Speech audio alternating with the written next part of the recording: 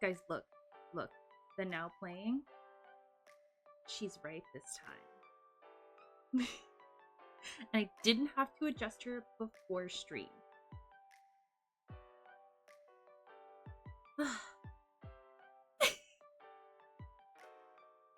I'm slowly getting my life together. Hi, everybody. I hope everybody... Wait, oh, big. I have to adjust. I had everything together and then looked up and realized my camera wasn't on, so I had to turn it on. Hi Ro, hi Mew. Welcome in. I'm fully prepared to expose myself.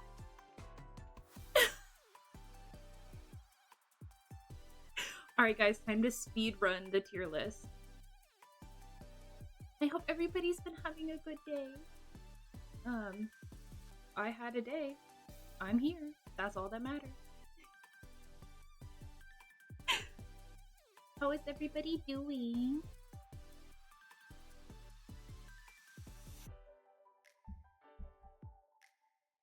Yes, hello, I see you. I don't have any more treats. Okay, sounds good. If not, I will post it in the Discord for everybody to see. Yeah, you had night classes last night. Was that your first time having night classes?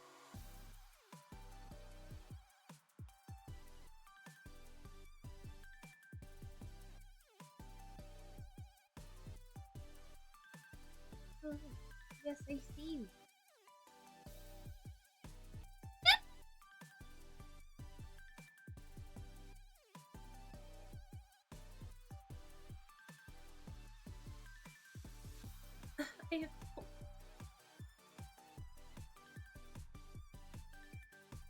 The late class.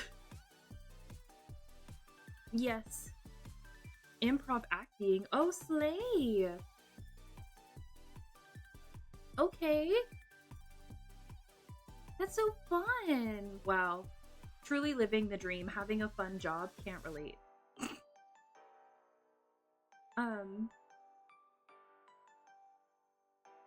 Creative writing? Wow. You should teach me creative writing. Not because I can't creative write, but because my kids are locked in the basement. My brain has just refused to write. my brain has refused to write, and my poor OCs are suffering as a result. It's really bad. They haven't seen sun in like 3-4 years at this point. But so we will try to get some of it done for you, Mio, so that you can get some. Yeah, that's God. And they're in high school. Christ. That's terrifying. They're like the apex predator. Okay. So, for those of you who don't know, sorry, I have a star pup down by my side who really wants attention right now. Literally superheroes, yeah.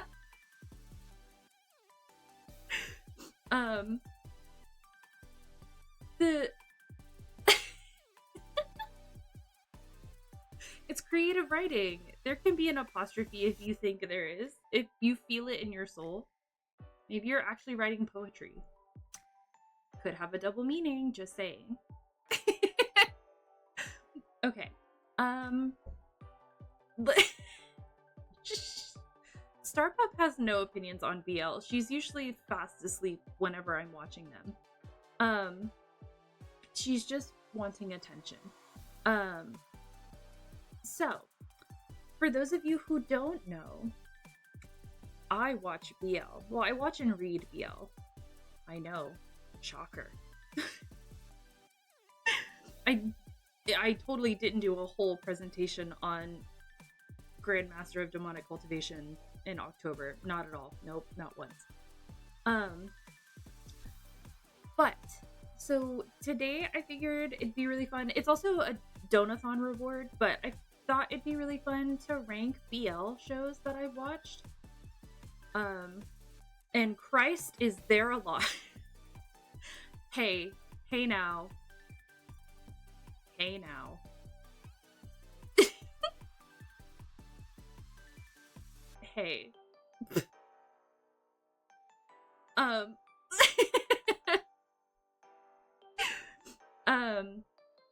so the idea, I was gonna do like all media. I was gonna do BL across all media, so like TV shows, movies, manga, manhwa, webtoons, etc., etc.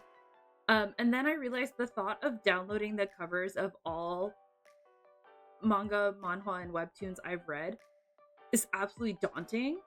So we're not doing that. We're just doing TV shows. And I'm probably banking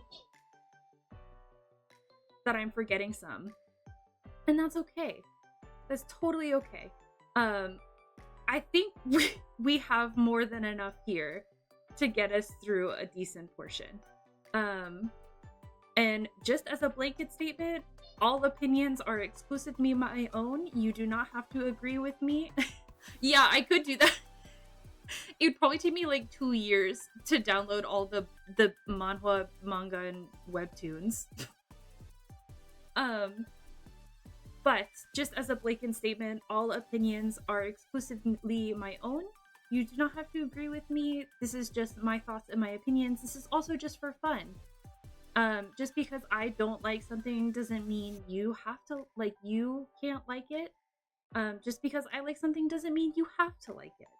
That's all this means. It's all in good fun.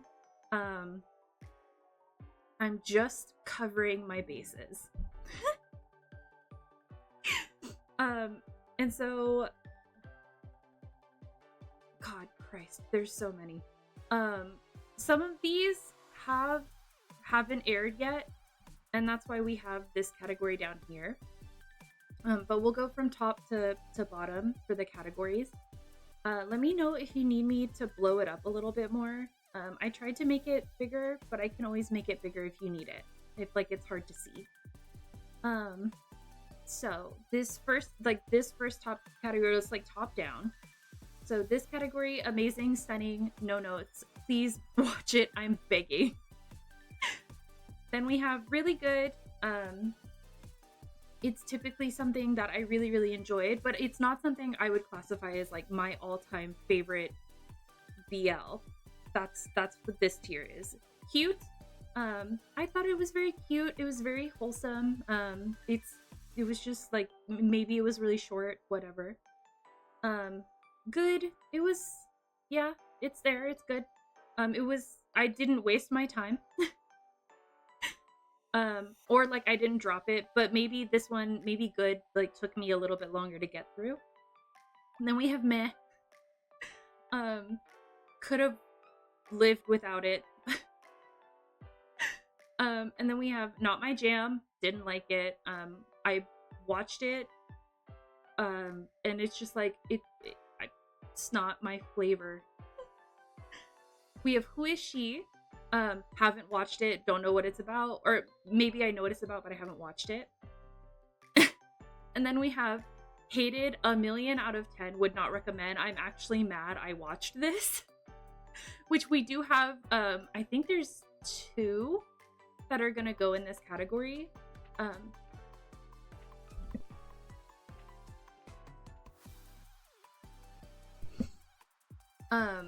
I think there's 2 that go in the hated, would not recommend category. And I'll explain why. If anyone wants like an in-depth answer as to why something listen, Ro, there's one specifically that I'm thinking of in my brain right now that I'm like, I am so mad I watched this. I'm so mad I spent time watching this. I hated this. I'm not gonna watch this ever again. I'm not gonna tell anyone to watch this ever again. So that's what that category is. And then there's please air this faster. I literally want to watch this right now. That's for things that haven't aired yet, but I'm very excited about. And I specifically downloaded those ones. I've seen one of these, Max. That's okay. That's okay. But yes, if you need me to blow it up a little more, I can. But otherwise, we'll go ahead and get started. Semantic Error is the live action of the webtoon Semantic Error.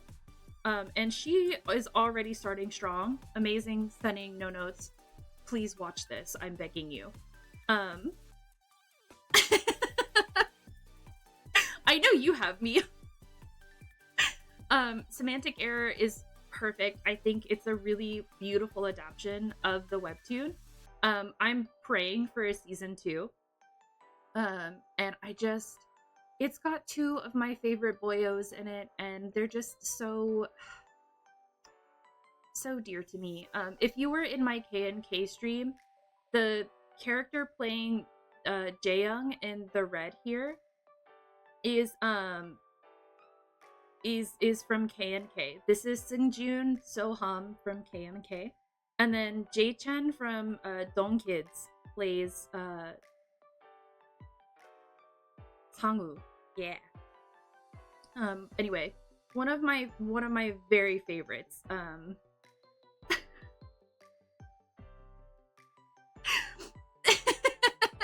Yeah, K&K mentioned. Look at him. He's red. So I'll kind of a lore I dropped in my K&K presentation.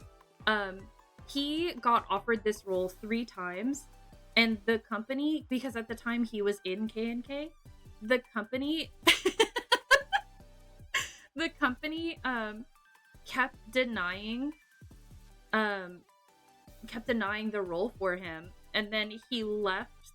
The production company was like, hey, we think he'd kind of be perfect for this role. Can he audition and come, like, you know, take this role?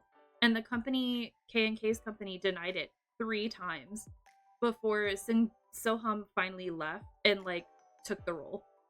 And now he's, like, really stable. He has a really solid fan base, and his cards are super expensive. Yeah, he did. He said priorities. I have to go. So yes, Semantic Error, love Semantic Error. And next is Kin Porsche. I really see, this is gonna be hard because I'm not a harsh critic of media. So like I'm like, I could be like, yeah, I really liked it. I thought it was really good. I think for now we'll keep them in really good. I think it's like the cinematography is beautiful. And I think they did a phenomenal job of adapting it from the novel. Yes, I think I agree with you, Mio. And I would rewatch Kim Porsche. I think Kim Porsche is really, really good. Really, really good. But I wouldn't say it's one of my favorites. Yeah, Jeff is also in there. Sorry, I have to look at Star Pup. I think it's beautifully shot. I think they did a phenomenal job. I think they did a phenomenal job of adapting it from the novel. So most Thai BL are adapted from like novels written in Thailand. The Kin Porsche novel is extremely toxic. Exactly. But the novel is extremely toxic. And I think they did a phenomenal job of transitioning some of the really major red flags into like mustard yellow flags. Keep in mind, there's still like mafia guys, so like there is no like true good person.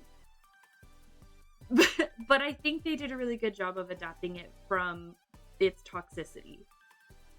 Tarn type,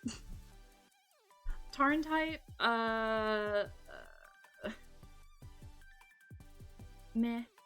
It's meh. I respect the legacy it gave. I respect the legacy it gave. I think it's like, it's okay. It's meh. I think this was like one of the first Thai BL I watched, and like watching it, I was like, oh god, okay. It's like, so the it's meh. I'll, if anyone wants a reasoning, I'll give reasoning. But for now, it's meh. Laws of Attraction. I thought Laws of Attraction was really good. I think I'm trying to, oh god. Who were the mains for Laws of Attraction? Hold on, I have to look this up because I can't remember the mains for Laws of Attraction. How could, what is happening?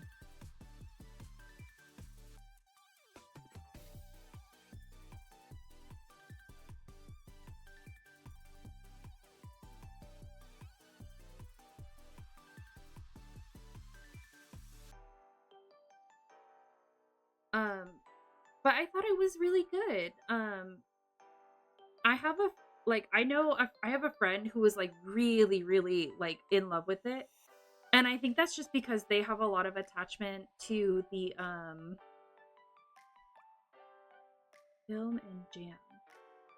Oh, jam. Yeah. Okay. So the friend that I have, the friend that really, really liked this, that thought it was like really good, has a really strong attachment to Jam, who's one of the main actors. And so that's why she really liked it. I watched it and I thought it was really good. I thought, you know, it was a good palate cleanser, I guess. That's not the right word, but you know what I mean. Like, it was something that like I could watch and enjoy and knew I would enjoy it. And I did. I thought it was really, really good. Last Twilight. I think Last Twilight was really good. I'm a really big fan of this like pairing. Specifically, Jimmy and C I think are a really good pairing. And I'm a really big fan of Jimmy and C. So I liked Last Twilight quite a bit. I cried a lot. I cried a lot during Last Twilight. Just because it's just, it's so, yeah. It's just so, like, C's character is going blind, and it's just, I love Last Twilight. It was really, really good. When my brain finally let me watch it. June, is this June and June? Yeah, June and June. It was a really well done adaptation of it. Yeah, it's so, oh my god, Ro, you don't even remember. It's like, you, like, not remember, you've never seen it. Of course you don't remember. You don't even know. It's so, like, and it happens like suddenly, like he like is perfectly fine one day and then he just starts losing his sight, and it's like him having to come to terms with it and learn how to live with it, but then like falling in love and being devastated that he's not gonna be able to, it's just, man. June and June was very cute. I really enjoyed it. It was a big win for KBL because I feel like Korean BL have gone through like a pretty stagnant period, but June and June was really cute. I just really liked it. It was like, it made my brain like happy, if that makes sense. It made my brain really happy to watch, so I really liked it. I enjoyed my watch of June and June. Oh, Don't Say No, really good. Okay, so they are, Don't Say No and Tarn Type are part of Mame's universe, and if I'm pronouncing that wrong, please forgive me. June and June is not June and June. Holy Christmas cookies. Okay. Don't Say No is part of Tarn Type's universe and stems specifically from Tarn Type's second season. And Don't Say No gave me my children Leon Pub, and I'm absolutely devastated that I'm never gonna get Just Say Yes, which is the sequel to Don't Say No, which focuses entirely on Leon and Pub. so devastating. Like, genuinely so devastating. But Jaw First are a solid pairing. They're the main couple in Don't Say No. They're very solid. I really liked it a lot. It's definitely one of my favorites. Like, if I need a rewatch, I just go rewatch it because I just think it was really well done. And it also, like, so many of the characters here appear in other Mame series, and it's just, I love Mame's, like, extended universe. Like, the MCU is now, like, the Mame cinematic universe. That's what you'll see. I'll explain how they're all connected. So in this like, I'll explain when we get all the Mame series on the board. I will explain them. Don't worry, I got you. Playboy was like meh. Like, it existed. I think it suffered from, like, they were planning things out, but then we're told, hey, you have like 2 episodes left, and then they had to just like scrap any plans that they had. Yeah, like, I feel like they suffered from like a really complex storyline that they didn't know how to fully like flesh out, if that makes sense.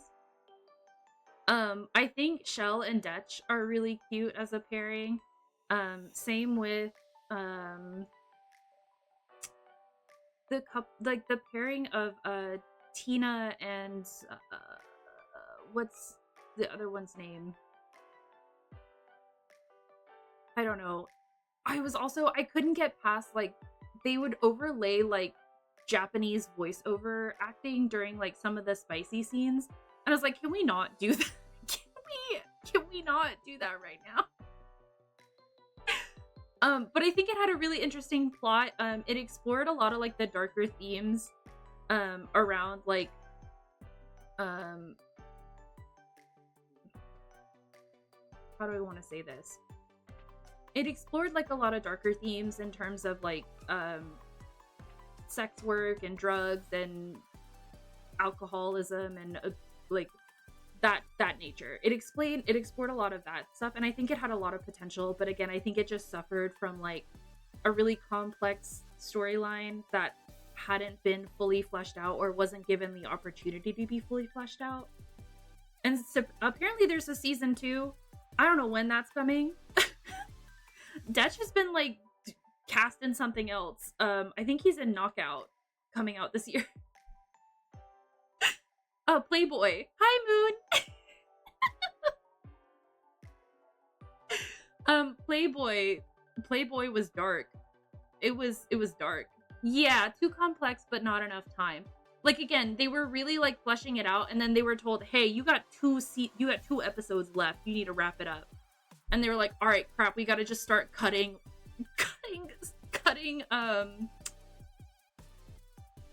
threads wherever they were." So yeah, I thought it had potential, but it was like, it wound up just being meh. I thought the pairings, or 2 of the pairings, were really nice. I would like to see them in more things. House of Stars, not my jam. House of Stars, I don't remember it, could not tell you what it was. All I know is that, yeah, it happens a lot. It happens a lot in BL, and I'm like, y'all, just make it like 1 episode longer and you'll be fine. But for House of Stars, could not tell you anything about like the main couple. All I know is there was a side story going on of like this guy messing around with, so it was like, the concept was like these actors like all came to this house to like be the like top shelf of things, and they couldn't date, they couldn't do these things, whatever. All I know is there was a side story going on of a guy with a girlfriend cheating on his girlfriend with another guy, and eventually like breaking up with his girlfriend. Breaking up with his girlfriend and then like being absolutely played by the guy he was like essentially like leading along. It was kind of like a good for you kind of moment, but I don't remember anything about the show other than that.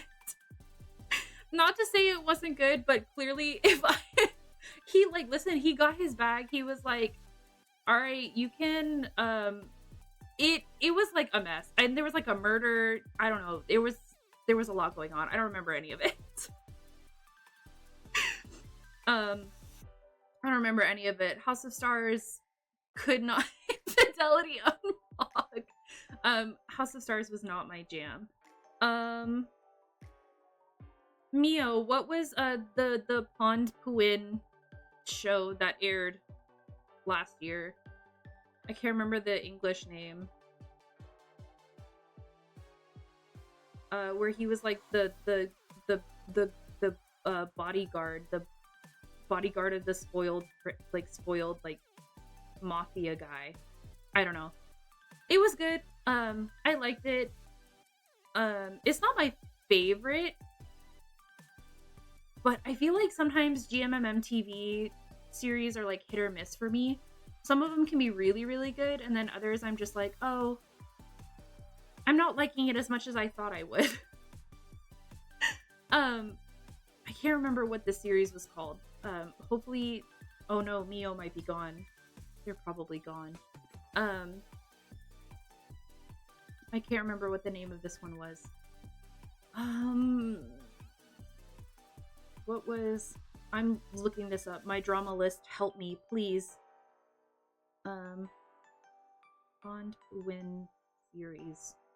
Please. Never Let Me Go. There we go. It was good. I liked Never Let Me Go. I didn't like it as much as like Last Twilight, which aired in the same year, I believe. I liked Last Twilight better. But that's because I'm a sucker for angst. And this one also had Jimmy and C, so yeah. But I liked it. I thought it was good.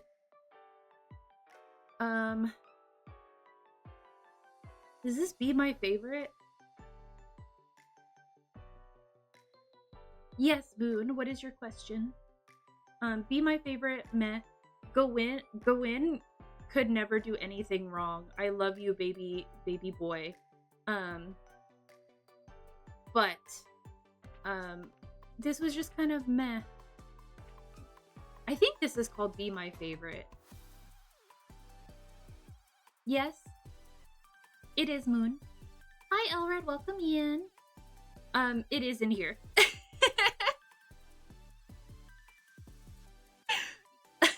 Woo! Let's go England.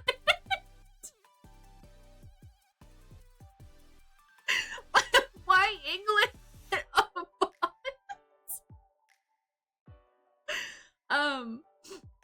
I think this is called Be My Favorite.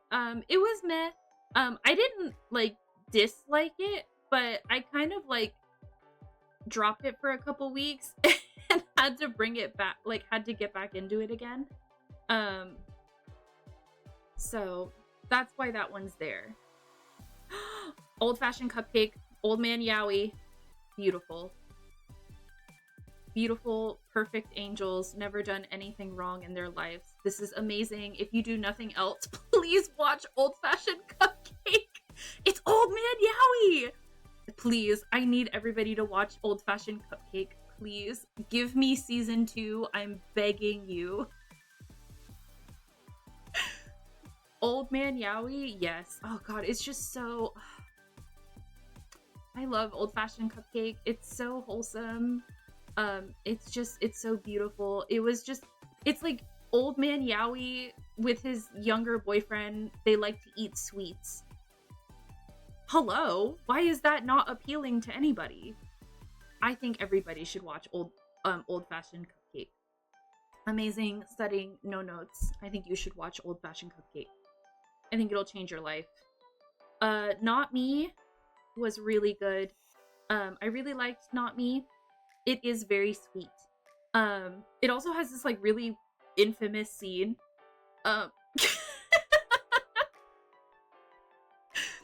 Guys kissing each other, great. Old guys kissing each other, absolutely sublime.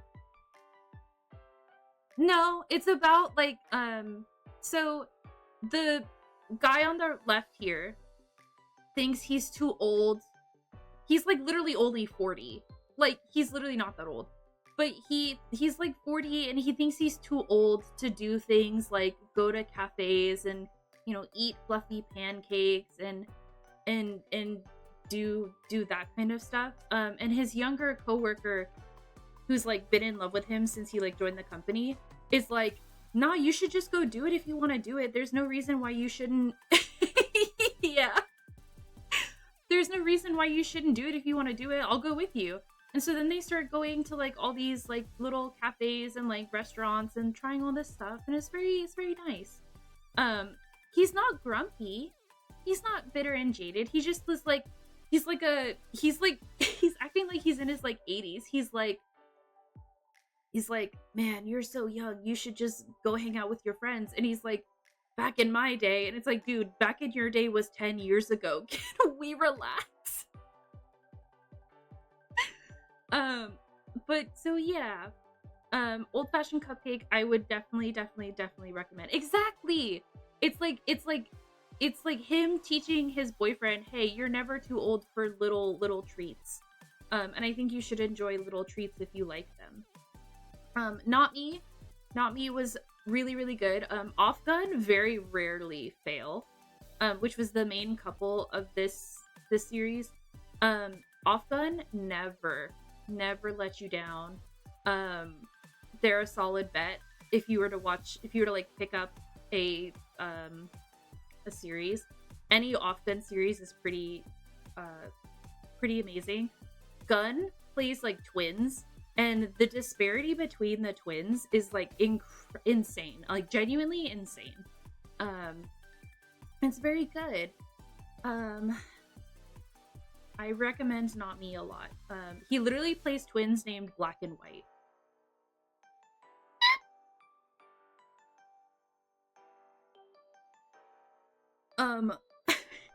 I should have added another row that was for camp. Unforgotten Night. I think for the basis, I'm putting in cute. Unforgotten Night is so dear to me. It's just so campy. Like, the tattoo, horrible. Not good. The acting, I think Yoon and Ton have like a lot of chemistry. They're actually dating. Camp tier, heard. We'll put it above. And we'll make it. You're right, because it has to have its own category. Camp. No. Camp. Please, can I get a waffle? Camp. Boom. So Yoon and Ton, fun fact, are actually dating. Love that for them. Camp is a good thing. Camp is like, to me, camp is a good thing. I love camp. I think camp is amazing. I live for camp. But like for reference, hold on. Let me. I'll find a picture and post it later. So Yoon is the one standing right here. He's the one right here. Camp is subjective, but I think it mainly leans towards right. Not right. Oh my god. Towards good. To me, camp is good. I agree, Elrad. I agree. But so Yoon, the one up here, plays like a mafia guy. He plays a mafia guy, and he supposedly has this massive like tiger tattoo on his back. But when you see this tiger tattoo, you can see that it's just a fake tattoo. And I'm like, oh, this is like, to me, this is like a soap opera. Like it was, it's so special to me. It's so special to me. I hold it delicately in my hands. It's so, I need every, I don't want to like get blasted. And so I want to see silly tiger dad. Hold on, hold on. Hold on. I got you.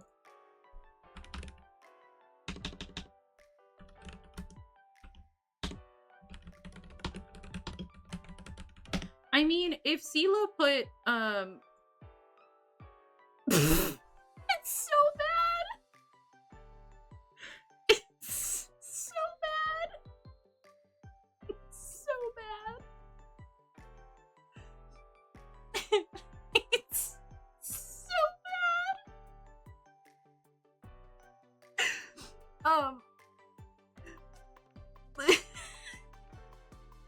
I'm so sorry. I'm so sorry. This is... Yeah, I would argue it's like K-pop idol tracks bad are sad. This is just like silly to me. Like, this is just so silly. I was like, you mean I was supposed to like watch these spicy scenes and take this seriously? Yeah, okay, that's funny. Oh god, please.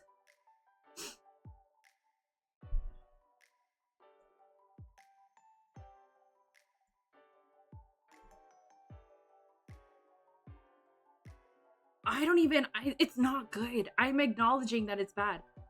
I'm acknowledging that it's bad. I just think it's like, it's so...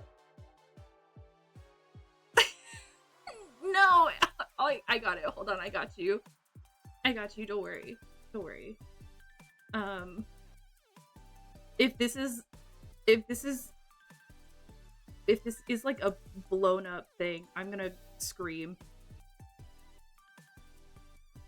Oh no! Where did it go?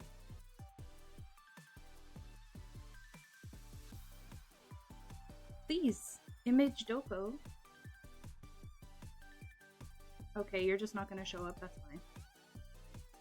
I'm talking about Unforgotten. Oh, okay. So, I put Never Let Me Go in good tier. I put Old Fashioned Cupcake in amazing tier. Not Me in really good tier. Be My Favorite in meh. And I added camp because Unforgotten Night is camp. And I will die on that hill. And now I'm trying to show a picture of, here, I'm just sacrificing myself to the world. Because I can't find the picture. Camp, yeah, that's what. Unforgotten Night, Kamal tattoo. Like, look at how silly this is. You mean I'm supposed to take this seriously? You're telling me I'm supposed to take this seriously?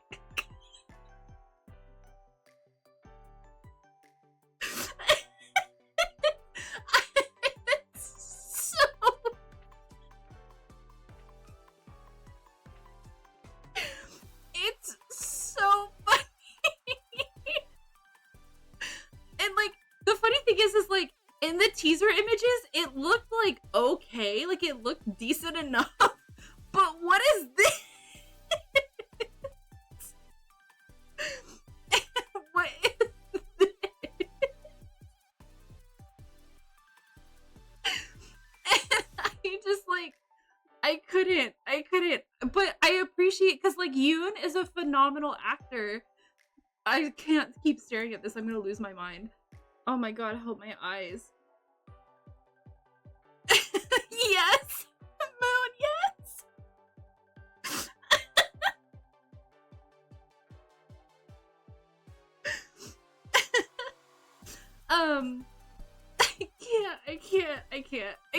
I can't.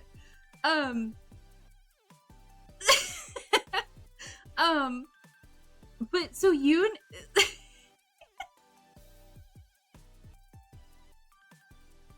Yeah, they yeah. He got about halfway through when they told him he had to take the pictures for it, and then so that's why I related to like a soap opera. It's camp. Like I can't take it seriously. I just can't. But Yoon and Ton are phenomenal actors, and I think they had amazing chemistry, and I really liked the basis of the show. But like I think a lot of people think it's like a really awful show, and I'm like, no, it's like just think of it as like a soap opera. Like it's so like over theatric and like just it's just camp, and I think it's really funny. It's like very dear to me because it's camp.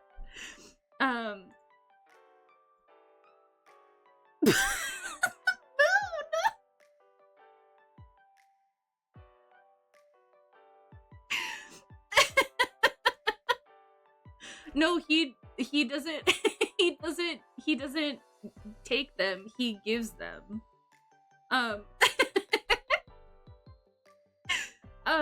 But and like Yoon and Ton are also dating, so like I have to support their work because we're never gonna see them in a series ever again. At least not together anyway. It's so good. It's so good. I just think it's so good. Okay. Step by step. Step by step. Amazing, stunning, beautiful. Ben and Mon are just so good. They're just phenomenal actors. I really love Step by Step. I was really upset that we didn't get like a resolution to this side couple, but that's just me being a romanticist who likes happy endings. But they were fine. They were happy.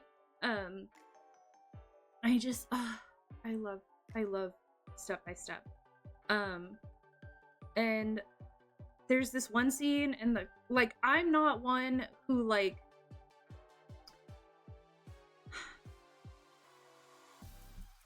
there's a specific scene that takes place in a car, and I just think yeah, it's like a power bottom moment, and I'm like, good for you, you deserve that. Yeah. Our dating sim, beautiful, no notes. I love them. They're my pookies. Love them. I love our dating sim. Wait, O to what, Moon? O to the power bottom? Or O to our dating sim?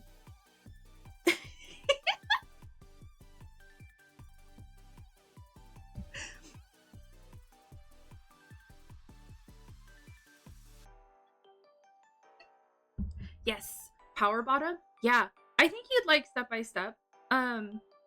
It's like office romance. It's very sweet. I like it. I love our dating sim.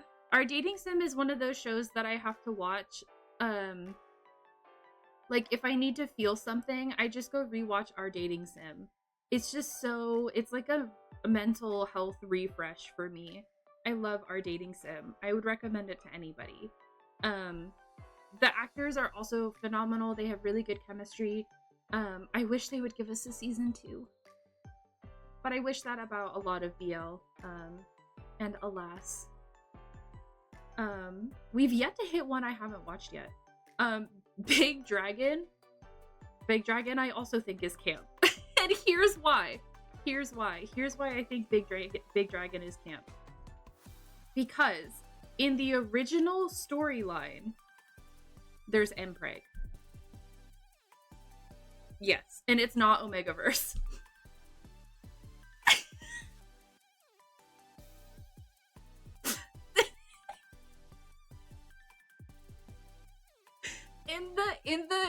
So again, most Thai BL are based, like the shows are based off of BL novels written in Thailand. And in the book Big Dragon, it's like enemies to lovers. okay, have a good class, Mio. We'll be here probably for a while. So it's like Big Dragon is like enemies to lovers in the matter of like a second. They literally go from like how far am I? Oh, I'm almost it. I'm good. They go from like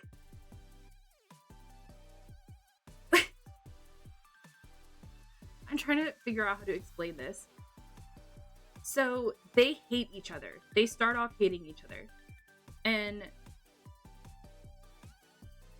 for all intents and purposes, I know like this isn't like really good to say anywhere, but like the top and the bottom, Big Dragon. Top is big, dragon is bottom. Yai is his name. In the novel, Yai like drugs Big, thinking that he's gonna like really get one on him or whatever. And then he winds up like getting got. And then it just like spirals out of control. And they just start like hate fucking for like no reason outside of like them just like really like thinking that they're getting the edge up on each other. And then at one point Yai gets so jealous that he like in the book, this is all in the book, mind you, he like drinks this like mysterious like science liquid thing that he got from somebody at a party, and then they do it unprotected and that he thinks he's pregnant. He's not actually pregnant. So there's there's Mpreg, but it's not Omegaverse. And like he has like this whole panic thinking thing that like he thinks Big is like engaged because he sees a girl in his room one time, but she's a lesbian, and so he like flies off the handle and like leaves and disappears, and he goes to his dad and he's like, I'm pregnant, and his dad is like, it's weird, but I'll take care of you and my son. Or like my grandson, I guess. It's crazy. So I put it in camp. Lesbians, yeah! They run away together. It's so beautiful. It's so beautiful.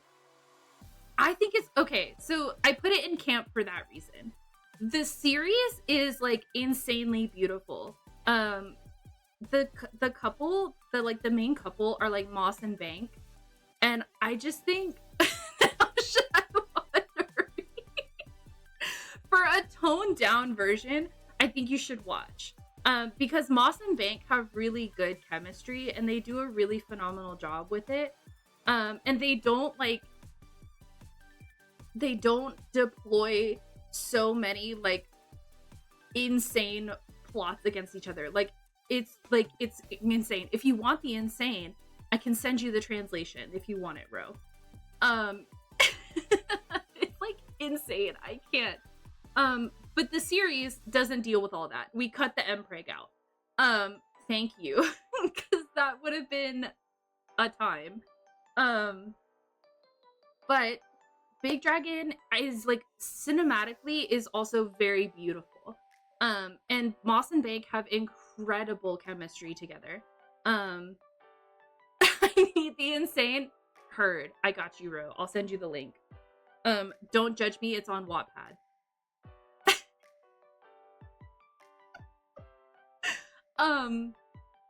But I said this like 50 times already. Moss and Bank have insane chemistry. They're really, really good actors. Bank is beautiful. He's just a beautiful person. And Moss is also very beautiful. In a very masculine way. Bank is very like beautiful in like a could be mask, could be femme way, and he's just very pretty. Okay. Love in the Air, Moon. Yeah, I like Love in the Air. Love in the Air is also part of Mame's universe.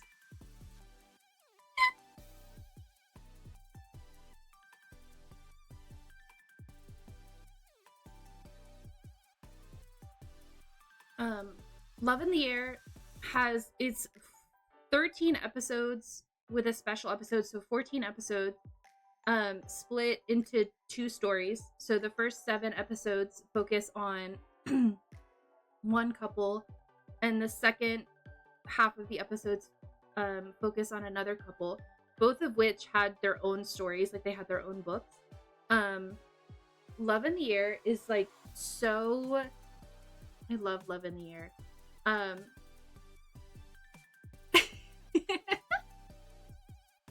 The latter half is, it's not as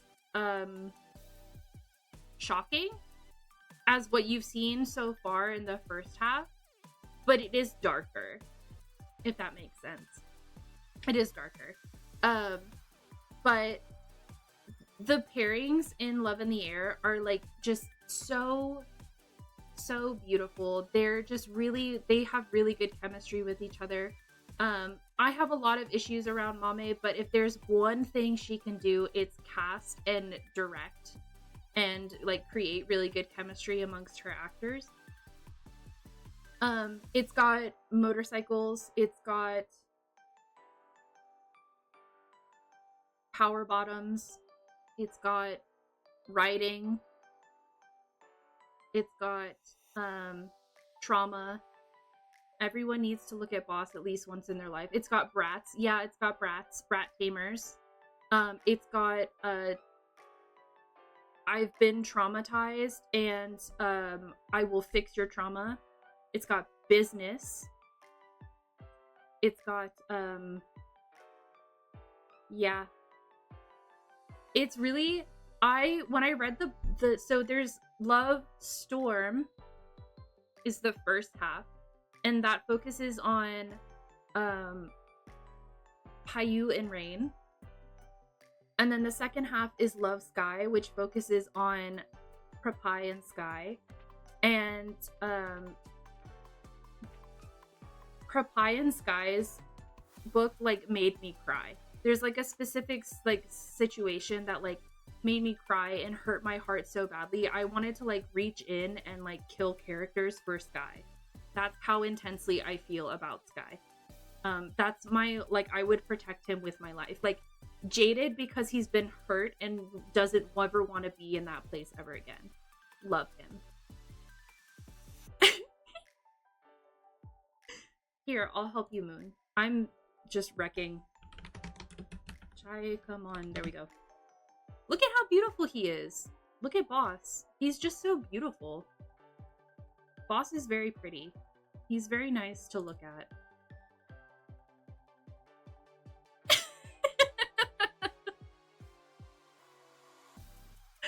He's very nice to look at. I like Boss.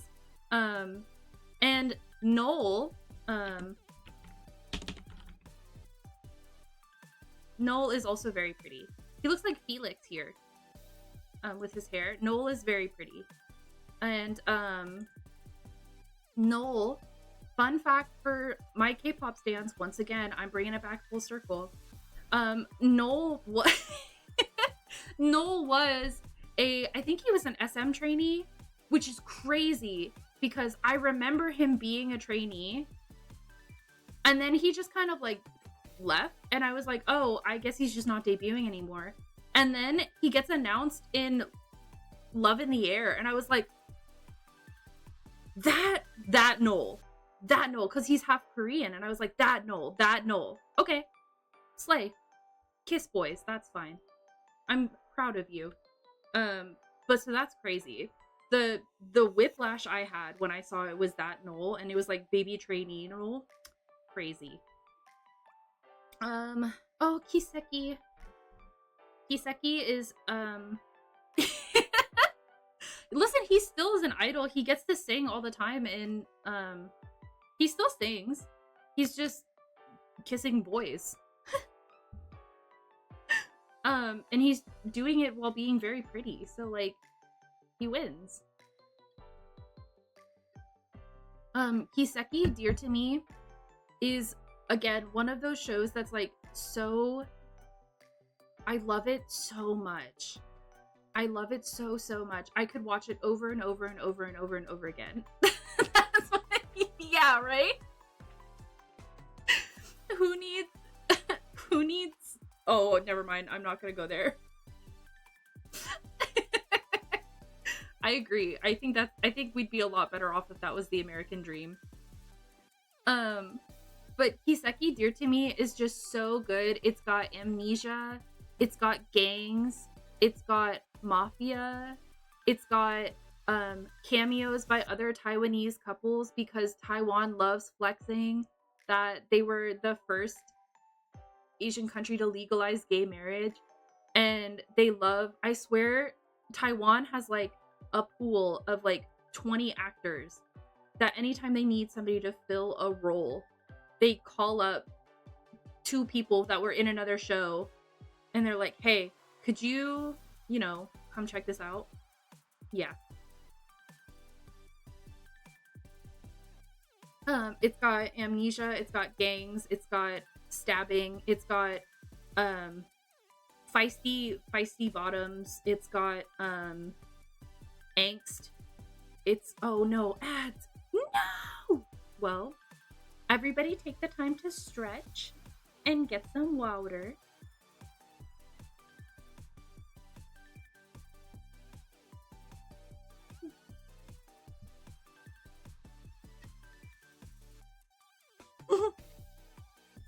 I know, that's not a problem for you, Ro.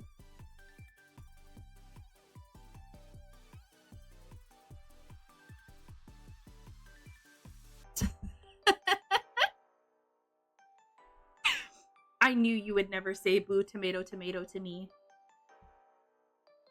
Not unwarranted anyway. If I said something that warranted it, you'd be fair too. But just you.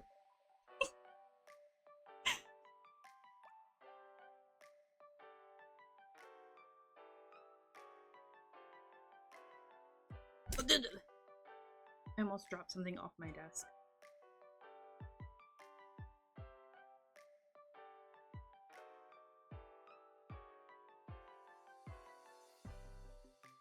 I can't wait to keep talking about PCP.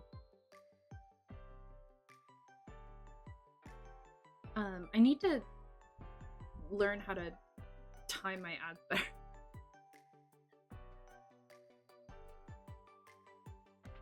I think I would too, and I don't think it's something that like would be easy for me to do. Like, I think I'd really have to work for it, and I don't know if I would like want enough of that. I don't know if I'd want the smoke enough.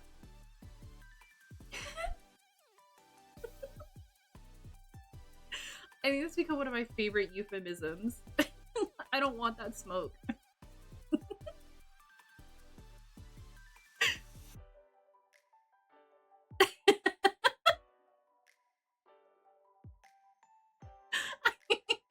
Feisty bottoms?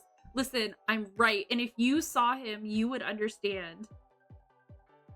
He's feisty. He's feisty. He tries to force feed his top spicy food. And that's how he gets him to do what he wants. I love those things. He's a feisty bottom with like blonde hair, choker necklaces, and cute sweaters that he does sweater paws in. How do you not love that? Tell me right now, how do you not love that? Exactly, you don't. I'll prove it. His name Chen Yi. Chen Yi? No, what's his name? What's his name?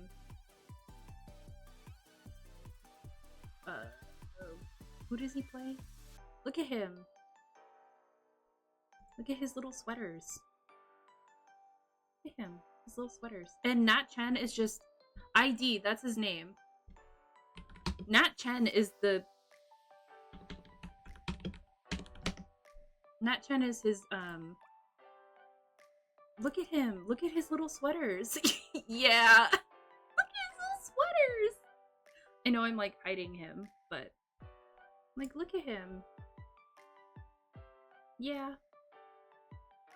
he's just a little, like, he's just a little creature. Love him. He's so feisty. And Nat Chen is just beautiful. Like, beautiful. He's just gorgeous. I just like looking at his face. Beautiful, beautiful, beautiful boy. And they're the side couple in Kiseki. I also love the main couple very much because there's amnesia. And I'm a big sucker for amnesia. And it's not really even amnesia. It's just like he loses his ability for short-term memory. He has dimples, Moon. Nat Chen has dimples.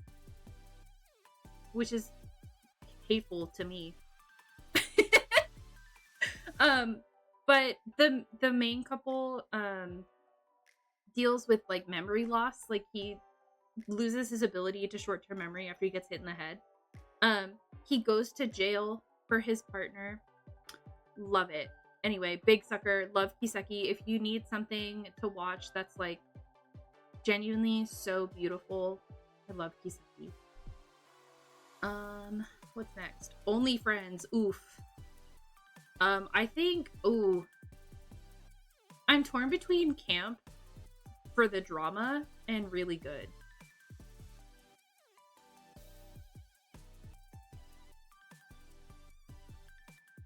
I'm gonna go camp because of the drama. Camp also means really good to me, so I'm like, they're relative terms. Only Friends is like the messiest thing you will ever watch, but it's so, the acting is just really good. There's also lesbians. Let's go lesbians. And the lesbians don't have any drama. They're just happy and stressed out by their friends. But Only Friends has tons of drama. And like so much cheating, so much weirdness, so many exes, so many like unrequited loves and like angst. It's just so beautiful. Only Friends is very camp. There's a lot of making out in cars. Good for them. So I put Only Friends as camp. That's my assessment. Hit Fight Love. I'm not mad I watched it.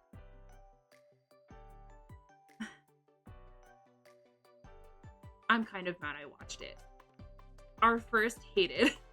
It's not that like it was as bad as the other ones I'm gonna put in this category. Oh, for which one, Moon? For Only Friends?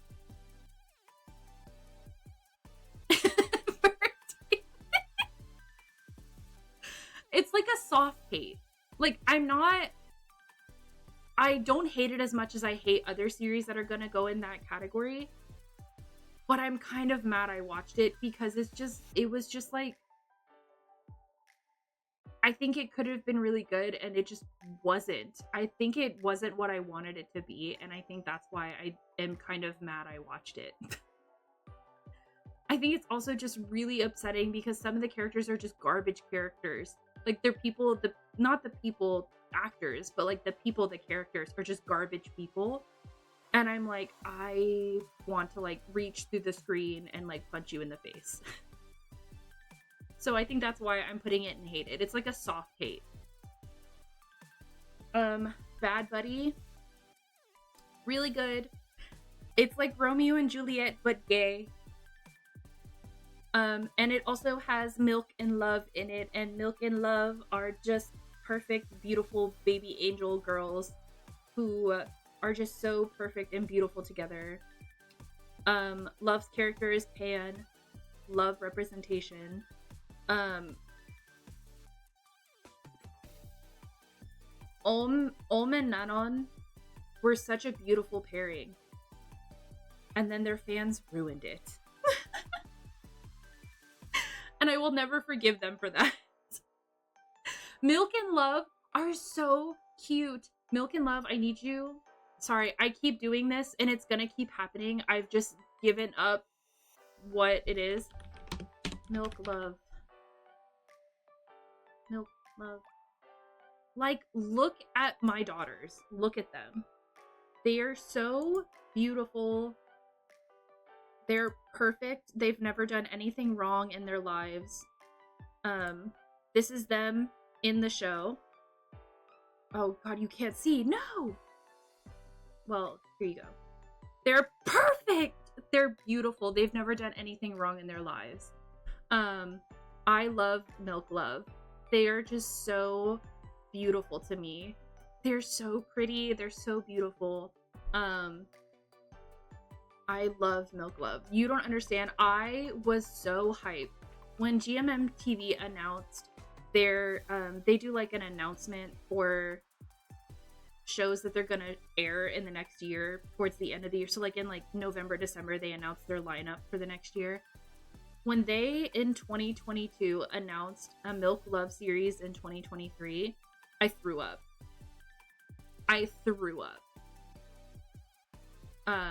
Love Milk Love.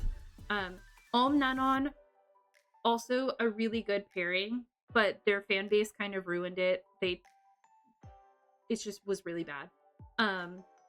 And so they're no longer a pairing. But Bad Buddy is really, really good. I'd recommend. I watched all of Bad Buddy in like the span of like a week. And then was absolutely devastated. I had to wait 2 weeks to watch the final episode. I definitely recommend it though. It's so beautiful. I like Bad Buddy a lot. Has really good writing. The storyline is really good. It's like literally Romeo and Juliet, but gay. And nobody dies.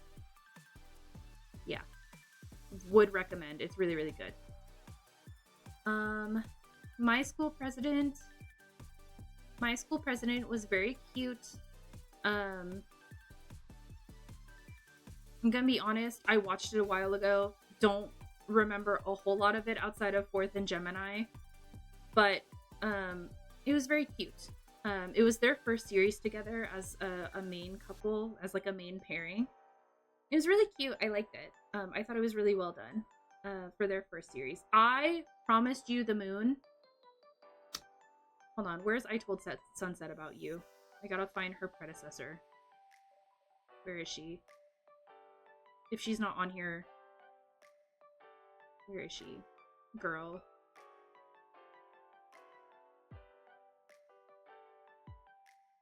Okay, yeah, no, that's fine. Don't add I Told Sunset About You. Why wouldn't you add that? What? That feels hateful. That feels like you want me to cry.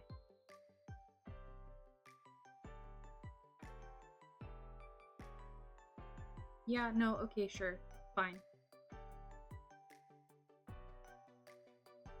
Okay. Well then, we're lumping them together.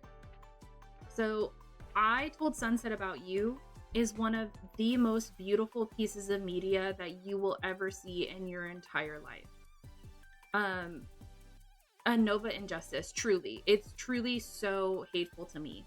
But I Told Sunset About You is so beautiful. It's like literally the epitome of like coming to terms with who you are as like in terms of like your sexuality and like who you are as a person and understanding that part of you and accepting that part of you while also struggling to understand the world around. It's just so good and it's so beautiful. PP Crit and Bilkin do such a phenomenal job. They're just so like in sync with each other. Like genuinely, it's so insane. I would recommend I Told Sunset About You to anyone who needs to watch it. And then after you watch it, take like a week-long break or even a month-long break. And then watch I Promised You the Moon. Because I Promised You the Moon is the sequel and it like takes place almost immediately, like in terms of like cinematic like universe. It takes place almost immediately after I Told Sunset About You. and it will enrage you to the core of your being. You will want to reach through the screen and strangle Bilkin's character. But then when you remember, it's like, it's also about growing as people. And sometimes like that means giving up relationships that you had. It's just like the commentary behind both of these series are so beautiful. And like the cinematography is just beautiful, because in I Told Sunset About You, it's filmed in Phuket. And it's just, Phuket is gorgeous as is. But I Promised You the Moon takes place in Bangkok, which is also gorgeous, but like in a different way. It's very like in a very industrial way, as opposed to like a very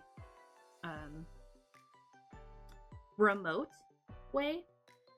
I Promised You the Moon is about like growth and growing as a person, and like understanding that sometimes you need to give up relationships to continue growing, and then if you can come back to each other in the end, that's okay.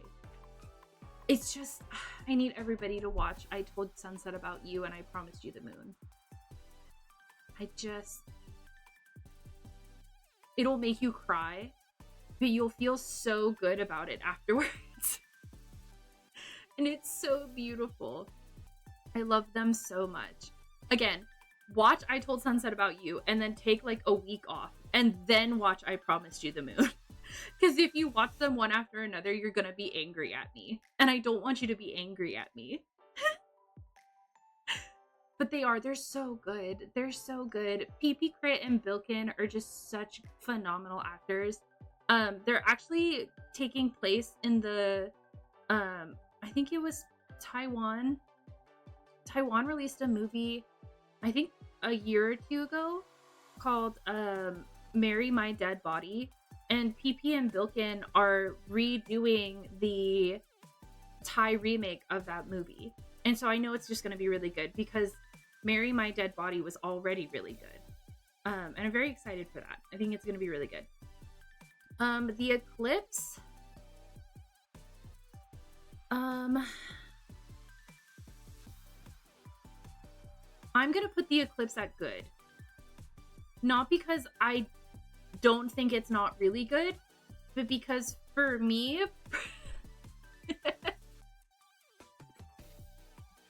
the title of The Eclipse or Marry My Dead Body.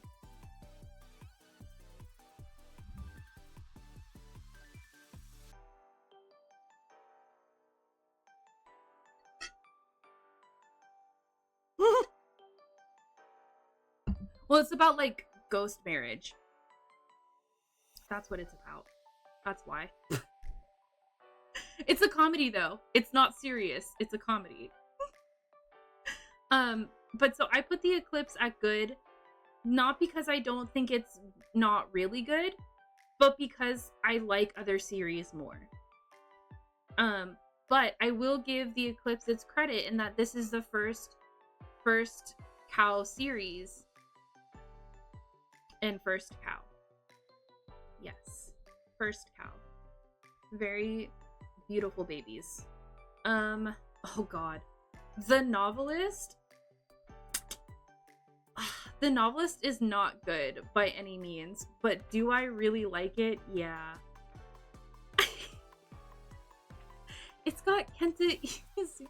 I can't not like it.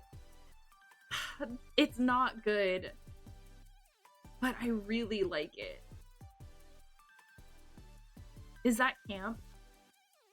It's not like camp at its core, but if it's bad and I like it, is it camp? Camp. Rose said it. The Novelist. Also, I'm not gonna say what its real title is, but it's The Novelist. It has a prequel, sequel.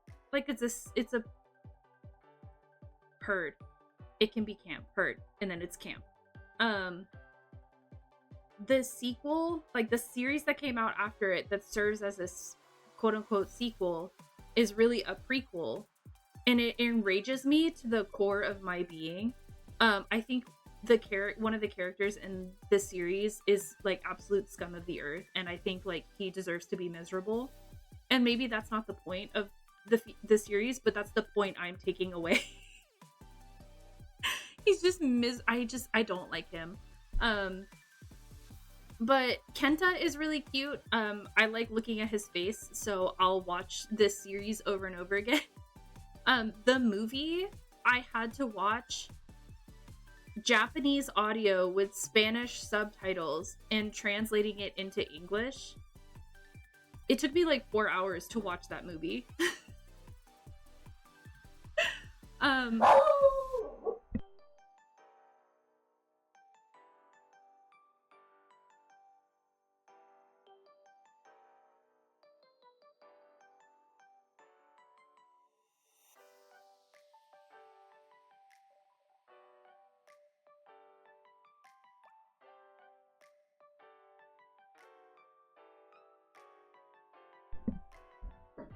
She heard another doggo. Yeah, it's like they're just so, he's just so awful. I just think he deserves to like wallow in his misery, knowing that he's never gonna get the person he really wants to be with. And Kenta is just so beautiful to look at that I love looking at his face. So even though like it's objectively not a good series, I enjoy watching it. And like the actor who I can't remember his name.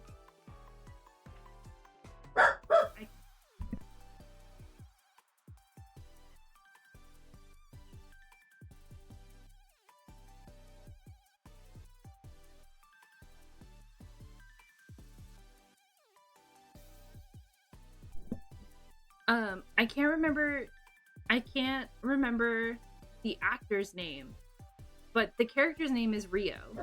And I think Rio is such like a complex character, and I really like enjoy seeing like what goes on in his brain. He's like, I just want to like inspect his brain. I like his character a lot. And again, Kenta is just beautiful. I like looking at Kenta.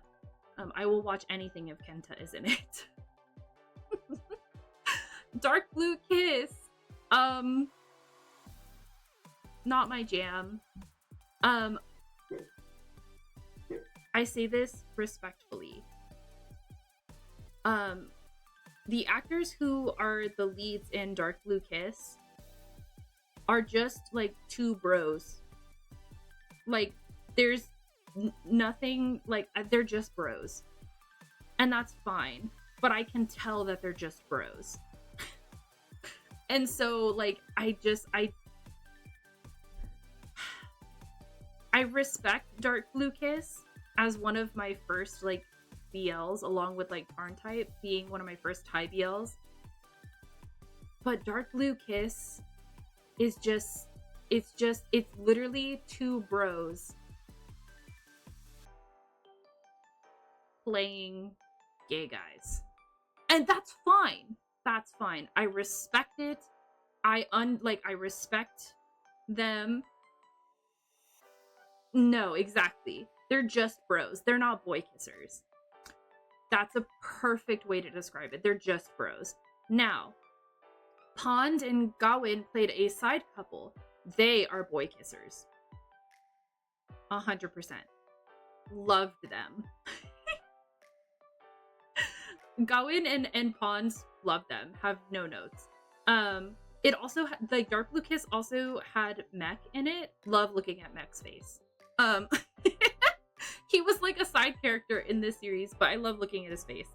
He's also really funny on Twitter. Like, he's just really funny on Twitter. But so yeah, they're just bros, and I'm watching this series knowing they're just bros. So that's why they're in Not My Jam. A Boss and a Babe. I thought it was cute. I like anything that has horse and book in it. I don't think it was their best series, but I liked it. I thought it was cute. Yeah. It's cute. That's all I have to say. I love Force and Book though. I love Boy Kisser Besties. Which one is this one? Is this Follow Rook? I think it is. Hold on, I have to double check.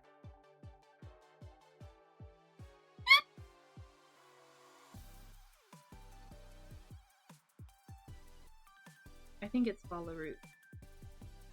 Rook.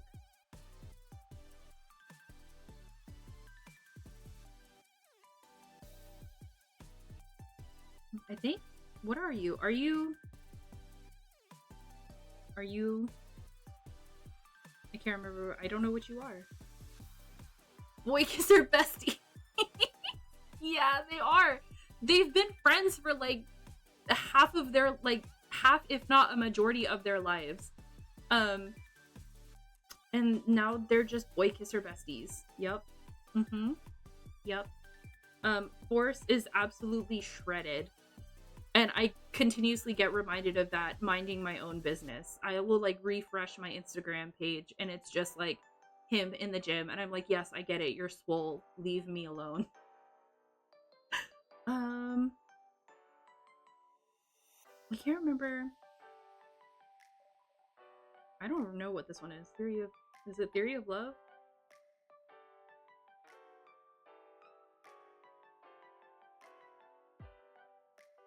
Yes, okay. Theory of Love. I knew it had to be one of them. Theory of Love. I think is good.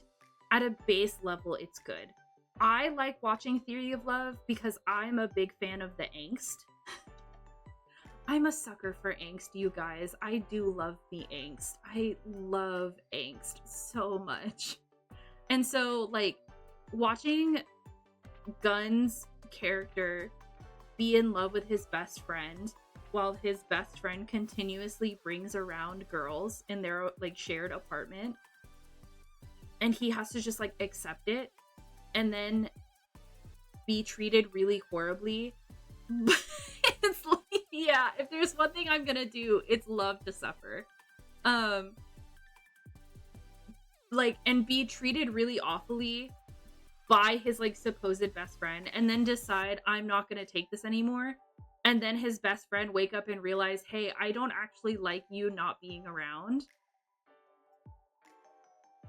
Chef's kiss. It's beautiful. It's Off-Gun again, and Off-Gun can do no wrong. And I don't put it in really good or camp because at a base level, Off's character is, like, awful. Like, his character is just awful. So I can't, like, morally put it higher, but the angst, chef's kiss, love it. Yeah.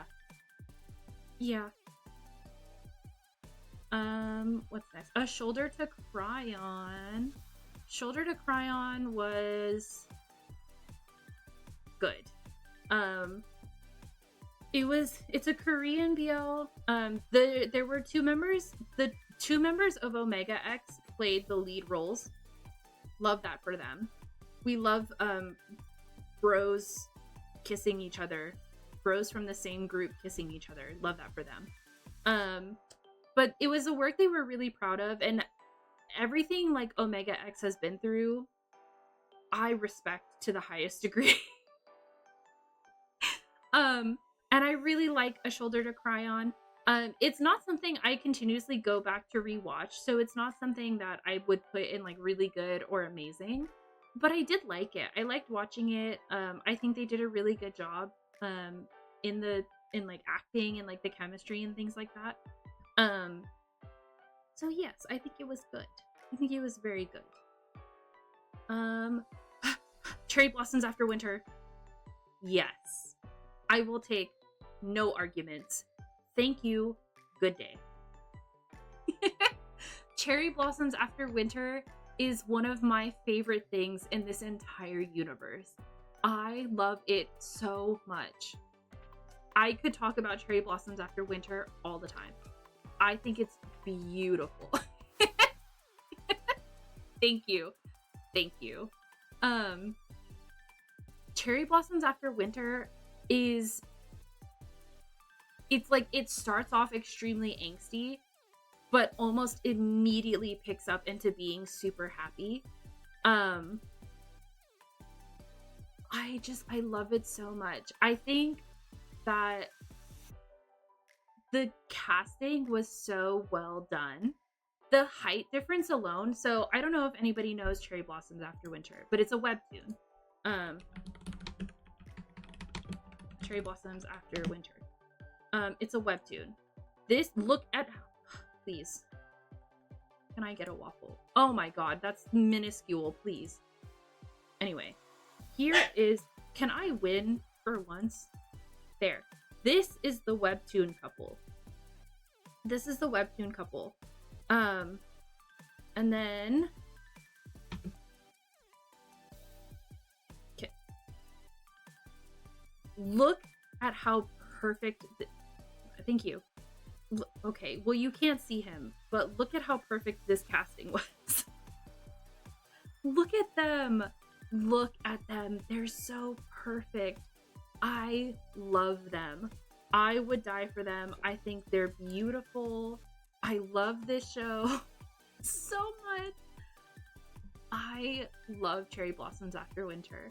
It makes me, like, it's the series that, again, if I need to, like, reset my brain and be happy again, I watch it. It's like childhood friends grow up, one thinking that the other hates him, and the other definitely being in love with him the whole time. And then they go all the way through, like, high school, and then they realize that, oh, you didn't hate me. Oh, you didn't hate me. Okay, so we can be friends again. And then they almost immediately fall in love. It has a mother who accepts them almost immediately because she's like, I have 2 sons now. I've always had 2 sons, but I have 2 sons now. It's got friends who accept them almost immediately. It's got good communication. Please read Cherry Blossoms After Winter. I love Cherry Blossoms After Winter. Roommates of Pungdok, I think, is cute. I'm a big fan of Jiyoung and Sobin. Jiyoung especially is I love him. I thought this series was really cute. I think the premise was very cute. And I think Jiyoung and Sobin do such a good job together. I miss my parents. Bring my parents back from war.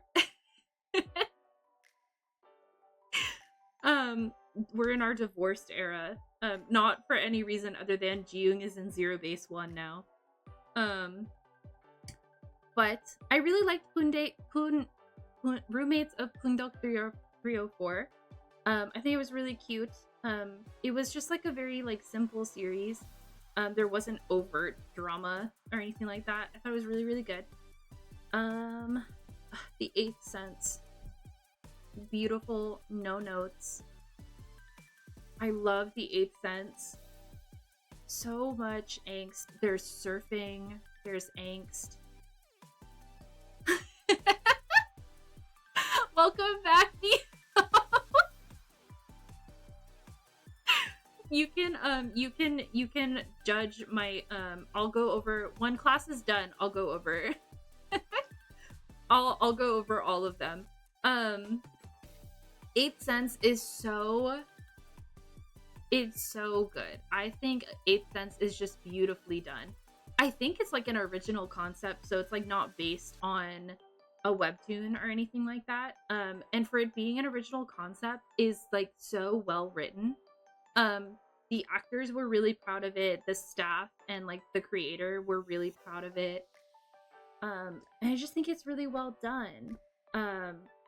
It's like, it's just really good. I think it's really good. Also something I'm begging you to watch. Bed Friend, I think, was really good. I liked Bed Friend a lot. I like Bed Friend a lot. I liked Net James a lot, and I'm very sad that they're no longer a pair. I respect James's decision to focus on his music. I think Net is gonna be okay with his new partner, but I liked Bedfriend a lot. I really liked Bedfriend. It's like enemies to lovers, love it.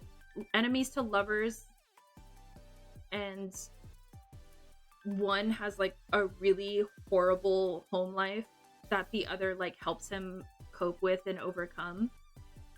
I love Bedfriend. It's really, really good.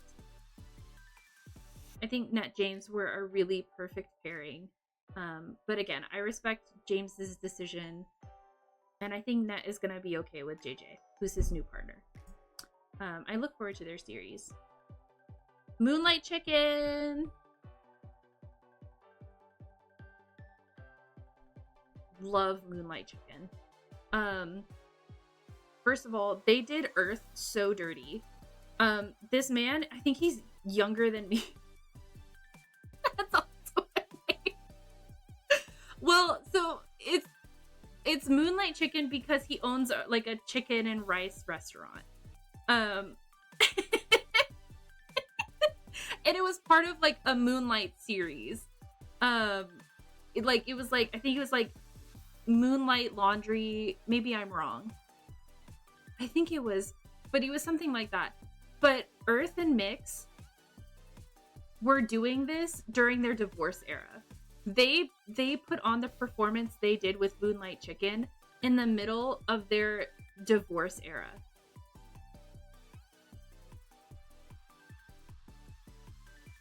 Beautiful. No notes. I am a really big fan of Earth Mix. I think there are one of like the strongest pairings. I'm also fully convinced they're married or will be married. Because some of the things just don't add up, but that's just me being a conspiracy theorist. I have no right to talk about people's private lives unless they want to share their private lives. My headcanon is that they're married. Love them. And this Moonlight Chicken was shot during their divorce era. They were having a really massive fight and had to film this. So when you watch it and you're thinking about that, you're like, damn, you had to go to work and act like you were in love with this person you definitely were fighting with outside of work. Like, it was like they hadn't talked to each other in like months, I think, and they were having to film Moonlight Chicken. It's also, Moonlight Chicken was also done by Piaf, the director, and I think anything Piaf touches is like god tier level work. So it's just beautiful. I think they did Earth so dirty by making him like supposed to be like a 40 year old man. He's definitely in his late 20s. They did him so dirty. I was like, y'all need to stop. Leave Earth alone. I think they're one of the best acting pairs. I think Gun and Off Gun are really strong contenders at GMM. But as an Earth Mix fan, I think Earth Mix are I would rather watch an Earth Mix series over an Off Gun series. He did Last Twilight, Moonlight Chicken. I think he did Bad Buddy. He's done so much. Anything he off touches is like god tier level work. I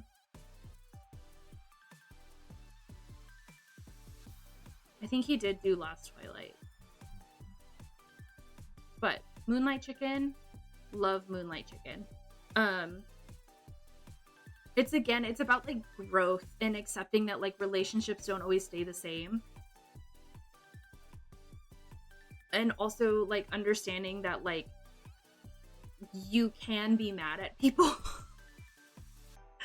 I just really like Moonlight Chicken. P-Off is just a god. Naughty Babe. I think Naughty Babe But Nat and Max, cute. I think it was cute. The premise of Naughty Babe is really cute. A lot of miscommunication, but Matt and Nax have really grown as actors, and I think this is like really like the hallmark of that like switch for them, and I'm really excited about that for them. I love Nat and Max. They've been a pair since Why Are You? And just like being able to see them go from Why Are You to like Why Destiny to Cutie Pie to Naughty Babe to Two Worlds. Incredible. Love that journey for them. They're also, I thought Naughty Babe was really cute. The CGI, listen, if there's one thing Thailand loves, it's a good CGI'd animal. But Naughty Babe I thought was very cute. What are you? Oh, Hidden Agenda. I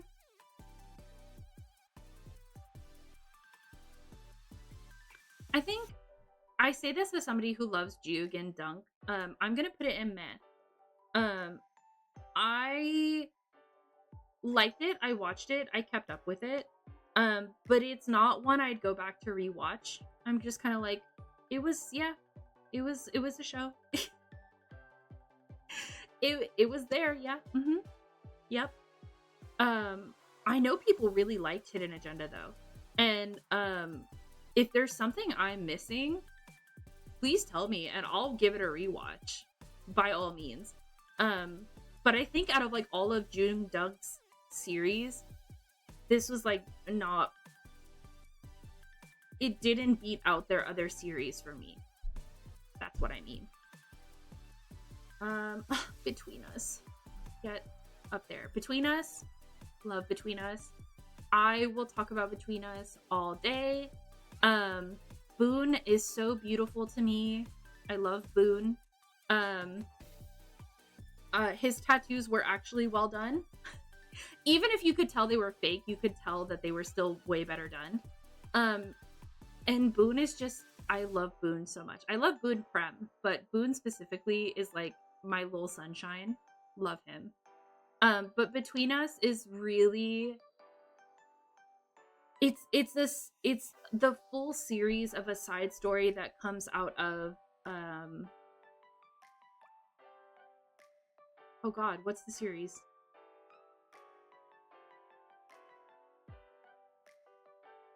Until We Meet Again. Holy crap. I can't believe I blanked on that. It's like the full series of a side couple in Until We Meet Again. And I love being able to see their relationship fleshed out because I read the book and I was like, I need this series like expeditiously. And then it aired. I was at brunch. I was at Fio's bachelorette brunch when the first episode aired, and I was on Twitter watching it happen. I was losing my mind. I was losing my mind in real time at the table in the middle of Fio's bachelorette brunch. And I was like so happy because we had said, like they had said it was gonna air. I think, when did Until We Meet Again come out? I think Until We Meet Again came out in 2021. I think. Until We Meet Again.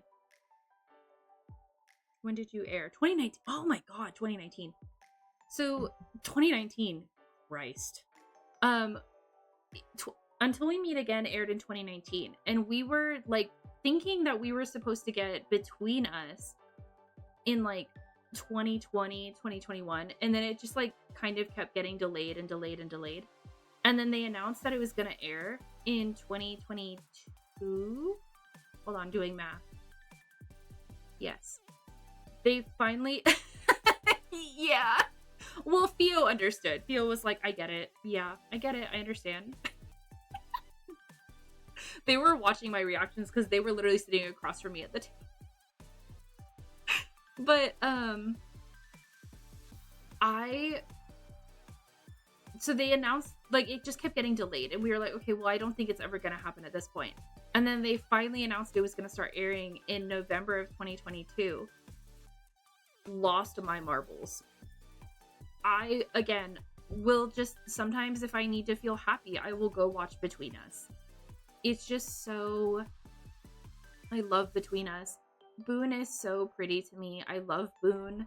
Prem is also a cutie. Boone's tattoos, actually, like, look at them. They're just so cute. I love Boone Prem. We love besties that will, like, follow each other from companies. They're just, I love them. Boone. And then these were his tattoos for Between Us. His character literally had, like, the bleach blonde hair and, like, the tattoos on his back and arm. He's so cute. I love him. I love Boone. But his, like, the tattoos were, like, fake, but, like, they weren't bad. Like, yeah, I knew that they were fake, but obviously I know Boone doesn't have the tattoos. But, like, they don't look bad. But Boone is really, I think they're so cute. I think Boone Prem are very cute pairing. They're literal, like, besties. They weren't the Rancid Tiger. No, they're not. They are not the Rancid Tiger. They are very cute. Well, not his tattoos, but Boone Prem are. Boone Prem are very cute. Would die for them. I love Boone Prem. But they're just phenomenal actors. They're really, really good actors. Between Us is, like, dealing with a lot of trauma and, like, being kind of the unwanted child and finding where you're needed. And I just really love that. Just really love that.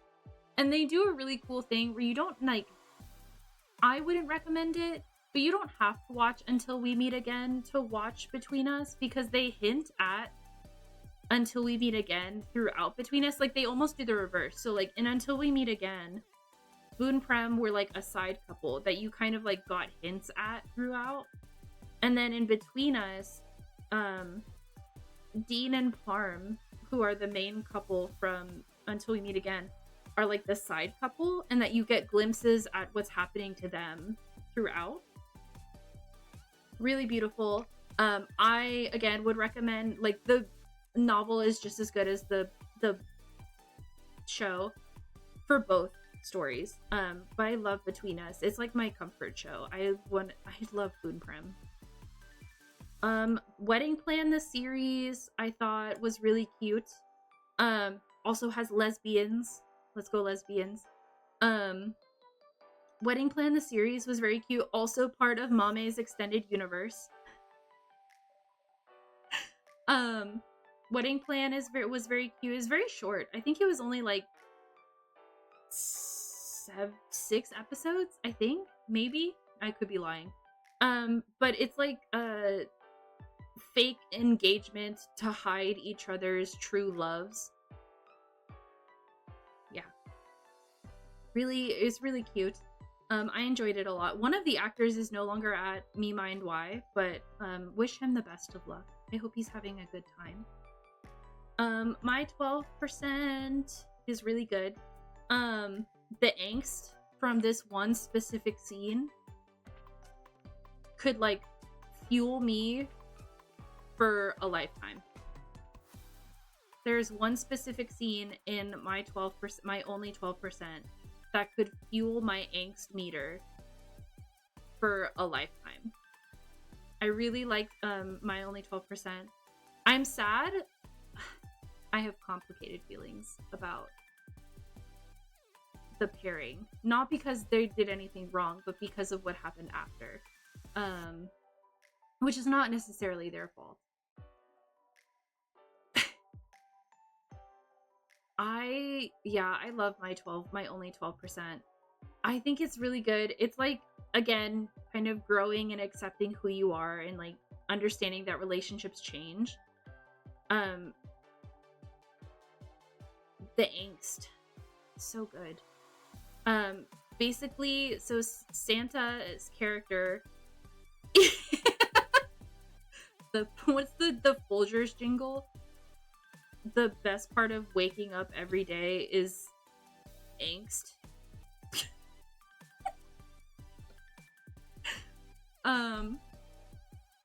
Santa's character, so they're childhood friends, basically. Childhood friends to lovers, right? Santa's character, not Santa's character, Earth's character. Earth's character, like, comes to the realization that he's in love with his best friend. But obviously this is like, it takes like place retroactively, so it takes place in like the 90s. And so obviously saying that out loud is very scary, and like, so you just kind of keep that to yourself. But he's very shy, and his best friend is his protector kind of thing. But he gets left behind a lot because of that. And like, he has to watch his best friend who he's in love with go out with a girl and like essentially ditch him for a girl. And the realization that like, you're never gonna be a girl. And that your best friend is never going to like love you that way. And it's like this thought of losing your best friend in any sort of means. And then Santa's character moves away. And so then it's like the distance, like growing apart, both like physically growing apart and like emotionally growing apart. And then Santa's character moves back, and it's then realizing, oh, we're different people. And then, yeah, pain. Yeah, it's really so painful in like a really good way. It's like a really good pain. I really liked Santa and Earth as a pairing. They only did 2 series, I think. It's good pain. Yes, I agree. They only did 2 series. This was like their first full series, and I really, really liked it, but they didn't go beyond this one series. Alas, I know. Utsukushi Kare, My Beautiful Man, is, I think objectively it's really good, but I so badly want to place it in camp for the themes. I'm gonna put it in camp. My Beautiful Man is based on a manga, or is it no, I think it's a light novel. I think it's a novel. But My Beautiful Man is like, what it's like the epitome of matching my freak. That's the only way I can explain it. It's like the biggest match my freak energy. Like, Kiyoi, like for all intents and purposes, yeah, but like in a concerning way, but also in a wholesome way. I don't know, it's weird. So like, Kiyoi plays the quote unquote like bottom, I guess. I don't like doing that, but it's the only way I can explain it. Kiyoi is like the most beautiful man that Hira has like ever seen, and he's like just obsessed with him. Like, he just worships him. And Kiyoi loves being worshipped, but he also just wants somebody who loves him. And it's like having to fight your demons, but it's like worships, loves being worshipped, wants to touch but doesn't want to. It's like match my freak. That's the only thing I could explain.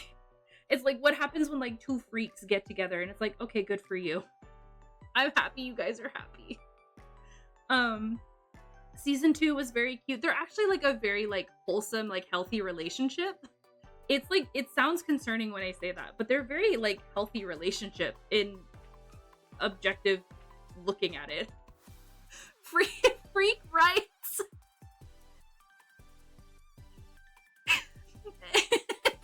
Right, exactly. It's like, and objectively they're in a wholesome relationship. Like, they're very healthy for each other. They kind of like fill each other's gaps. I don't know, it's like match my freak energy, but like it's 2 freaks being together, so like, yeah.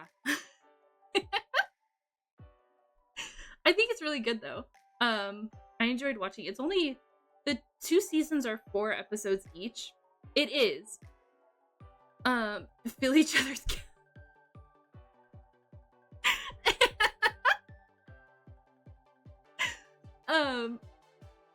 and yeah, the actors are like really good friends. They like go hiking all the time. What is this called? Dangerous Romance. I quite like Dangerous Romance. I thought it was good. I really liked Dangerous Romance, but I don't know if I would qualify it as really good. Yeah, I really liked it, but I don't know if I would qualify it as really good. And this was the only series that... No, they did a second series. They were in Never Let Me Go together. Perth and Chimon. But I liked Dangerous Romance a lot. I was like excited for the new episode to come out. I just like objectively, I don't know if I would put it in the same category as these dramas. Yeah. I think that's the distinction. Star in My Mind, I thought was cute. Star in My Mind, Sky in My Heart were, again, 2 series that were like playing off of each other. They kind of filed one right after another. I thought they were really cute. There's again a lot of angst in Jung Dunk's pairing. There's in their story, I guess. There's a little bit of angst there that I liked. I thought that was well done. It's like mutual pining, but the other, like, neither of you know that you're pining after each other. It's like you're just being stupid. Just say you like him already. It's been 6 episodes. Stop misunderstanding already. But I thought it was really cute, well done. It was really cute for their first series. And Mark and Mech, we got Mark and Mech. Got Mech in a BL. That was massive. I was thriving. As a Mech girl, loved Mech in a BL. I don't know if it'll ever happen again, but God, Mech, if you're listening, please get in another BL. I really liked Mark and Mech as a pairing as well, but they've since moved on to their own pairings, which is fine. Also like that storyline a lot. So I thought it was very cute. I liked them. What is this called? Warp Effect. Warp Effect was camp as hell, and no one will tell me otherwise. Warp Effect, I think was very brave for GMM TV to do. It had a lot of like different storylines that it had to maintain, and I think it did a really good job of maintaining them. It touched on like a lot of like on the spectrum of LGBTQ plus. I think it did a really good job of kind of like touching on different points of what a relationship on that spectrum looks like to different people. It talked like just at large about so many different things on that spectrum. I think they did a very good, respectful job of doing that, which was like quite a risk. But I really liked it. I didn't care much for the main storyline. I was way more intrigued by the side stories than I was by the main storyline. Which maybe it's just because I cared more about the actors in the main story, in the side stories, than I did in the main story. But I cared way more about like the Army Joe storyline and who was Jan with? Jan and what's her name? I'm not gonna do any justice, so I'm not gonna say it.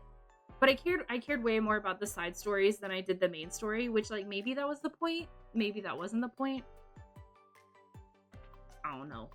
But really big fan of how well they like touched on the subjects that they were broaching.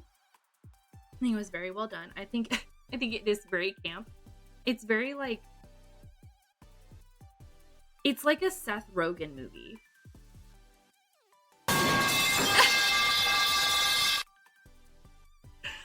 Hi, welcome in. It's like, the best way I can explain it is like a Seth Rogen movie. It's like, it's not like super funny,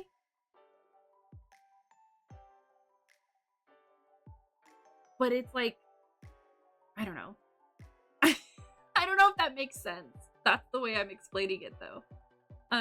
So that's what I'm gonna leave it. It's like Knocked Up.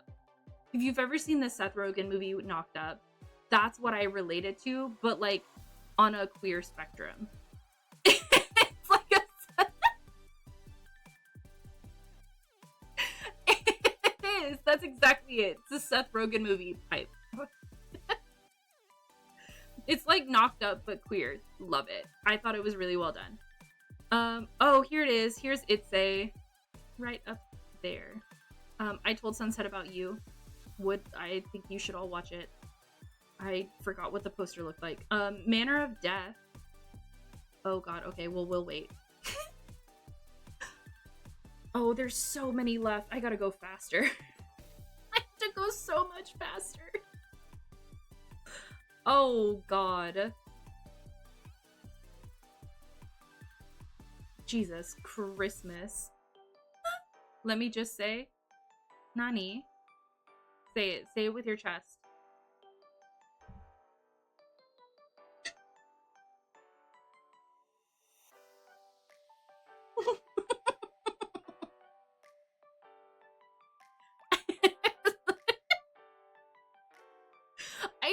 I don't think it's making any sense, but in my brain, that's the only way I can like relate. Like, it's not like comedic, but it has a good story, but it's also not like serious. I don't know, it's weird. And I don't even know if that's gonna land.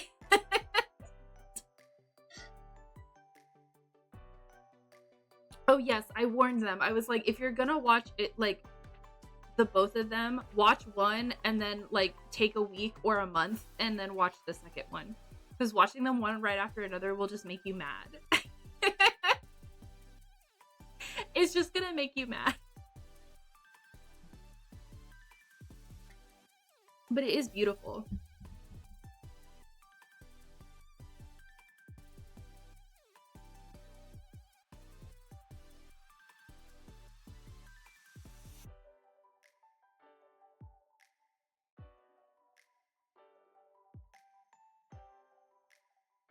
It is top tier. I will say this until I die. Yeah. Yeah, that's what I said. I was like, you're gonna want to like reach through the screen and strangle Bilkin's character. But I think that's the point. I think it's a beautiful point.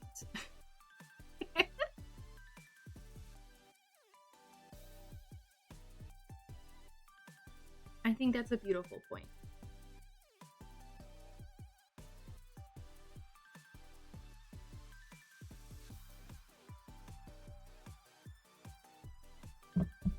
Okay, we're gonna have to start speed running this. I'm running out of time. Oh. The good news is, like, the later half of these I haven't watched, so...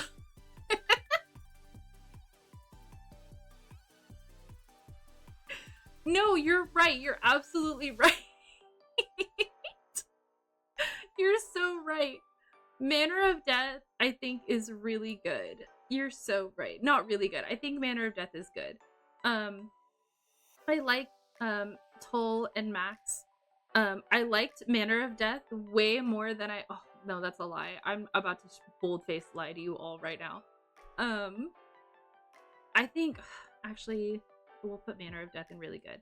I think Manner of Death has a really, like, fun storyline. It's, like... It's just got a very... Not serious in that, like... It's just a very serious plot, I like it. It's like murder mystery detective whodunit. Yeah, I like it a lot. This was Max and Tull's second series. Together with Me was a hot mess. That was a hot mess. I don't even know if it's down here.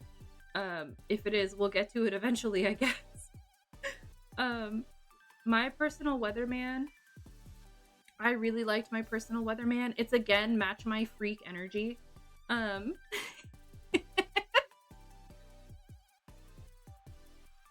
It's match my freak energy. So I really liked My Personal Weatherman. It's based off of a manga. Manga is really nice to read. I don't know how much of it is translated into English, but I liked My Personal Weatherman a lot. N of Love Mechanics. Amazing, stunning, no notes. Personal Weatherman. It's exactly as it says. Yes. It's like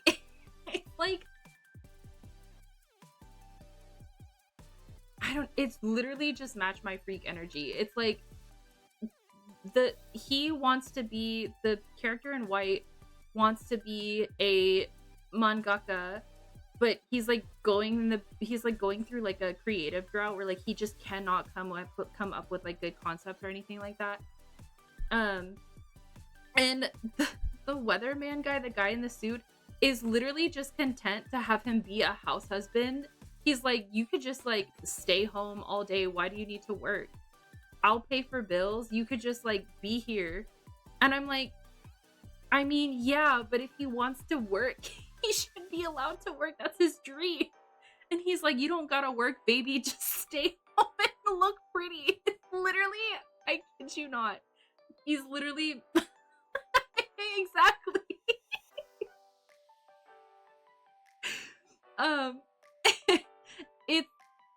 It's I love My Personal Weatherman. It's match my freak energy. Like at one point, he's like the sweater. Well, like the funniest thing is that like he doesn't even realize like that he's in love. It's like mutual pining, but like he doesn't even recognize that he's in love with him. He just thinks he's like making fun of him, and I'm like, no honey, he's definitely in love with you. Like he wants to be your sugar daddy. Let him be your sugar daddy. That's what he wants to do. Let him do it. But he's like insistent that he like, you know, achieve his dream. So that's why he's like fighting it. But at one point he gets mad because like, full disclosure, they haven't like yeah, exactly. But like they haven't like to keep it like PG, they haven't held hands, wink wink, in like a couple of days. And he's like, why don't you want to hold hands? And the weatherman is like, oh, because the sheets are dirty, we don't have any spare sheets. So he goes to the store and buys like 4 more sets of sheets, and he's like, all right, can we go hold hands now?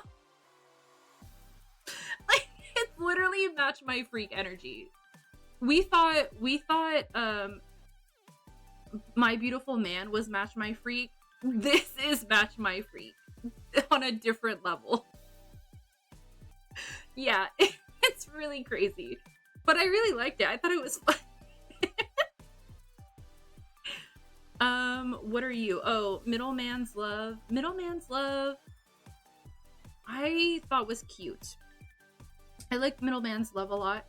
This actually comes before Bedfriend, but we had to wait for Middleman's Love because the main cast like suddenly had to drop and they needed to replace them, so like they needed to rework a lot of the stuff because then it was going to start airing after Bedfriend. So they had to rework the script and like flip it, which was fine. I thought it worked really well. I liked it a lot. I like Tutor Yim a lot. I think they're very cute together.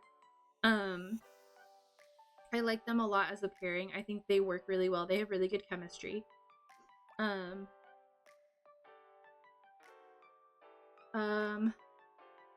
Dead Friend Forever.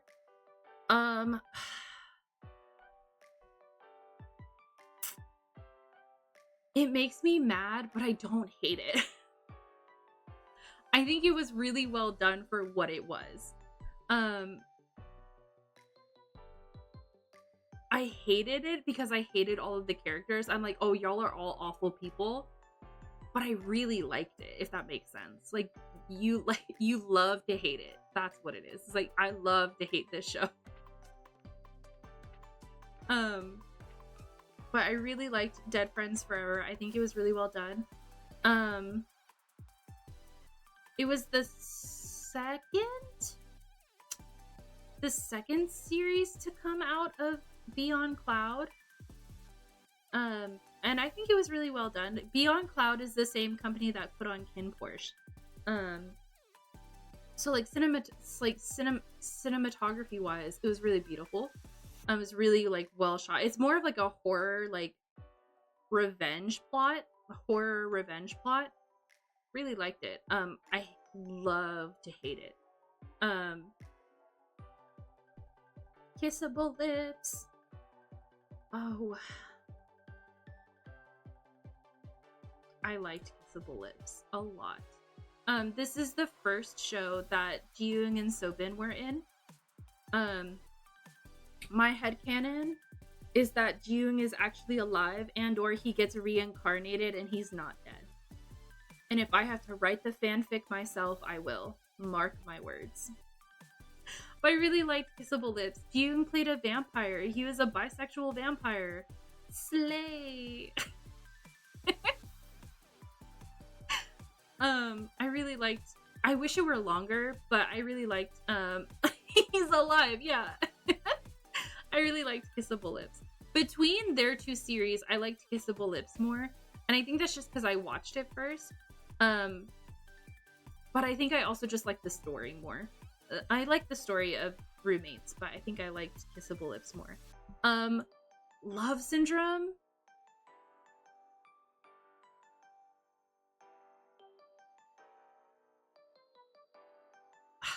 I should have had like another category for this kind of thing.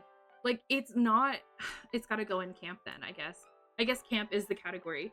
It's not good, but I like it. It's like the universe of Love Syndrome is like so complex. There's like 50 bajillion novels that come out of this series. But the main series is about this one couple. Like, Love Syndrome is about this one couple.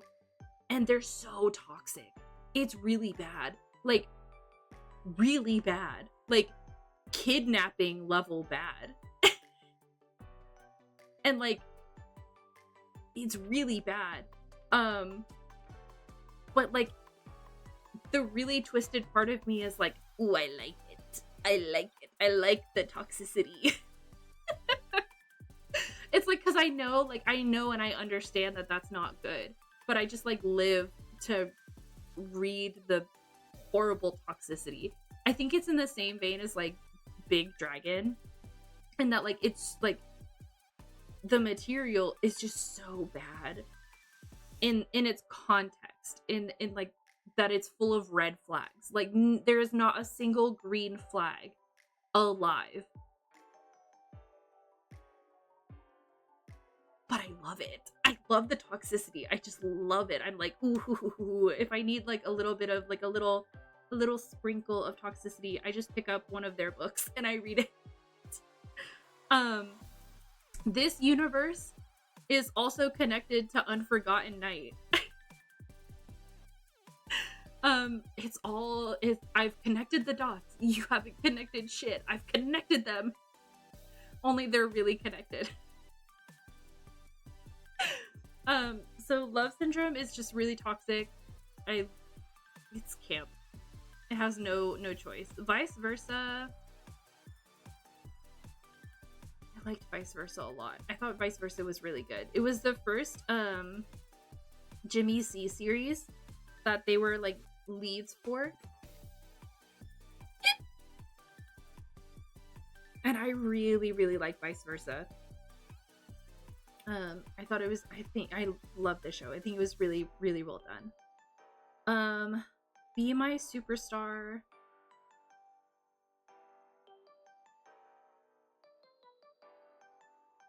I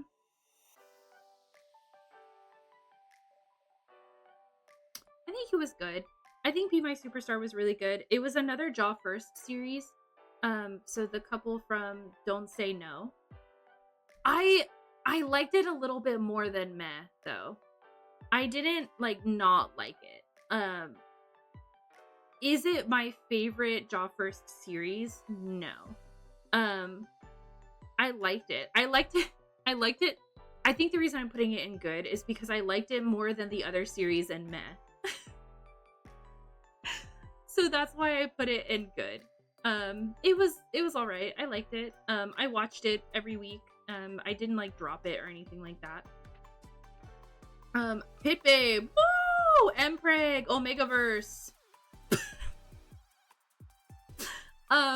Pit Babe is the first live action Omegaverse show that we've ever gotten.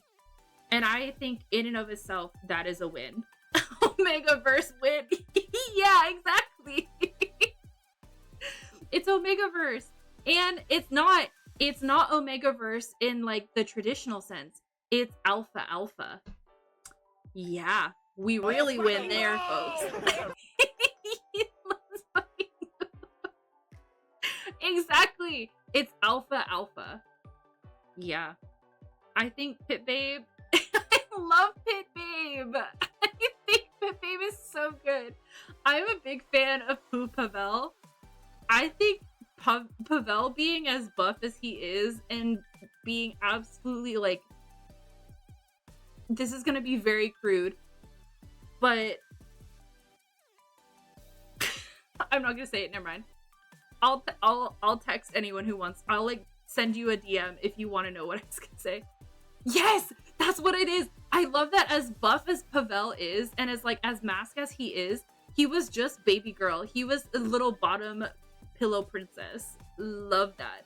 He had a service top, and that's what he deserved.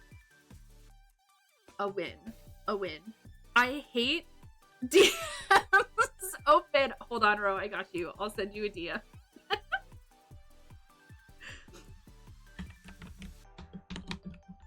Hold on, I can't type.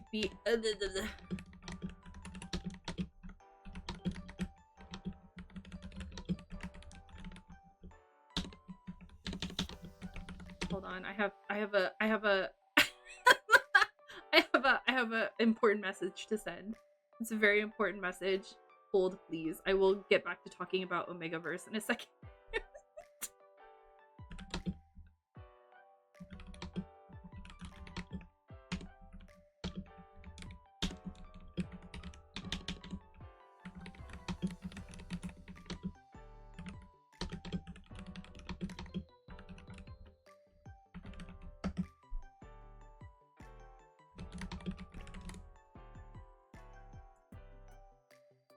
Done. Sent. So yes, I think Pit Babe is just, it's so, I love it so much. I'm also just, it's like really complex. You're welcome. I'm giving you ASMR. My keyboard's really loud. I know.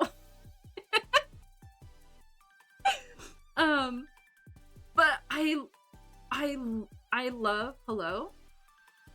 No, thank you. Go away.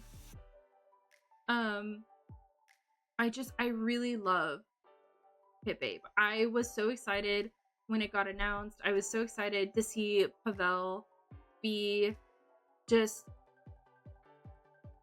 a princess bottom as he deserves. And I love Pit Babe. I'm also just a big fan in that it's like, it's Omegaverse, but it's alpha, which like, amen. Taste. Amen. Yes, and it's getting a season 2. I'm also a big fan of the side characters, the side pairings that they did throughout. Love that. I hate that the author backtracked on the Omegaverse aspect. Hate that. Stand on business, girl. If you're gonna write Omegaverse, commit to Omegaverse. Anyways, that's just my little beef with the author. Cutie Pie. I love Cutie Pie. I think it's really amazing. It's the first series Z and Nunu did together, and I think they just did so phenomenal. I love Cutie Pie so much. There's one part of me, there's this one scene in episode 2 that, like,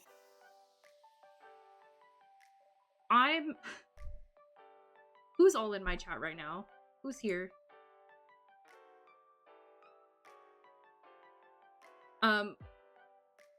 Cutie Pie is massive in Korea, and I don't understand it. Like, slay, I don't get it. Who's in chat right now? Not me. No, but like, there's this one scene. I will not expose. You'll have to drag my, like, this is gonna take such a turn. I will never expose my BDSM results in public. I will tell you with my full chest, I am not a brat. I'm telling you right now, I'm not a brat. But there's a scene in episode 2 that, like, hold on now. I get brat tamers. I understand you. I get it. I understand brat tamers in that instance. There's a scene. There's a scene in my brain.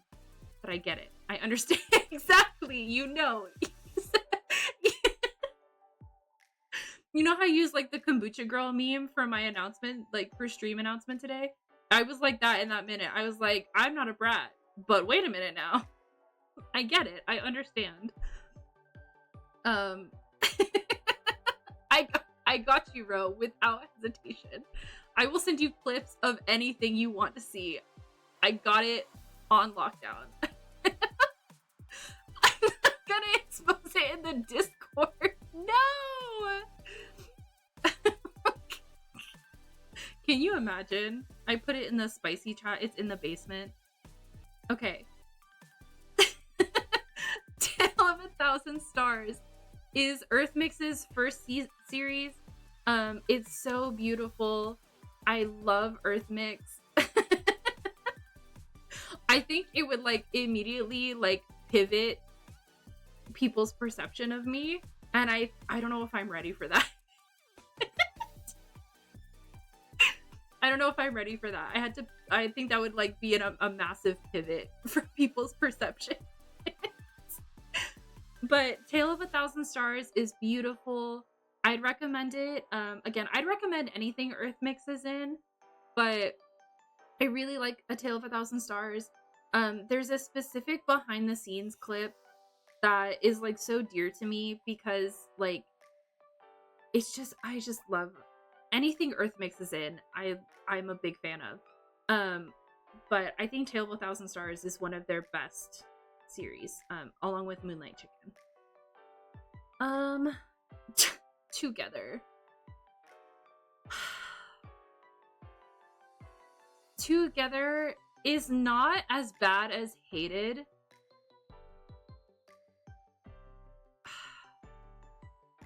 But I respect what she's done for the industry. Hear me out. I do not like Together. I don't like it. It's literally, it's like Dark Blue Kiss, but, like, they're, like, not even bros. It's like what happens when you cast, like, I say this respectfully. I respect their fan base and their fan bases individually. It's what happens when you cast two, like, extremely straight men in a BL. And I respect it. I respect what Together has done for the BL industry. Oh, see, I think the peck touching was funny. But, like, it is just straight men. it's just two straight men in a BL, and I'm like, I'm watching it the whole time being like, you're both straight men. You're just straight men. That's fine. But yeah, it's not my jam. I respect her. I respect what she's done for BL as an industry, especially in Thailand and like internationally. Not my jam. Not my jam. Just not my jam. Amagi-kun to Takara-kun is so wholesome. It's like learning how to deal with miscommunication and grow as a couple. I love this show so much. It's so wholesome. The actor who plays Takara is so beautiful. Yeah, exactly. Like, it's literally, like, I could just watch any, like, I could just put on football. I don't know. Sure. Like, so that's why it's, like, not my tea. But Takara-kun and Amagi-kun, or, like, Takara-kun to Amagi-kun is so wholesome. It's so sweet. Again, if I need to reset my brain chemistry, I go watch this because it's just so good. The actor who plays Takara is so beautiful. I like looking at his face. He's so pretty. Hold on. I'll pull him up.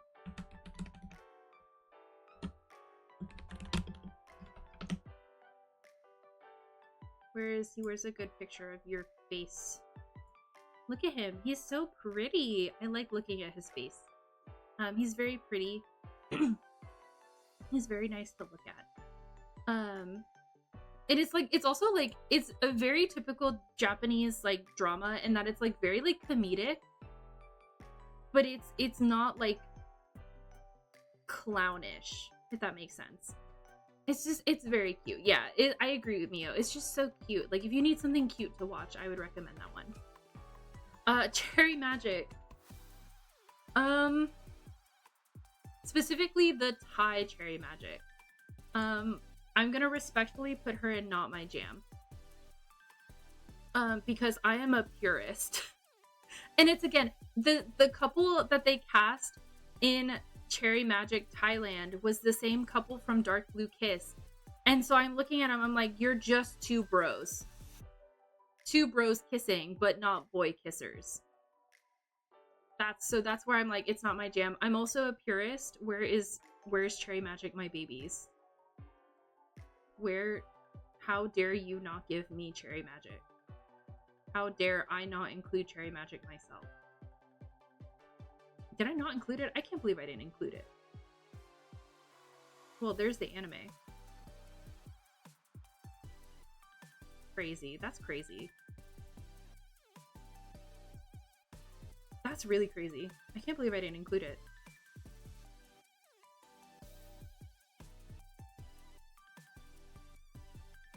Oh, there it is. Haha. I know I did. I put the Japanese Cherry Magic, amazing, stunning, no notes. The Thai Cherry Magic is not my jam. And I shall leave it there. I think if they had cast, my dream casting for a Cherry Magic remake would have been Earth Mix. I think I would have, like, if you had cast Earth Mix in my Cherry Magic remake, I think I would have, like, been its #1 viewer. I think you would have had me watching that thing religiously every day for the rest of my life. Yes, that is also true. What's his name? Kurosawa is Karube in Alice in Borderland, the live action, if you've seen them. But I think when they announced that they were doing a Cherry Magic remake, I was praying it was going to be Earth Mix. And then they announced Tae-Nu, and I was like, okay, I get it. I'm not happy about it because it's just, now I have to watch one of my favorite series just be two bros kissing. And I'm not happy about that.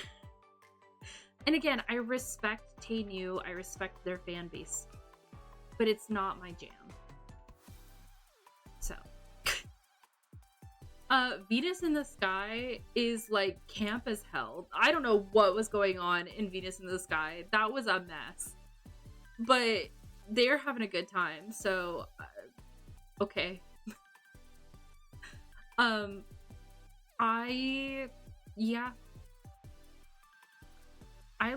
watched all of Venus in the Sky. I don't know if I would say it was like good or bad. I watched it. It was a mess. I think the inherent like insanity of some of the characters, just like in a like you were wild for that kind of way, has me putting it in camp. But like I don't think, like, I know people like hate Venus in the Sky because they just don't think it's good. I didn't mind watching it. Admittedly, I did start skipping through because like there were just like parts that seemed to drag on. So I was like, all right, can we just get to the next episode? I did admittedly do that. But I think like in the spectrum of you were wild for that, I didn't put it in camp. Cooking Crush. I admittedly have not seen Cooking Crush. It's the one Off-Gun series I have not seen. So I cannot comment on Off-Gun. I mean, I cannot comment on Cooking Crush. I also haven't seen We Are. Mel. Hi May, welcome Ian. I also haven't seen We Are, because of Cooking Crush or We Are. I think it's because it was like they switched to airing it on like WeTV or whatever, and I let my WeTV subscription lapse, and so I just never watched it. Cooking Crush, I remember watching the trailer and I was like, oh, that seems cute, but I haven't gone back to watch it. Enchante is really good. It's my favorite course book series. I really like Enchante. It's going good. I have a shit ton left to do.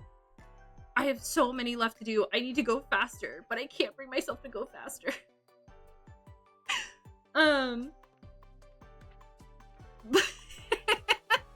Like, we haven't even done like a fraction. Okay. Yeah, that's the vibe I got from it, and I was like, I haven't really been in a rush to continue watching it. The Sign. Do not get me started about The Sign because I will not shut up. It's got mythology. It's got Billy. It's got Babe. It's got Billy Babe. It's got Yoshi. I love The Sign with my entire being. I would die for The Sign. I think The Sign is so good. I'm a sucker for mythology, and it deals a lot with like Thai mythology and like Thai storytelling. On top of it being like murder mystery cop show, love it. And there's like reincarnation. Ascending. I love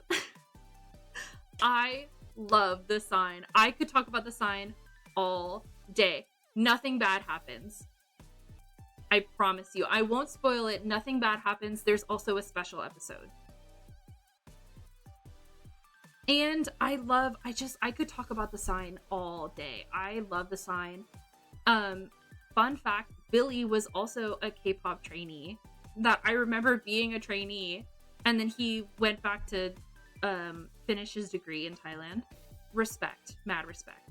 But then I see him crop up in A Secret Crush on You, and I'm like, Billy? What do you mean you're an actor now? But no, I love The Sign with my whole heart. I love The Sign. I love it so much. Please, please, please watch The Sign.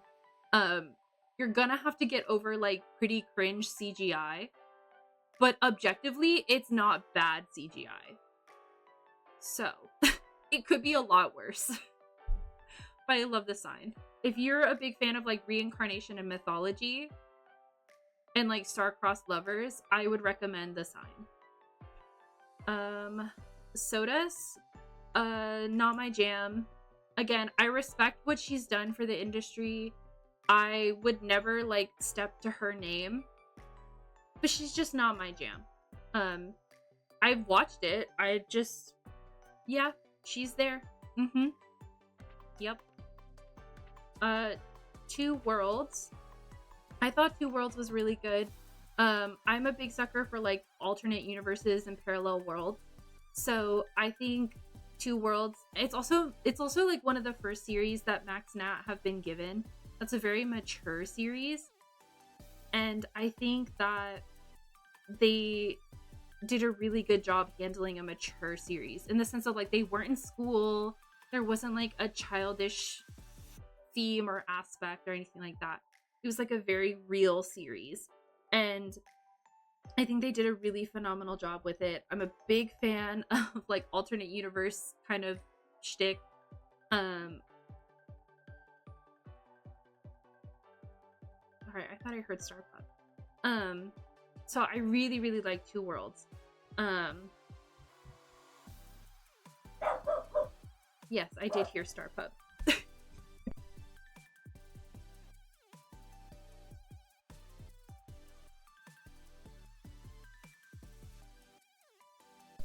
Well, I guess she's okay now. I think you'll like it. I think you'll love it. I think you'll like it a lot. It's definitely really different for them, but I think it's really, really good. Okay. My Love Mix-Up. This is the Thai version specifically. I thought it was cute. I'm also a big fan of the Japanese version. Did I put that on here? Oh, well, there's the warp effect again. I don't know why I have that on there twice, but I do. She's there. I think you'll like it if you start rewatching. I think you'll like it. Maybe I didn't add the Japanese version. That's okay. That's okay.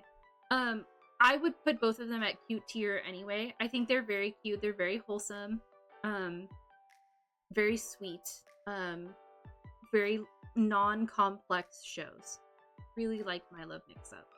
I don't think you could go wrong with either version either. I think that's like the one like remake that I didn't have an issue with because like I liked the casting for both of them. I'm so sorry to my Cherry Magic Thailand. I did not like you. Is this I Feel You Linger in the Air? I think it is. Yes. Yes? I think. Yes, it's I Feel You Linger in the Air. I love I Feel You Linger in the Air. It's like time travel romance. I love how I I Feel You Linger in the Air. I would like die for this show. We're also supposed to get a season 2 of I Feel You Linger in the Air, and I'm like clawing at the bars of my enclosure. I need season 2 because I read the book, and the book is so beautiful to read. I love I Feel You Linger in the Air. I could also talk about that show all the time. Wandi Good Day. I really, really liked Wandi Good Day.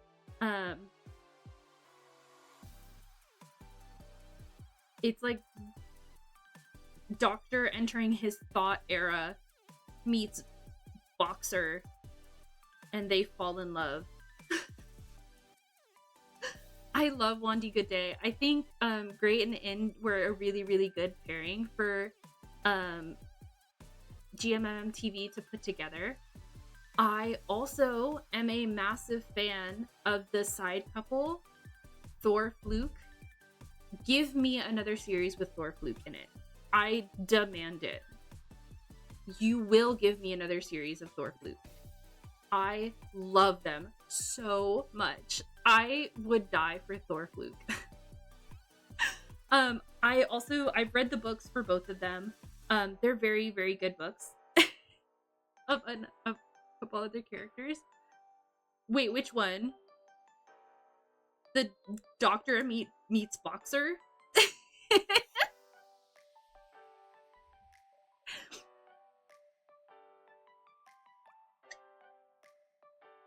Or Thor Fluke. Dr. Yeah. Yeah. Gray and In are really pretty. They're like a really good pairing. I think they like match each other's like visuals very well. Thor and Fluke. Fluke is my son. That's my kid. I don't know how old he is. That's my kid. Thor and Fluke, I demand another series. I'm begging you, please. Do the... So, Thor and Fluke are played Oye and Cherry, and they are a prequel, technically, to Wandy Good Day. Do the prequel. Make the show. That's my son. Thank you. Thank you. It's my son. I take this so seriously.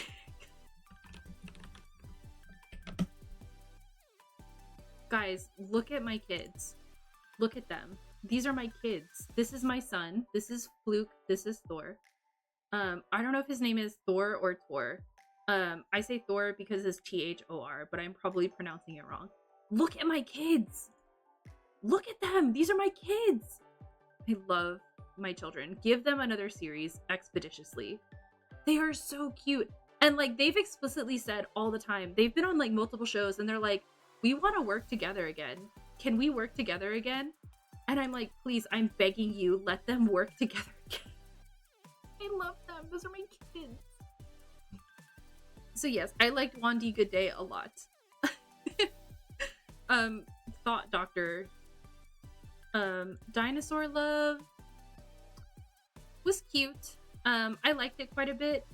I think like I don't think it was necessarily a fault of the actors. I think the actors had really good chemistry together. I think the writing was cheesy at sometimes. So sometimes I would find myself like skipping through to get past. There's like secondhand embarrassment would hit. And it has to be really strong for me to like skip through things. And that's kind of what happened in Dinosaur Love. But I liked it. I thought it was good. It was cute. Their special episode was like intense for no reason. Love Sea. Love Sea was really good. This is another series in the same universe of Mame. So Tarn Type, Don't Say No, Love in the Air, Love Sea, and Boy Next World and Wedding Plan the series are all in the same universe.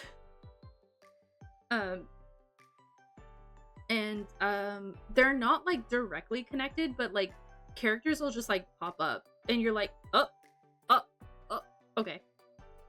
Love Sea was really, really good.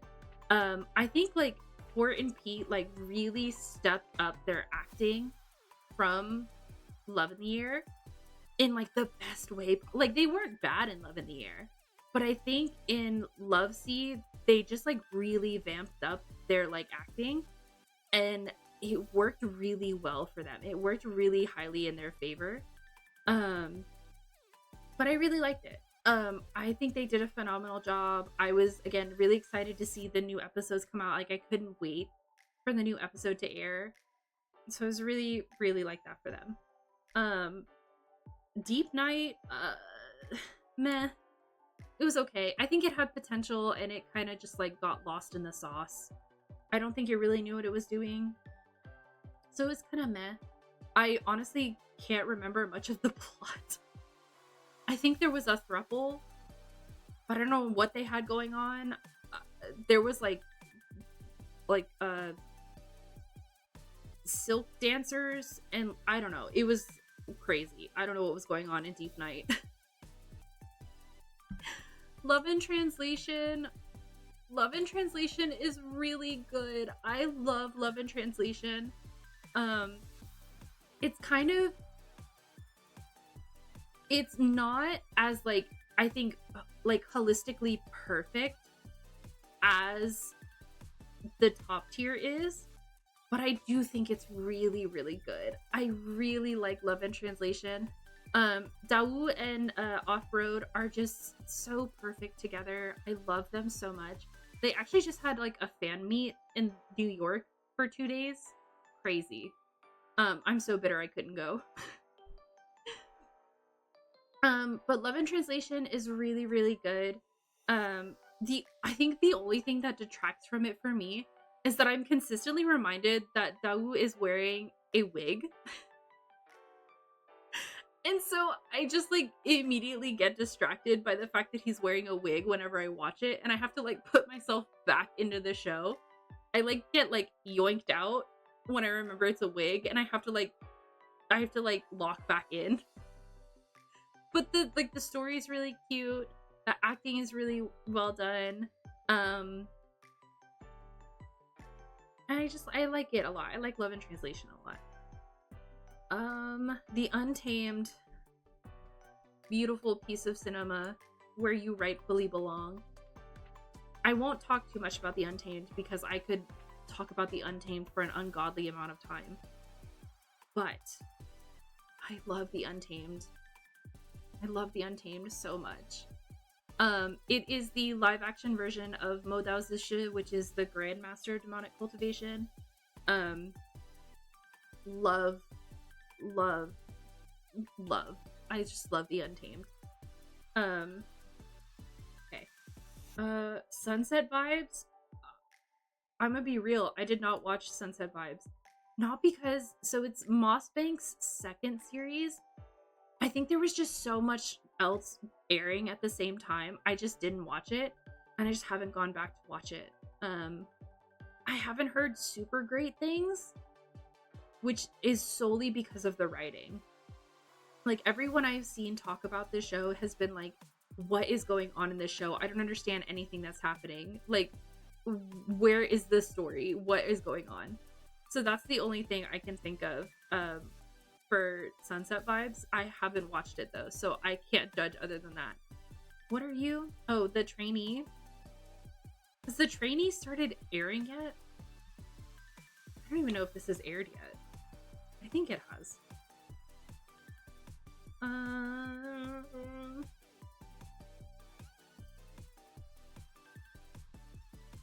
Oh, I guess it did. I have not watched her. Haven't watched The Trainee. It's often though, so I'm sure it's good. Unknown. Unknown is god tier. I love Unknown. Oh no. There you go. I love Unknown so much. It's like on the same level as Kiseki for me. Like, it's just so good. I think it's just holistically so good. There's it's, take it with a grain of salt. It's gonna be bad when I say it. It's it's like brother complex.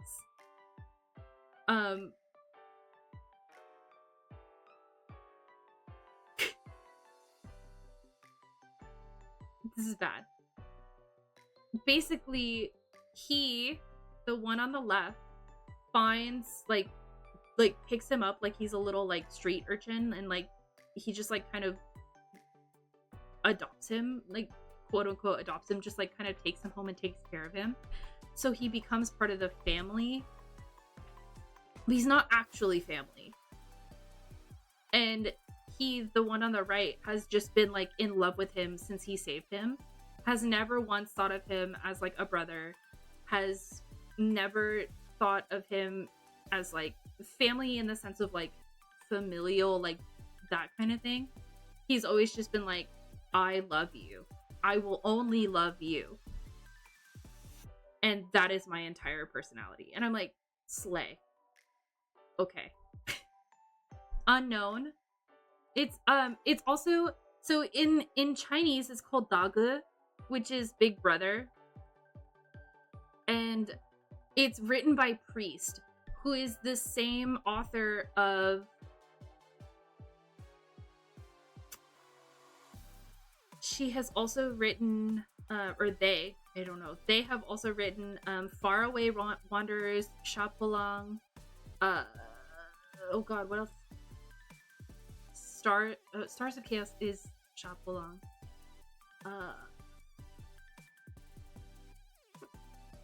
Yeah, it's the savior fixation obsession thing. Yeah, that's what it is. But I really like Unknown. Taiwan does a phenomenal job at BL. If Taiwan produces a BL, chances are I'm going to love it. That's just what it is.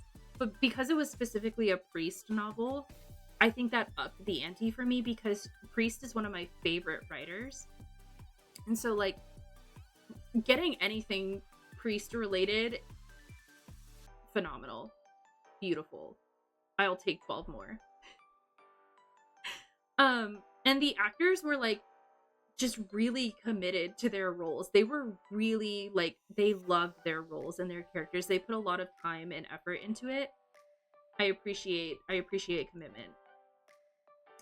Love on the Line is, like, I want to hate it, but I think it's in the same category as, like, Dead Friend Forever, but, like, not, I think it's good.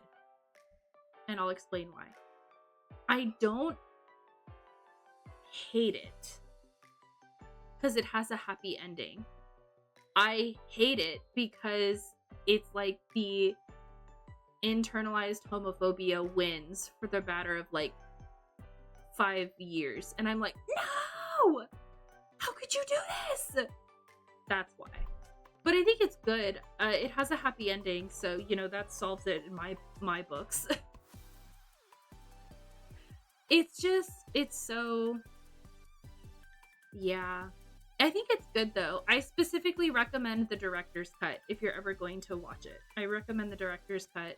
It's a much better cut. It's a more, like, holistic cut. I don't think it's, like, good enough to be up here, but I don't hate it. I wouldn't not recommend it. I just would, like, prepare yourself. Love is Better the second time around, I thought was good. It's good. I didn't mind watching it every week. It's kind of like the same as, like, Dangerous Romance. I was like, yeah, I looked forward to watching it every week, and that was kind of it.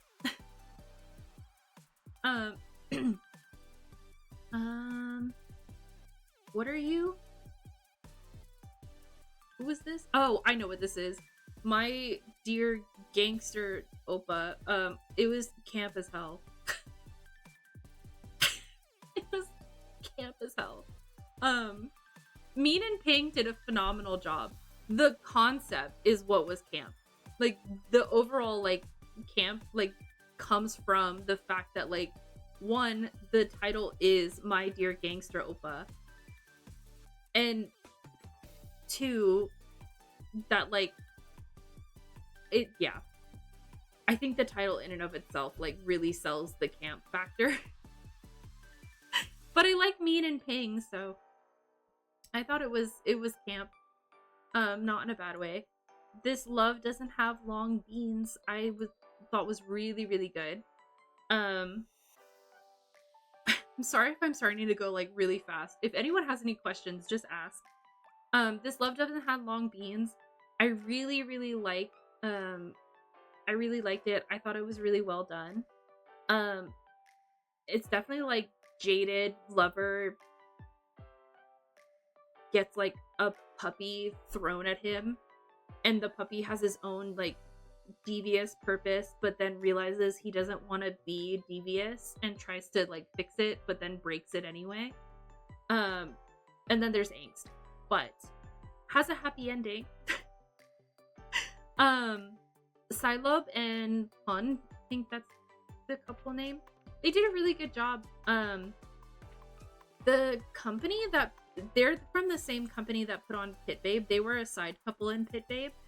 Was it Change Something? Change Something is their company name. They do a really good job with their BL. Like, the cinematography is really good. The stories are pretty solid. There's no, like, gap in writing or anything like that. So I think they did a really good job. I liked it quite a lot. I'd rewatch it. I think I've rewatched it twice, but I would rewatch it again.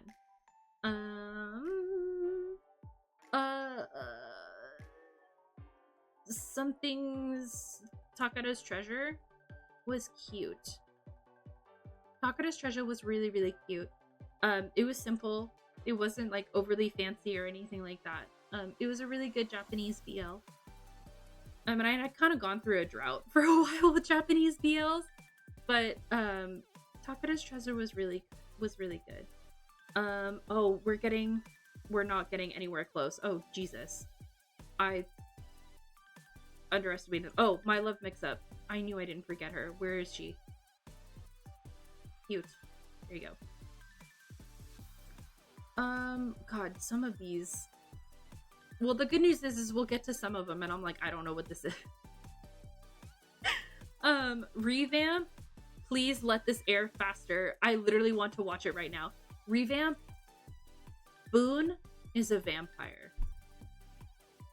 Yup. I would like to eat that expeditiously. Please serve it to me on a platter so that I can enjoy my meal.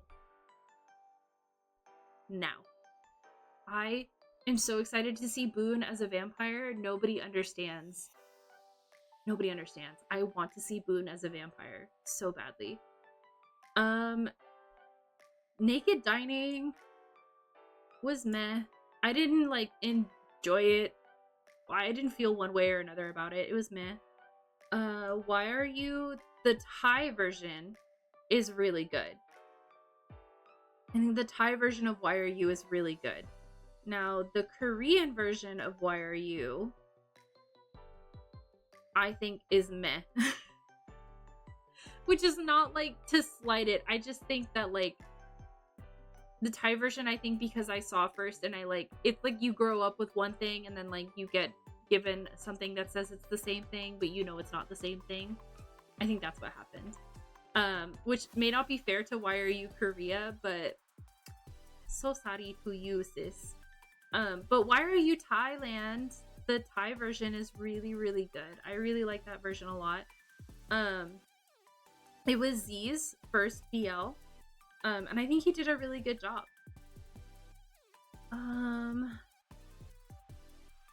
What are you? Exactly. My ranking, my rules. I don't know what this one is. What are you? Oh, I know what you are. You're part of the End of Love series. You were cute. This was a spin-off of Love Mechanics. It was in that same universe. It was cute. It was very cute. I liked it a lot. It's like Playboy stops playing to like prove that he loves the person he loves. I liked it a lot. I thought it was cute. Love Tractor was also cute. I liked Love Tractor a lot. That was based on the webtoon. I liked Love Tractor a lot. I thought it was cute.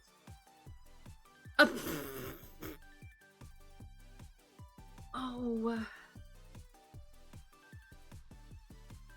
I think...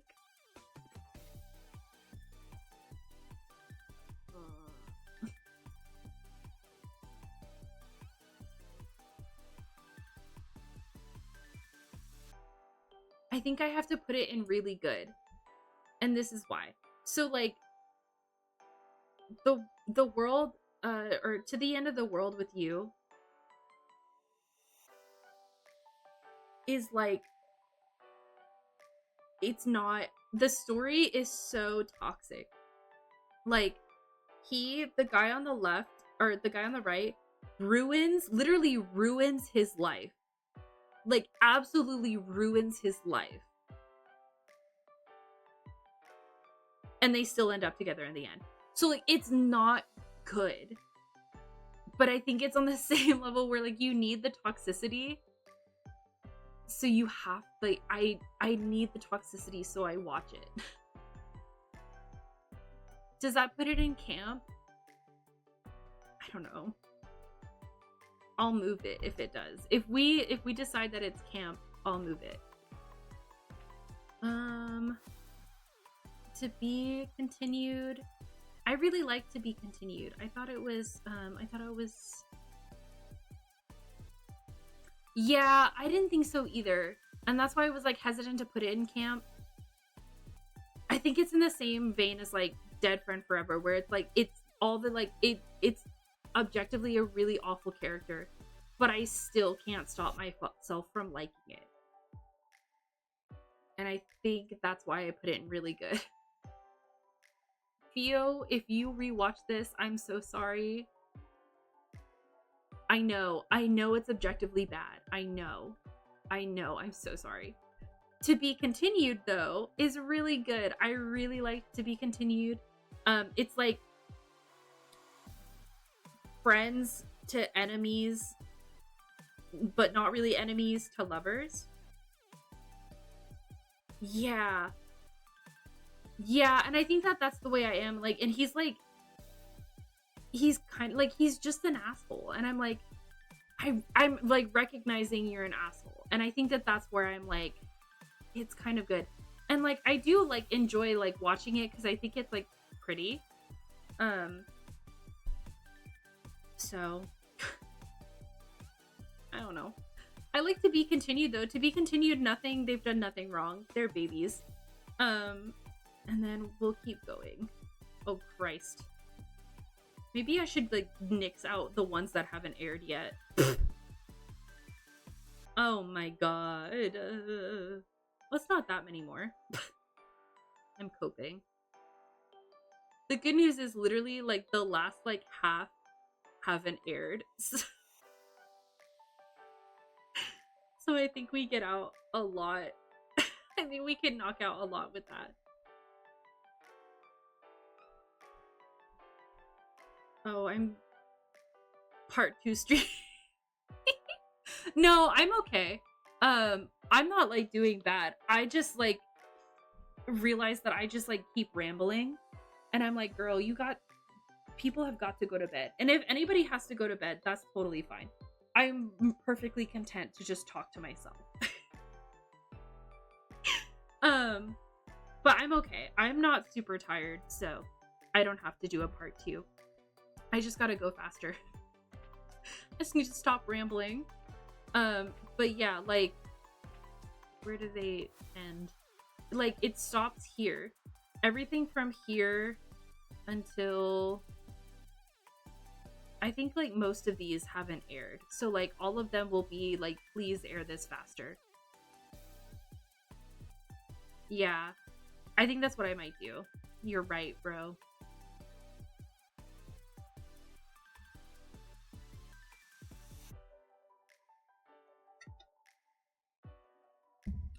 Yeah, some of these, and like also there's some I haven't seen, so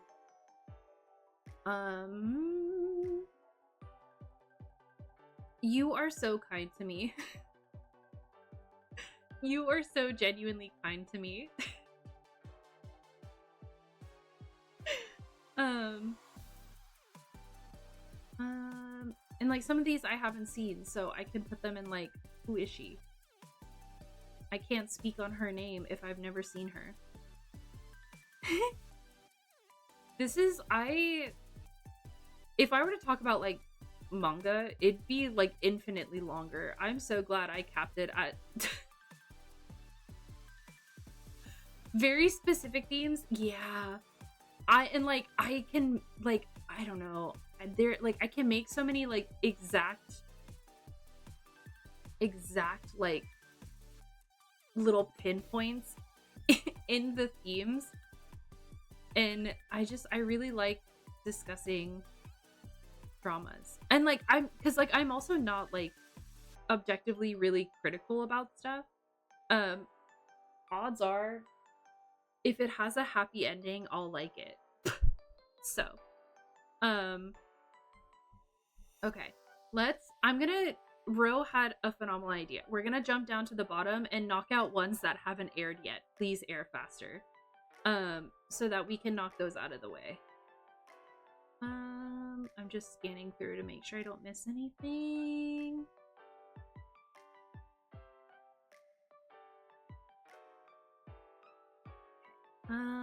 This one hasn't aired yet, so yes, I got you. I will always give recommendations. So this is Your Sky of Us. This is just a special episode. I guess I shouldn't have even included it because of that, but this is a special episode of Your Sky. It hasn't aired yet, so please air faster. Burnout Syndrome is the new Off-Gun series that hasn't aired yet. Please air faster. I'm interested in an Off-Gun series. I feel like it's been a while since I've had an Off-Gun series, and I'd really appreciate one. Business as Usual is a new Korean BL airing, and I'm also interested in this because I feel like it's been a while since I've had a Korean BL. I say that, I just finished watching Secret Relationships, and that one was really, really good. Interminable is Billy and Babe's new series, and it's a historic series. I would like to enjoy my meal, please. Please air faster. It's supposed to air this year. But like Babe plays like a traditional Thai dancer, and I'm dying for more Billy Babe content, please. Goddess Bless You from Death is Poop Pavel's second series outside of Kit Babe. It's like cop mystery horror themed. Really interested in that. I really want to watch this too because I think they've done a really good job. Knockout, from the trailer, it's like another boxer series, and like he has to pay off debt and work at like the gym where he boxes. So he acts as like, I think like a physical therapist or like a assistant or something like that. It looked really interesting and I really want to watch it. I think it's supposed to air soon. I hope it's available on a platform I have that I can watch it on. I'm like speed running these because I haven't aired yet. No. This is Love Upon a Time. So this was the second series that Net James were gonna be in, but James stepped away from acting, so now it's Net and his new partner JJ, which seems interesting. The trailer seemed good from what I watched when I watched it. It should be pretty well done, but I think JJ is a relatively new actor, so that should be interesting. Me and Who is Big and Park's second series. I love Big and Park. They are in, where's their series? Where's Monster Next Door? Monster Next Door.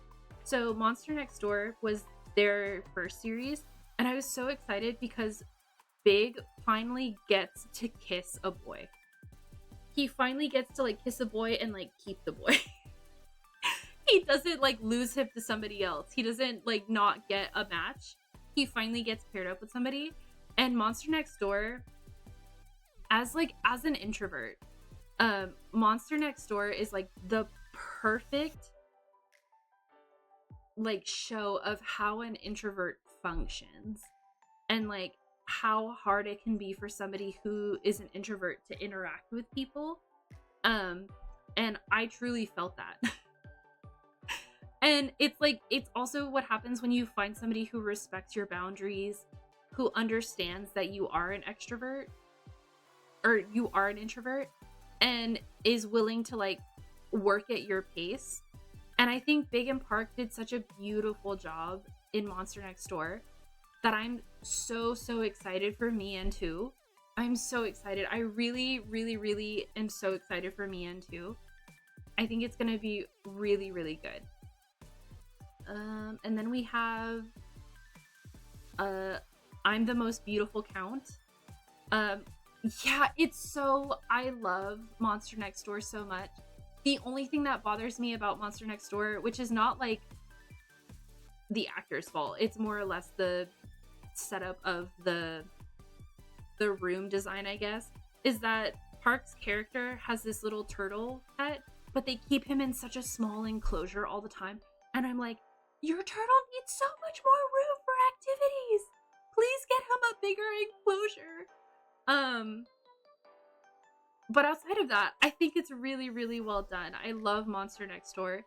The Count I'm the Most Beautiful Count should be really good. I think it's gonna be like a comedy kind of thing. It's so bad. It's so bad. It's so bad. I like cannot not think about it. But objectively, I think Monster Next Door is really, really good. The I'm the Most Beautiful Count has yet another side couple from Pit Babe. And I'm really excited to see them in a series. The main actor who's sitting right here, he's like such a diva. I love him. I'm kind of obsessed with him. I think he's so phenomenal. I love him. This is Melody of Secrets, I think. I don't know where I was going with her. I think this is called Melody of Secrets. It's Force Books' new series. I'm always game for a Force book series. So I really am excited to see what this is about. I actually, to be honest, haven't even watched the trailer. So God knows. And then this is the Memoir of Rati. So the couple that was in Wandy Good Day, the thought doctor with the boxer, are doing a historical drama as their next series.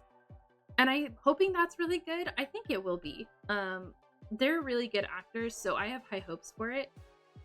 And I think it'll be really, really good. It's also GMM TV is like pretty stable in how they produce things. So I think it'll also be very good. This is called My Lover Scammer. Historical boxer. Yes, exactly. Historical doctor and historical boxer. Exactly. Perfect. Only it's the exact same plot line, just historical.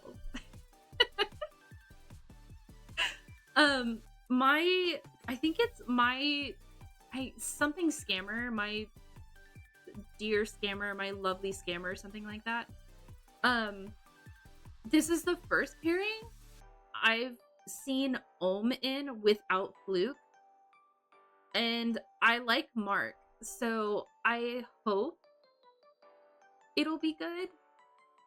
I'm interested to see it.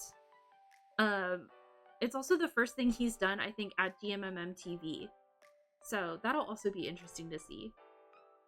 Oh, Cherry Magic. The scammer lover part. I put the anime of My Cherry Magic up with her predecessor. Let's see, we're continuing on, haven't aired yet.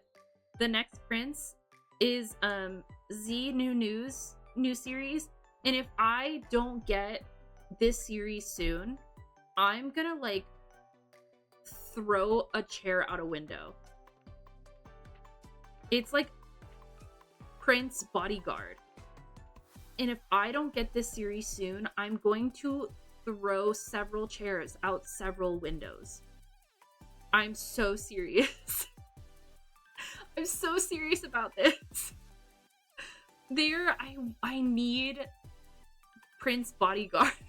I need Prince Bodyguard series in my life so badly. I'm so serious. So if that could air faster, that'd be great. I think it's supposed to air in April. I could be wrong about that. Do not quote me on that. Only Friends Dream On. I'm gonna be real. I'm only excited about Only Friends Dream On for Earth Mix. I might just wait and see if I can watch like a compilation of their scenes. Because I'm not excited about, and like one of the couples that was announced that they're no longer like a pair for work. So I don't know who they're gonna replace them with. But I'm only excited about Earth Mix. Staying true to my roots, I guess. Pit Babe season 2 is coming soon. I think it's airing in May. I really want season 2 because I think a character comes back from the dead. And I love me a good resurrection arc. I do. or like a good like doppelganger arc. Yup. I'm yup. Ticket to Heaven is Fourth Gemini's new series. And I think it's like Fourth is like a student at a religious school or like at a church. And it's giving like it's giving Sound of Music, but instead of like Julie Andrews going to the house, the captain rolls up to the like nunnery and like is tempting Julie Andrews inside the house. That's the vibe I got from it when it got announced, and I was like, okay, so gay choir boy. I don't know what. Like what's the what's the goal here? Yeah, okay. I was rolling with it because it's Fourth Gemini, and I think their acting is good, so maybe it'll be good. I don't know. And 1/10 of my power? What do you mean? What do you mean?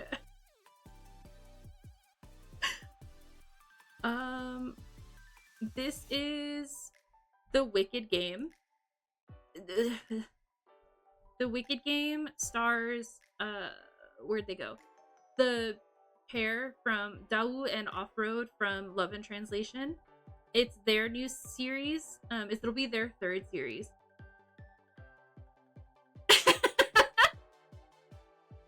I have. That's what this whole category is. Some of them, I'm like, I don't know what this is, but I'm excited about it. And then other ones, I don't know. I'm just like, I don't know her. I don't know who she is. The Wicked Game. I also, to be fair, have a lot of material to work with. The Wicked Game is, I think it's like, I don't know. I think it's like another bodyguard kind of thing. And I'm like, sign me up. It's also just Dao and Offroad, so I'm game for them. I like them a lot. I think they're really, really good. What else hasn't aired yet? Yes. Yeah, that's true. You're right. Yeah, okay. I guess you're right. Maybe I'm just insane.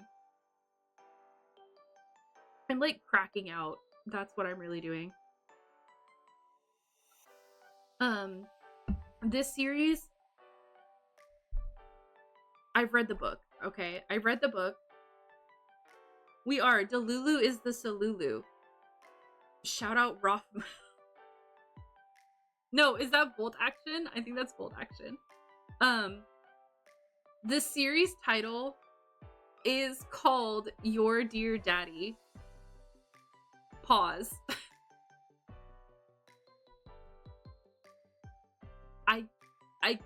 I didn't name it. That's not my choice. That's not my choice. I didn't name it.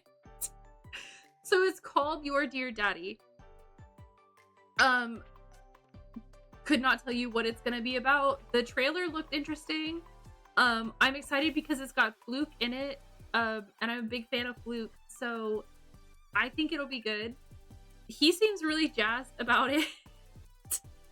So we'll see, I guess. I don't know if it's airing. They haven't announced anything after.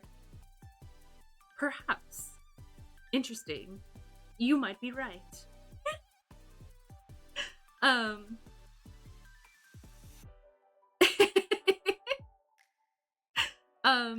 But they haven't released anything since they released the like pilot for it, so God knows, I don't know. Unknown Lover is Thomas Kong's new drama.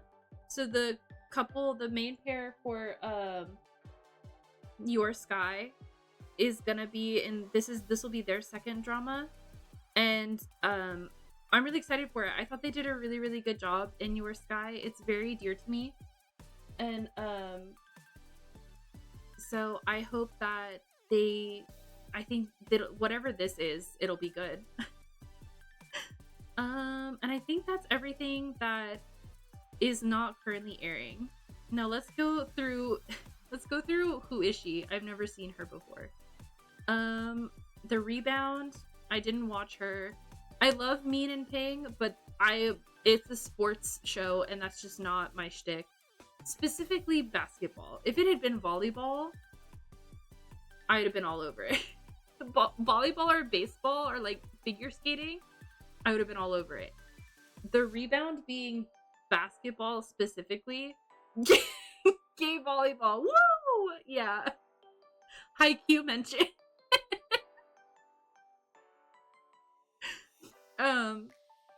The Rebound, it didn't really pique my interest, so I didn't watch it. Our Dining Table, didn't watch it. Not that it didn't interest me, I just never got around to watching it, and I didn't watch it. It's just as simple as it is. I didn't watch it. Jack of Frost, I didn't watch. Yeah, that's my hard drive. Can I have volleyball over basketball explained? It's not like a secret.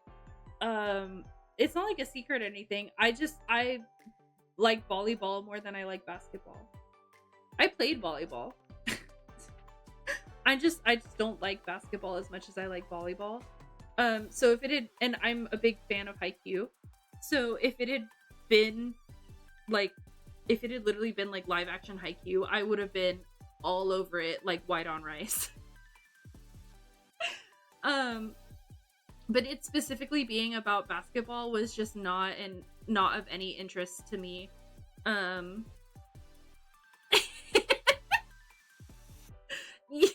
Exactly, I would have been like, bro. But there's like, I don't like hate basketball. I just don't really want to watch a 12 episode show about it. No tea, no shade, no pink lemonade. I just don't like basketball as much as I like volleyball. What else haven't I watched? I don't know what you are. What are you? Oh, I just like volleyball more. I have more of a connection to it. I played it. I like Haikyuu. I like watching volleyball objectively more than any other sport, so that's all that was. I can't think of anything. Oh, Star in My Mind, Sky in My Heart. Where did you go? Cute. There you go. Bake Me, Please. I did not watch. I don't know who she is. Oh, Chemjira. I'm really... This is like... So, Chemjira is like horror. It's like Ghost. Like, there's Ghost and there's like ghosts involved. And there's, it's like a horror murder aspect. And so I'm gay ghosts. Not quite. Straight ghosts trying to kill gay people. As like as like revenge for being wronged in a prior life. Okay. Hold on. I've read the book. I've read the book. I can tell you. It's not explicitly homophobic ghosts. So like in a previous life, this character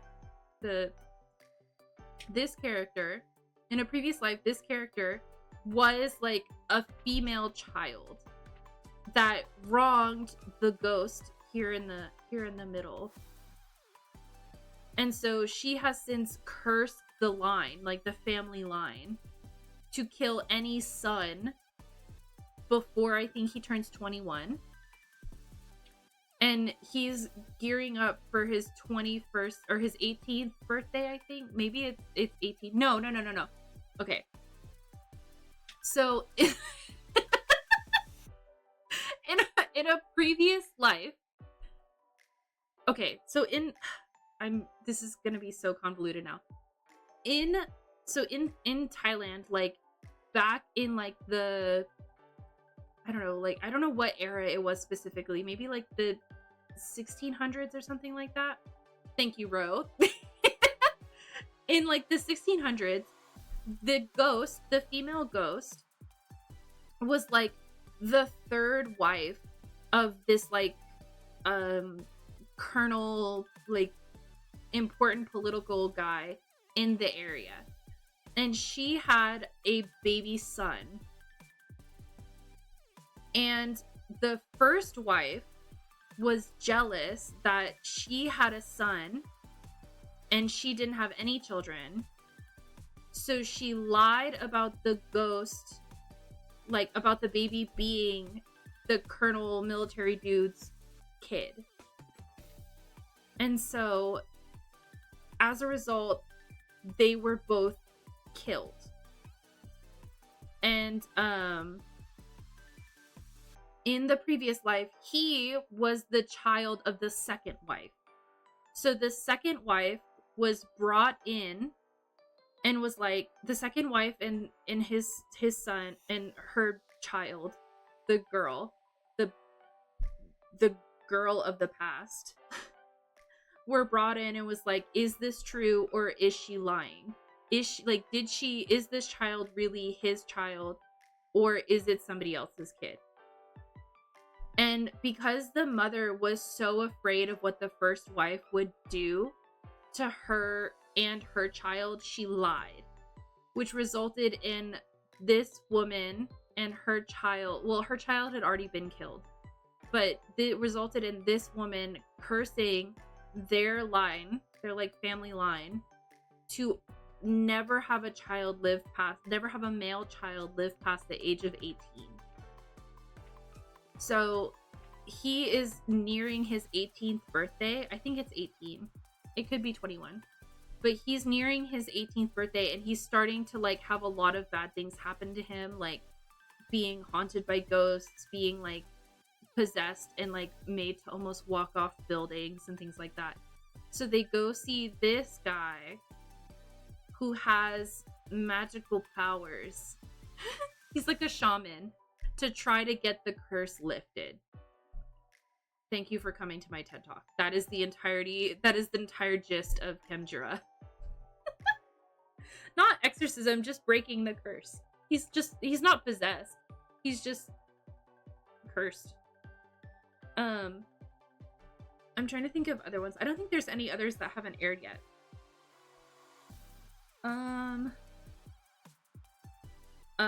Heaven Official's Blessing. He gets like possessed briefly. He's not like permanently possessed.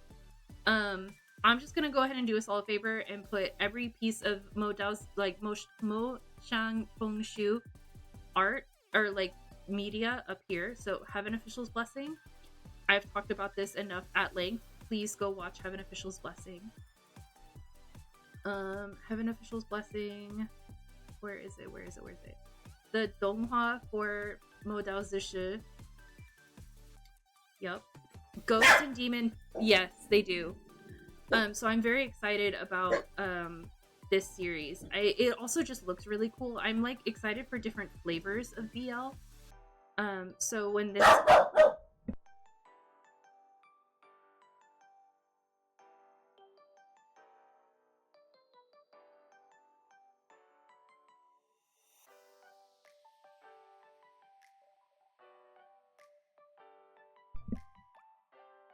So I'm really excited for this because like I feel like we haven't had like anything truly like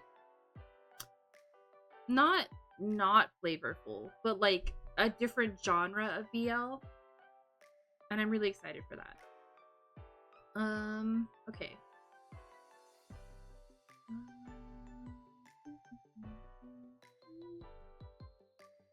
Oh, Jazz for Two. I have not watched Jazz for Two. I don't know who she is. I've heard really good things, just haven't watched it.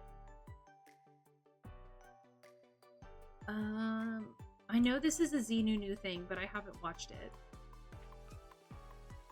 I've heard it's really good though.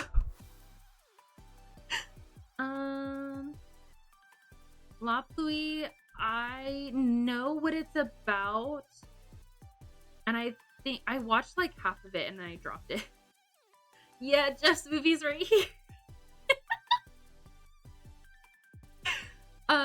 Luckily, I watched like half of it and then dropped it. So like, yeah, it's a variety and it's a spice, yeah.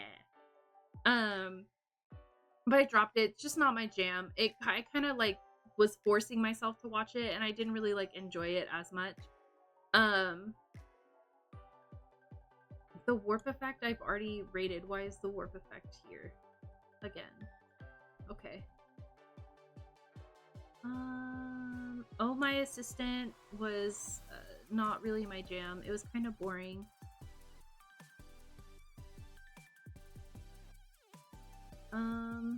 I'm trying to think. I'm like skipping around. Welcome back, Neo. I'm skipping around now to save us. We've run through all of the ones that I think are not airing yet. I guess I could do ones I hate.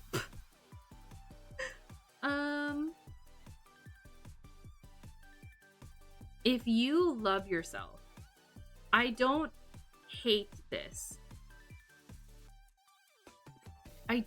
It was Ro's suggestion because Ro is smart. Get the hates, get them out of here. So Banana Fish is not bad. Banana Fish is beautiful, but I'm telling you not to watch it because I care about you. And if you care about yourself, you will not watch Banana Fish. No, it's not a hate and that I hate it. It's like I love it. Do yourself a favor.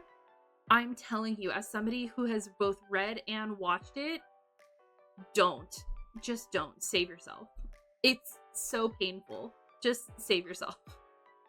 Yeah, it's not I'm hating it because I'm telling you to like love yourself and don't do it. Okay, no worries. I hope you have a good night, Elrad. Please rest. Exactly. I love it, but I hate how painful it is. So I have read it in its entirety. I have watched it in its entirety, and I will never do it again.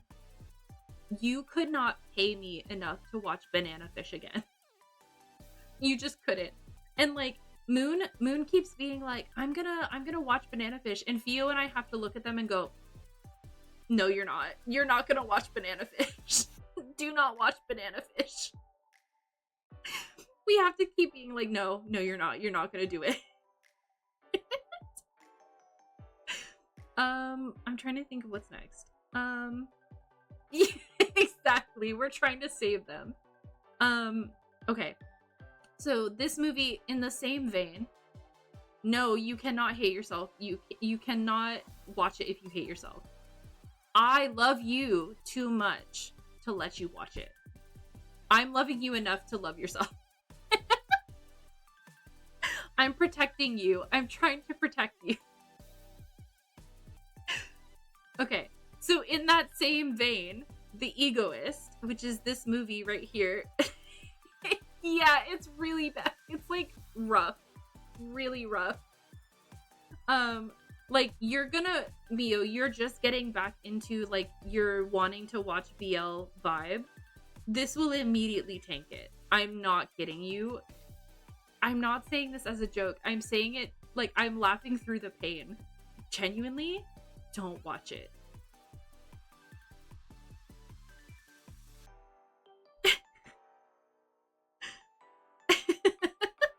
Yeah, it's like rough. It's really rough. In that same vein, The Egoist made me cry. I'm mad that I watched it and that it had a sad ending. As somebody who likes happy endings, I'm so upset it had a sad ending. I'm so upset about it. I'm so upset.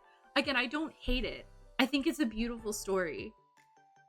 But I'm so mad I watched it because it has such a sad ending, and I'm like, okay, now I'm just sad. Like, damn. Okay. Hate. Love, hate, don't watch, don't recommend. This is, yeah, I will like actively not watch something or not read something if it has a sad ending. I won't do it. I won't do it. I'm too much of a romanticist with like, I need happy endings. Can't do it. I'm really bad with sad endings. This series, in the same vein as Banana Fish, will ruin your life. Do not watch it. It's so upsetting. It's part of a series in Taiwan called History. And this is the third series. It's called Make Our Days Count. Do with that what you will. I'm saying this because I love everyone in chat right now. Do not watch this. Or if you watch it, end it. I think end it at like episode 12. Don't watch the last episode. Whatever the last episode is, don't watch it. Zoinks! Whatever the last episode is, don't watch it. Cut it. Like, no. No, you at least get happiness until the last episode. I'm not kidding you. You get happiness until the last episode. Out of the main couple. And the title of this series is Make Our Days Count.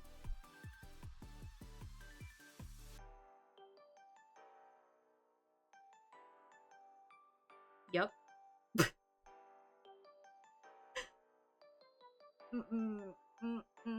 I don't like it. Like, do I love it? Yes, but it's the same as Banana Fish. Like, it's so... Just don't watch the last episode. If you watch it, literally just watch everything up until the last episode. When you get to the last episode, don't watch it.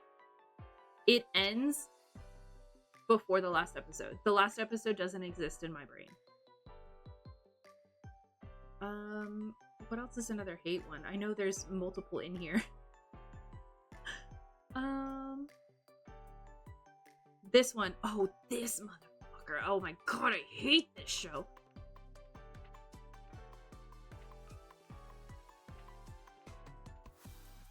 I genuinely hate this show. Genuinely hate this show. I'm so mad. I watched 10 episodes. I'm so mad. Genuine hate. Genuinely hate this show. It makes me so viscerally angry. Even just to think about what the plot of this show is. Don't watch it. Just don't watch it. Save yourself. Don't watch it. It's so... My hands are like clenched into fists right now. Like I'm gonna like punch the wall. It's so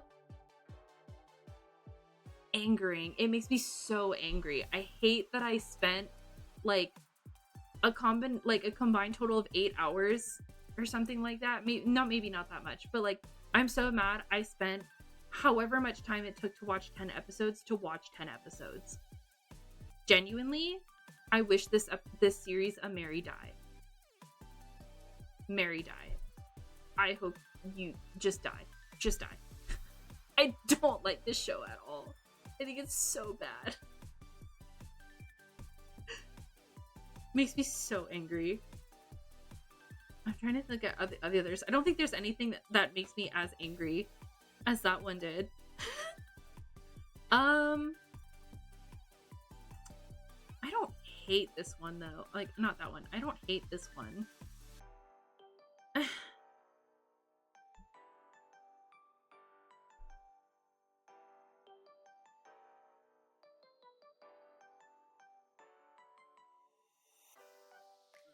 Okay.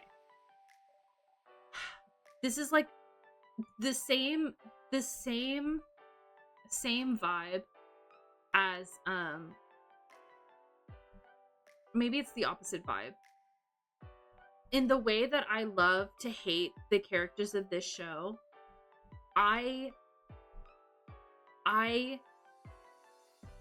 so Leo from VIX is in this show. I am legally obligated to like Leo from VIX. However, I don't like his character in this show. His character's so mean. I think he's the villain. I don't know. I quit watching the show because I didn't want him to be mean. So I stopped watching it. And I just, he couldn't even save it. Yeah. I had this like gut feeling. I was like, I watched like the first like 4 episodes. I think it's 8 episodes. I think I watched the first half and I got this feeling. I was like, oh no. I was like, I don't like where this is headed. And I stopped watching the show. And I haven't picked it back up since. Like, he did a really good job. And like, it was a really well done show. But I just couldn't finish it. So it's not that I like hate it. I just like, I got like an uncomfy feeling as to where it was going, and I like stopped myself. Oh, so maybe, you know what, we'll put it in not my jam. Was not my jam. Because I could see where it was going and I promptly stopped it. War of Y. War of Y was a mess. I don't know. I think it suffered from like jumbled writing, but not in the same way that like other shows did. It was not. War of Y was like honestly really disappointing, because I was really excited for it,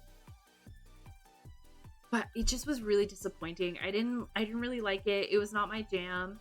I thought there were aspects that were well done, but like holistically, didn't really like it.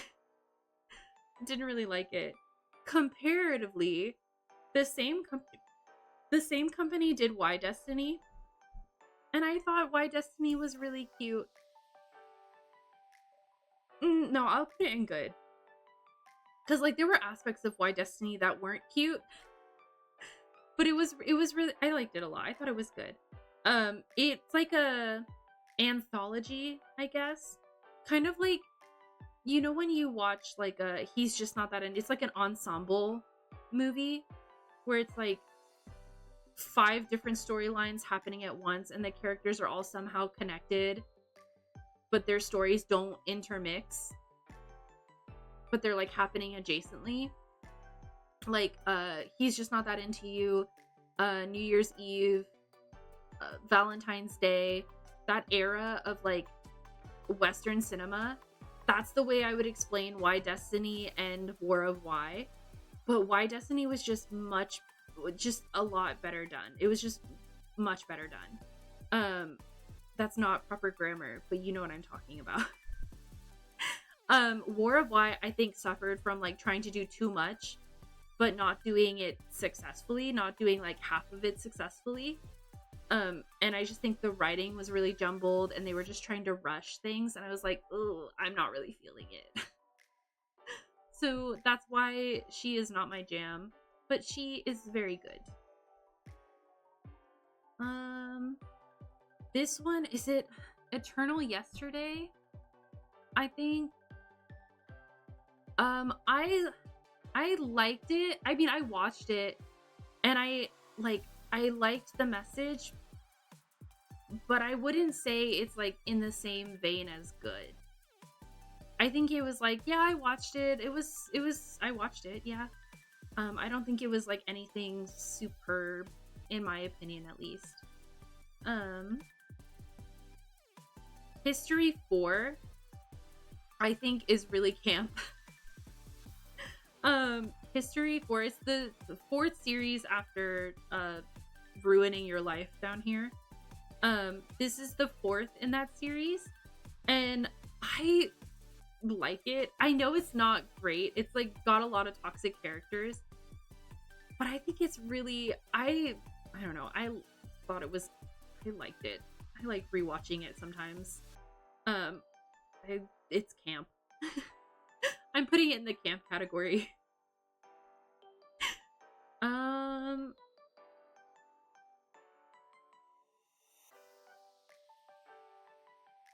Tonhan Chonlati is meh. I'm not a big fan of like it's an older BL, so taking it with like a grain of salt. It very much ran with the trope of like, oh, I'm not gay, I just like you. And I'm like, that's kind of homophobic. Can we not do that? But I mean, it wasn't bad acting wise. There was a lot of secondhand embarrassment, but like the acting, I didn't think the acting was bad. I thought the pairings had decent enough chemistry, but it very much was like, oh, I'm not gay, I like you. And it's like, can we stop using that trope? Like, we've got to stop using that trope. And like, maybe that's the way that the book was written. I don't know. I for the life of me cannot find a copy of this book. Yeah, like, methinks you're a little gay. And like, it was just weird. Like, the dad was really homophobic and like obsessed with his son having a kid. It was just really, it's meh. I respect her legacy in like the scheme of like the grand scheme of like BL, because she is like an older BL, but like I'd not watch her. I forget. I like actively work to forget that it exists.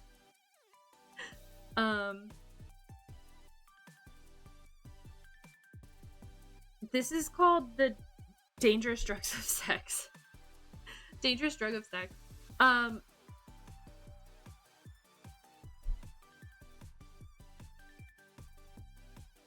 trying to figure out how to explain it. It's bad.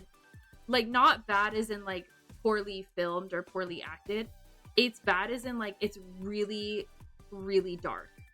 And I would not recommend this to like the faint of heart. I'm not necessarily mad I watched it, but I'm also not really thankful either. It's like it's just really, really dark. And if you're not prepared for that, I just wouldn't watch it. Really dark, really toxic. It's not good. I don't like it. So Gel Boys it just finished this week. And it's not that I don't want to watch it, I just haven't started watching it yet. But I have a friend who's been watching it, and she says it's phenomenal. So I trust her opinion, and I can't wait to start watching it. But I haven't watched her yet, so I can't judge her. I'm trying to think of... Oh, Earth Mix. This is Cupid's Last Wish. It's not. I put it down here. Cupid's Last Wish was an Earth Mix series. It's like Freaky Friday but gay. And like, he doesn't switch bodies with like his boyfriend, he switches bodies with his twin. And so like, he spends a lot of time thinking that his love interest is in love with his sister, when it's like misunderstanding. It's like Freaky Friday but misunderstanding. I thought this was also really beautiful, and it's just really, really good. I am, again, a big fan of anything Earth Mix do. Destiny Seeker, I dropped watching. I watched a couple of episodes but kind of dropped it. It wasn't bad, I just didn't feel compelled to keep watching it. Cupid's Last Wish, it's really good. I really like Cupid's Last Wish. Jan plays Mix's sister, and genuinely they're like, Jan and Mix could be related. And I don't know if that's like the makeup they did or whatever, but it's really good. Pulls at your heartstrings a lot. I love Cupid's Last Wish. Bedroom 609 wasn't bad. It was meh. I didn't hate it, but I also didn't like love it. It was Fluke and Ohm's, like, I think last series. Not like in a they'll never do another series ever again, but it was like the last series they did. It was okay. It had like an alternate ending. I don't know why. Speaking of Freaky Friday, y'all, they're coming out with a Freakier Friday with both Jamie Lee Curtis and Lindsay Lohan. I'm so freaking excited. I'm so freaking excited. Oh, I did End of Love earlier. This is another End of Love show. This was also really cute. This was in the same series as This Is Love Story and Love Mechanics. I think Love Mechanics is peak, but that's just because I'm a Yin War stan. But Tosara and This Is Love Story were also really cute. They were much shorter. Yes, he is. Chad Michael Murray is back. He is. He redeemed. He like returned for his role. I was so excited to see him in the in the same vein as End of Love. No, not Bump Up Business. Future is I really like Future series. It's very cute. It's very short. It's only 6 episodes. It's in the same world as End of Love. It's the same End of Love universe. I really like the actors that they put together. I think they're really cute together. And I kind of hope that they remake the other series, but I don't know if that's ever gonna happen. I think I'm a little like delusional for that at this point. And then the last one in that universe, where is it? Where is Call My Name? Hello, where did you go? Because I'm looking for you. Here it is. Here we go. Call My Name is also in that series. And if they could please air this, it's been like saying that they're gonna air this for like 5 years at this point. Can y'all just air it already? Please? I really want to read this storyline. I really want to see what this storyline is about. I can't find the book anywhere either.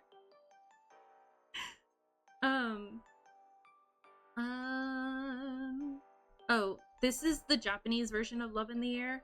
I thought it was really good. I don't think it's as good as Love in the Air, but I think it is really good. I think Japan did a really good job of adapting it. You don't always see Japan adapt things from Thailand. You usually see it in reverse. But I think Japan did a really good job adapting it for like Japanese audiences. But I just don't think it's as good as Love in the Air. And that's probably just the bias of me having watched Love in the Air first. Papa and Daddy is very cute. Taiwan loves to take a moment to flex that they were the first country to legalize gay marriage. They love flexing that, and this is just a very cute show. There's 2 seasons. Shout out. I mentioned Your Sky earlier. I really like Your Sky. I'm not finished watching it, but I'm like majority of the way through. They should. I think they take the opportunity. Any chance Taiwan gets to flex it, they do. And I'm so happy for that journey. I'm so happy they're on that journey. So Your Sky, I mentioned the like special episode down here. But I really like Your Sky. I think that they've Thomas and Kong have been doing a really good job so far. It's like fake dating to lovers. Love that for me. And I think they've been doing a really good job. I haven't finished it completely yet. But I'm at like 3 or 4 episodes left. But I really like it. It's really, really sweet. It's really, Domundi does a really good job. The production company that put on Your Sky also did Bed Friend, Why Are You, Middleman's Love, and Cutie Pie and Naughty Babe. Fake dating, my beloved. It's so beautiful. It's so beautiful. I love it so much. But so Domundi does a really good job at just filming a series from like start to end. The writing is always really good. The acting is really good. The chemistry is really good. The intimacy coordination is really good. The filming, the lighting, the music, the sound design is all really good. And Your Sky has just been such a treat. I love fake dating tropes. It's so good. I love it so much. I say this lovingly with so much love in my heart for Holland. I thought Ocean Like Me was just kind of meh. I think they did a really good job, but like I like others more. I think that's what my analysis is of that. I like others more than I like Ocean Like Me. So that's why it is in the meh category. Strawberry or Choco Milkshake is really, I'm tempted to put it in camp, but I think it's cute. Strongberry is the patron saint of Korean BL. And Choco Milkshake is just so cute. It's just so good. I like watching it a lot. It's kind of weird. A dog and a cat get transformed into humans. I don't know. I watched it. It was cute. I accepted it. I didn't think too much beyond that. I thought it was really, really good though. Apparently, I thought there was at some point supposed to be a season 2. But maybe I just like imagined that. I thought there was supposed to be a season 2 though. Who knows? Starstruck. I say this as a fantasy. As a fantasy, I was trying to manifest it in my brain. I say this as a fantasy who loves Zuho. Starstruck was just kind of meh. I'm so sorry to say it. I'm so sorry. I wanted to like it more. I just did not like it that much. It's not that it was bad. I liked more. It's the same thing as like Ocean Like Me. I liked others more. And again, I think the problem that Starstruck ran into is that it was airing around the same time as a lot of others. And so I couldn't focus on it. And therefore it took like a backseat in my brain. I think that's what my problem was. At least I'm telling myself that. Yeah, I know. King of boy kisser groups finally gets to kiss boys.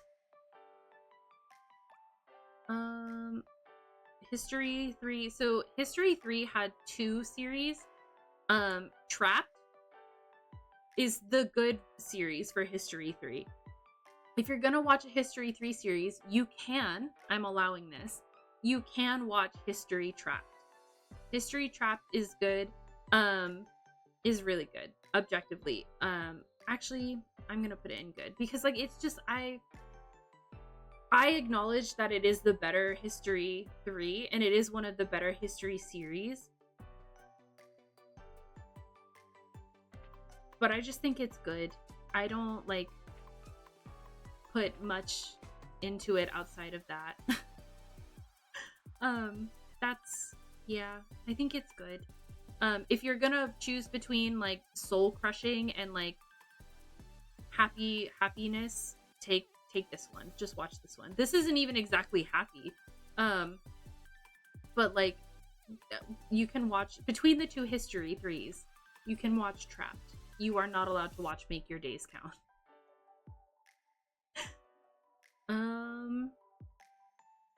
Oh, I thought I saw something. I lied. Fallen Rook was just meh. I read the book and I liked the book a lot more than I liked the show. The show, I think, also suffered from poor writing and secondhand embarrassment. So like I just did not wind up liking it as much as I liked the book. The book was a lot easier to digest for whatever reason. I don't know. I just didn't like this show as much as I did the book. It's just meh. I'm trying to remember what some of these are called in like English. Oh, Love in the Big City. Oh, wait. Remember, everybody, we're this will probably be hopefully our last ad break. So take a second to stretch and hydrate. Oh, Star Pup is on her bed.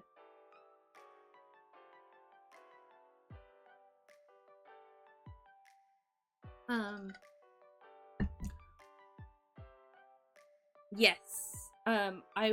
Yes. I guess I can re-say it. No, you're fine. I'm hoping that I'm just gonna speed run the next couple, because like some of them I feel like are just kind of meh, or like they were good. But Love in the Big City, I think everybody should watch Love in the Big City. I think it's so beautiful. You can watch the movie on Netflix, which is beautiful, or you can watch the show. I don't know where the show is airing, but the movie is on Netflix and it's just beautiful. I think the movie is so good. The actors loved their roles. Like they were just so like they loved their characters so much. Oh, they're both on Netflix? Slay. That might be different because that's Korean Netflix, but I will double check and let everybody know. But Love in the Big City, I think, is just so good. I think everybody should also read the book. The book is also very, very good. But I will double check on where it's airing and let everybody know. Oh, that's true. If you could get a VPN and change your... If you could get a VPN and change your location, that would work. Let's see. Talking about movies that I love. Paradise of Thorns hurts so good, if that makes any sense. Paradise of Thorns hurts so good. In the same way that like Egoist makes me mad, Paradise of Thorns makes me mad, but it at least has like a happy ending. I say happy objectively. Paradise of Thorns is so beautiful. I know for sure this one is on Netflix, like everywhere. I think it's international. So I think everybody should watch Paradise of Thorns. It's beautiful. It's like it's so angsty and it'll make you so angry, but at least it has a happy ending, so like you can have like some sort of comfort. Like, is the ending perfect? No. Is it happy-ish? Yeah. It's better than The Egoist. So and it's also just, Jeff is so beautiful. Jeff is just so beautiful. But it's on US Netflix for all of my US based people. And I think it's internationally as well. So like if you're internationally based, you should be able to watch it too.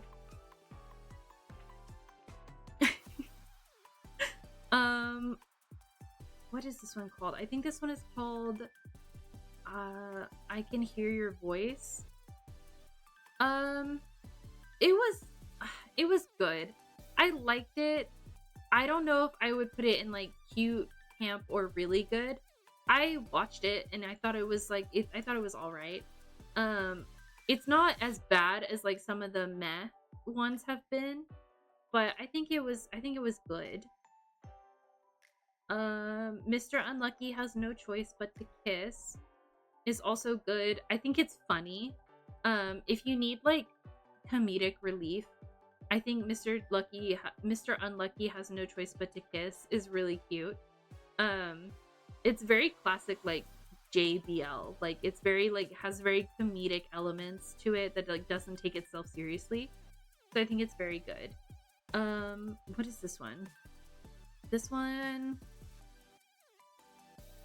if this is the Jim Jam something like that, I didn't watch her and I don't really intend to. It just doesn't really appeal to me. It's not something I really have an interest in watching. So I'm just not gonna watch it. If that's what that is.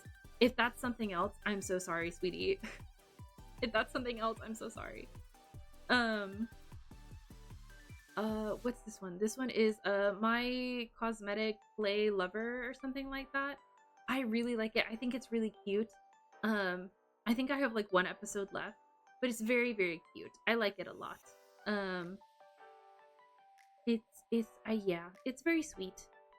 It's not like it's a JBL, but it's not like comedic or anything like that. It's just very, very wholesome. Is this one Second Chance at Love? I didn't watch this one. I don't think I watched this one. What's this one? This is the prequel to A Shoulder to Cry On. I have not watched this one yet either. A lot of the stuff that's like down here left was stuff that like a lot of like these ones are ones that aired when I was like my brain was not letting me watch anything, and I just like have no desire to go back and watch them. I'm so sorry. I am so sorry to you. That is not your fault. That is entirely my brain. Let's see. Tokyo in April Is. I love Tokyo in April Is. I think it's such a good I'm a really big fan of the manga, and I think the live action adaptation is just as good as the manga. I really, really like it. I think it's really well done. I think the actors are beautiful. The actors, his name is like, I don't know what his name is. Tokyo in April Is, what's his name? Something, I don't know. They're just very pretty. Like, those are just two baby girls. I just love them. They're very wholesome. It's a very good storyline. I think it's just a very good storyline. I think you should watch Tokyo in April Is. I've watched it like 3 times now. I really like it. I think it's really, really good. Oh, Plus and Minus is another Taiwanese one. I feel it feels mean putting it in good, but I don't know if it's like good enough to be really good, if that makes sense. Plus or Minus, I think is like, I think it is really good, but it's not really good to be in the really good category. So I think it's good. I think it's good. It's a good one. What are you? Trying to think of what this one is and what this one is. I don't know what these are. I don't know who she is. Sorry to this man. And if I figure out what those are later, I am so sorry. It is not your fault. Jack and Joker is really, really good. I don't know, actually. I say put it up there. Jack and Joker, I'm putting it in this category. I moved it because of what it is at its base. So like Yin and War put a lot into Jack and Joker, and I'm really proud of them for what they did with Jack and Joker, and I think it's just that good. I still think I like Love Mechanics more, but I think that's just because that's how I was first introduced to Yin War. But Jack and Joker, I think, are just as good as Love Mechanics in a different way, if that makes sense. Bad Guy My Boss was meh. I watched it. It was all right. I was expecting a lot more from it than I got. I think it's the same situation as like Why Are You Korea, or maybe even Playboy, in that like I was anticipating a lot from it and I just did not get that. I kind of got let down. So that's why it's meh. Yeah, it's not good, not bad. I watched it. It was what it was. Unconditional or Unintentional Love Story is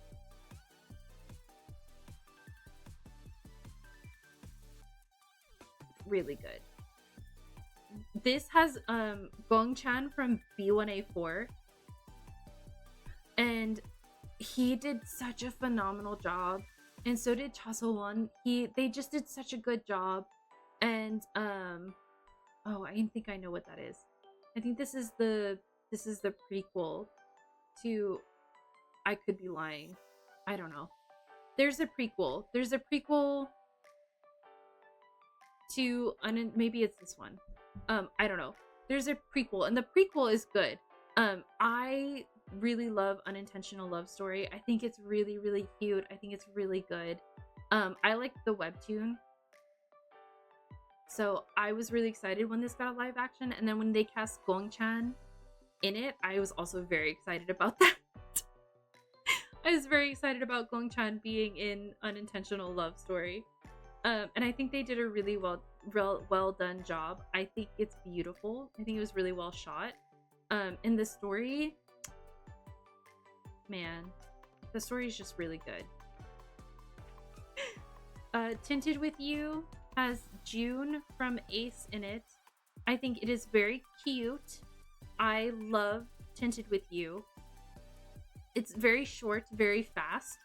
But it has a very good ending, and it just makes me happy. June was really proud of this project, and so I was really proud of him. I really like Tinted with You. I think it was really good. It's really cute, very short, very sweet. I Long Nai was cute.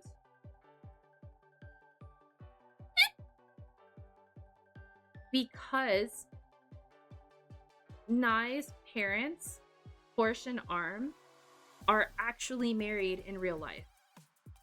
Like the couple playing his parents are an actual couple in real life. And I think that's what sold me on this series. And I like Min and Ping. I think Min and Ping do a really good job. And I really like them as actors and as a pair. And I think that's why I put this as cute, because I really like Porsche and Arm. Those are my parents.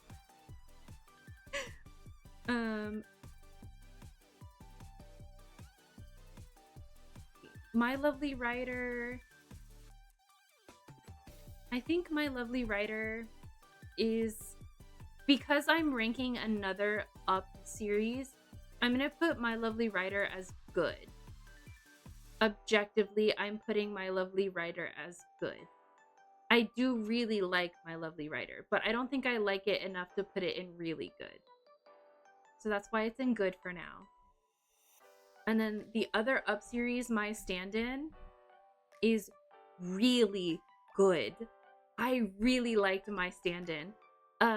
The writer, so my stand-in is the Thai adaptation of a Chinese novel, and it's so well done. I think the Chinese novel is called My Professional Bodyguard or Body Double, something like that, or My Professional Stunt Double. I love my stand-in. It's so well done. Up and Poom are such phenomenal actors. There's also Mech in it, and he's like not a great guy, but I get to see Mech's face, so you can't really complain. But Up and Poom do such a good job. I am hoping they get another series.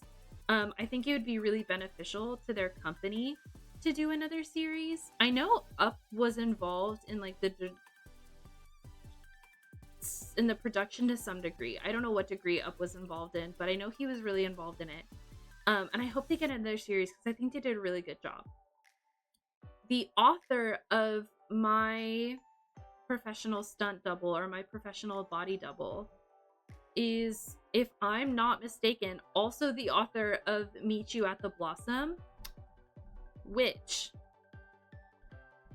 is the first uncensored wuxia BL that we have ever gotten.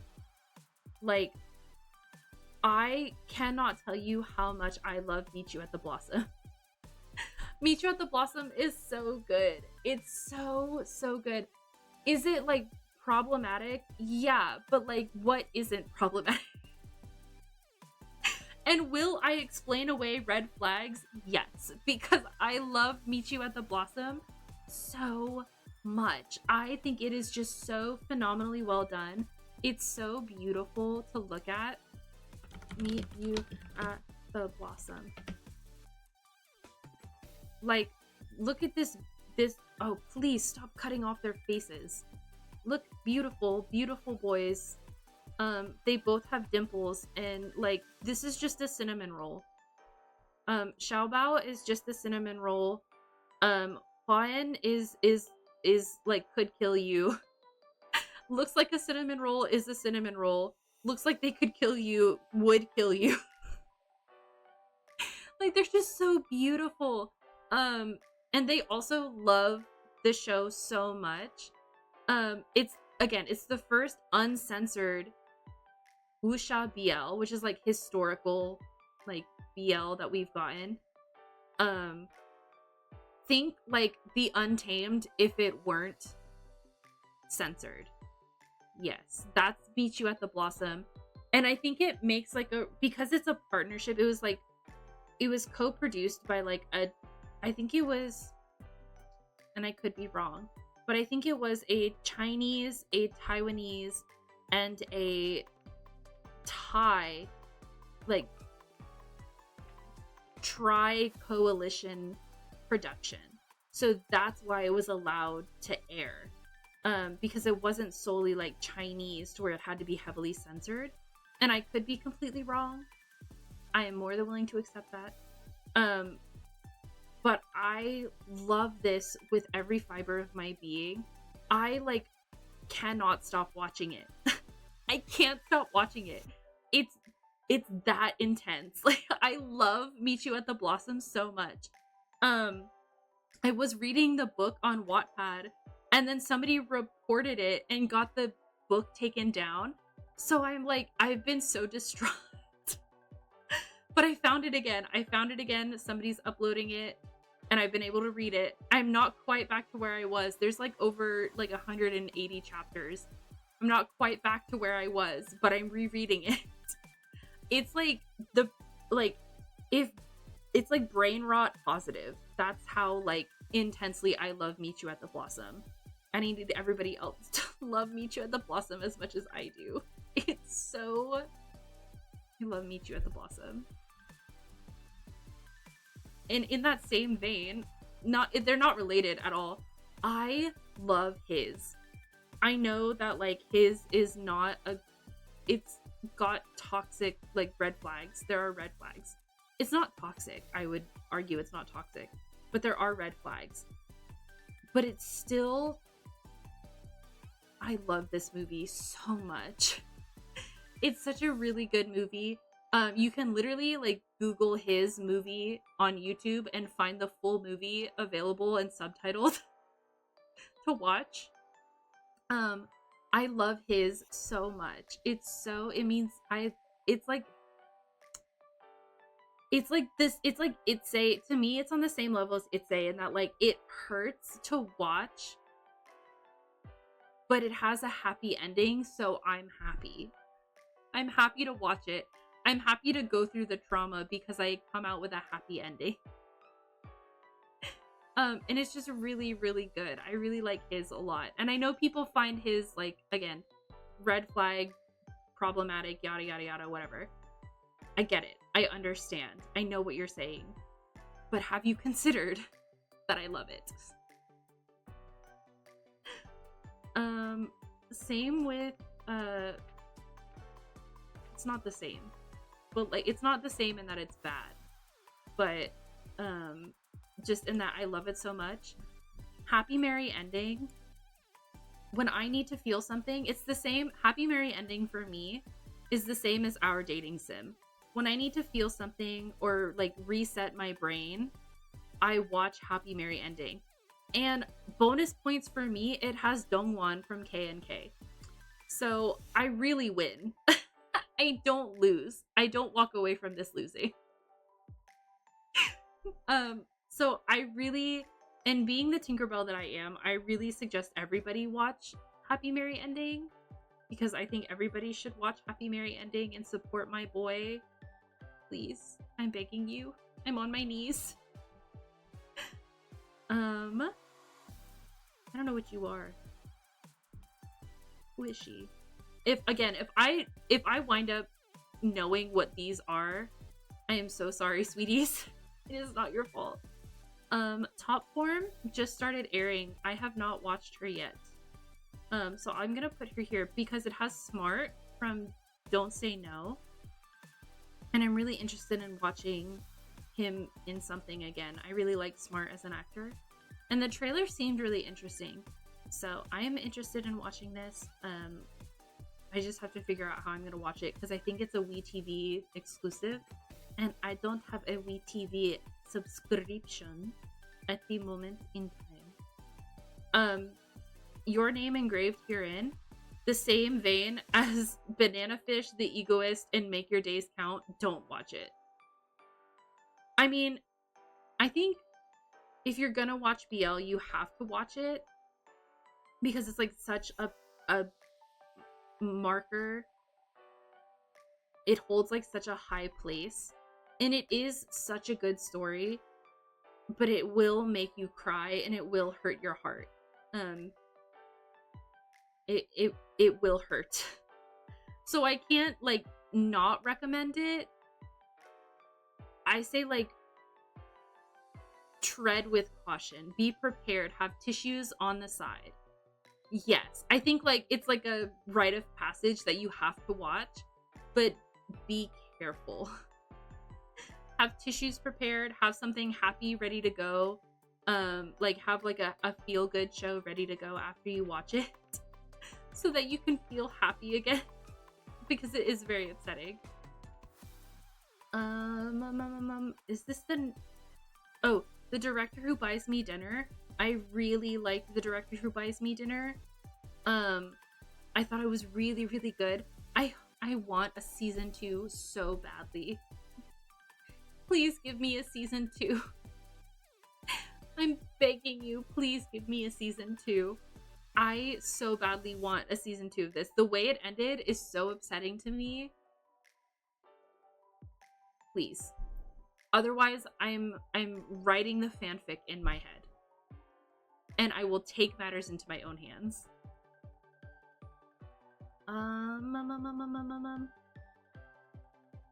Bump Up Business. I thought it was cute. No, I thought it was good. Not in a I'm a lion. I like Only One Of, which is the members of Only One Of make up this like entire cast. As an Only One Of stan, the only reason I'm putting it in good and not really good is because I just think there was almost something lacking in it that wasn't necessarily from the acting, but I think it was more or less from like the production aspect. And I think everything else in the really good category is just a little bit better, objectively. Not like judging it or anything, like I'm judging it, but like, you know what I mean. I just think it doesn't have that little extra boost to put it in really good. Yeah, see, thank you. Mio's got my back. Mio knows what I'm talking about. What's this one is called? Oh, I like this one a lot. I really like this one. What's this one called? I don't remember the English name. Oh, I'll figure it out later. I really like it, but I don't think it's really good. Like, it's the same as Bump Up Business. I really like watching it. I really enjoyed it. But I think, like, quality-wise, it doesn't have the next, like, little oomph to get it into that next category. So that's why I think I'm putting it here. I don't remember what you are. You're the prequel to Unintentional Love Story. I haven't seen you yet, I'm assuming. Again, if I wind up knowing what any of these are, I am so sorry to all of you. It is not a slight against you. It's that the print is really little on your posters and I can't see it.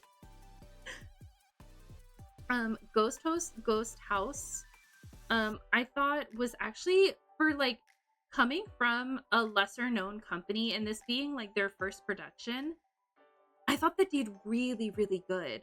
I thought they did a really good job. I thought the show was really good. It was only like 8 episodes or something like that. I really enjoyed it though. I went back and rewatched it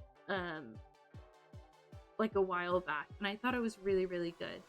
I think the actors did a good job. I think the story was cohesive.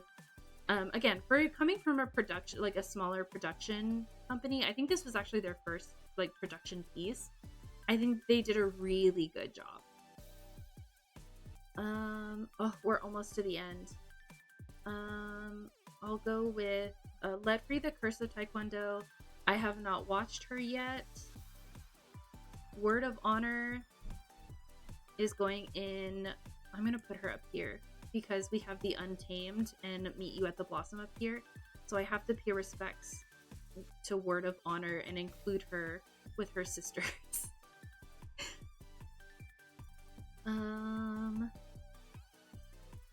Toguse is it's an anime. It's like classmates. I think that's what the translation is. I think it's good. I like it. I think it's like, it's not my favorite BL anime, but I like it enough. Again, it's like, it's good, but it's not enough to be really good. And a really good anime. I'm actually putting Sasaki and Miyano into amazing, stunning no notes. I love Sasaki and Miyano so much. Those are my kids. I love them so much. I love Sasaki and Miyano. It's so... I think everybody should watch it. It's so good. I love it so much. And I also love Tadaima Okairi just as much. I think everybody should watch the first Omegaverse anime because I love it so much. I love Tadaima Okairi. I think you should read the anime. I think you should read the manga. I think you should watch the anime. Like, look at Hikari. Tadaima okaeri Hikari. Like, look at this little angel baby. Never done anything wrong in his life. How could you not watch him? Like, you should watch him. You should watch the show just for him. Like, it's just perfect. He's just perfect. The love I feel for Hikari from Tadaima Okaeri is the same love I feel for all of the babies in Gakuen babysitters. Those are my kids. I love them. Those are my babies. Given, I need to pay respects. Given, I think everybody should read Given and watch Given. They had a movie come out last year. I think everybody should watch Given. I love Given so much. We love gay rock band anime. Yes. I think everybody should watch Given. Yuri on Ice. Never forgetting what they took from us. Never forgetting. I'm never forgetting. Never forgetting what they took from us. I will. That's like a grudge I'm holding until I die. Yuri on Ice, you does not deserve that. I have this TikTok saved because I think about it so much. I'm never forgiving. Mappa better count its days. Never forgetting. Never forgetting. Never forgiving. You, if I catch your staff on the streets, it's on site. Point blank. I have this one TikTok save of a clip of Victor from Yuri on Ice skating over Yuzuru Hanyu. The amount of times I rewatch that TikTok is kind of crazy. It's kind of crazy how much I watch that TikTok. It's just so, it like smooths my brain in the best way possible. I love watching that TikTok so much. Yuri on Ice is like queen. She deserves her ranking up here. I love Yuri on Ice. Mappa better count its days. Count its days. I'm never forgiving and I'm never forgetting. Twilight Out of Focus is a relatively new BL anime that aired. And there's like 3 couples going on. I got you. I'll send it, Mio. Don't worry. I keep that thing on me. And by that thing, I mean the Yuri Yuzuru Hanyu TikTok. Or the Victor Yuzuru Hanyu TikTok. But the Twilight Out of Focus, I haven't watched all of it, but I have been enjoying it. I've read the manga and I really like the manga. So when I heard it was getting anime, I was really excited, and it's like really beautiful. The anime is just really beautiful to watch. It's like really well done. I don't know what budget they had for this, but it's been really good. I haven't caught up in a minute, but I do really like that. I have been really liking that anime. Here we go. Oh my god, we're down to our final 8. Tempo. I really like Tempo. I thought it was really, really good. Lego. That's also my son. In the same way that Fluke is my son, Lego is also my son. And if you step to my son, I'm taking your kneecaps. I'm sending Theo to take your kneecaps. Lego is my son. Tempo, I really liked Tempo. Tim, I don't know how to pronounce it. Forgive me. I've also been at this for 4.5 hours. I'm allowed some leeway. But Tempo, I really, really liked. I think it was really, really well done. I really like secret relationship tropes. And that's what Tempo was. So I really like that one. Himyosai secret relationships. I really liked secret relationships. I thought the amount of like times I wanted to reach through my screen, like my little tablet screen, and strangle the like quote unquote, like the red flags as they were doing whatever they were doing. I wanted to like rip them a new one. I was so angry, and I think that's the point, right? Like the point is that it's supposed to anger you, and like you're supposed to not like them. And the amount of like, not reversals, but like the amount of like switches and flips that they did for things when it came to like the character relationship building, really liked that. I thought that the actors all did an incredible job and like all had incredible chemistry with each other. Even like those who didn't have like romantic connections, like their characters didn't have romantic connections, I still thought had really good chemistry with each other, which I think is just a testament to how good the actors are. So I definitely recommend Secret Relationships. It just ended last week, so it's completely finished. You can binge watch it at your leisure.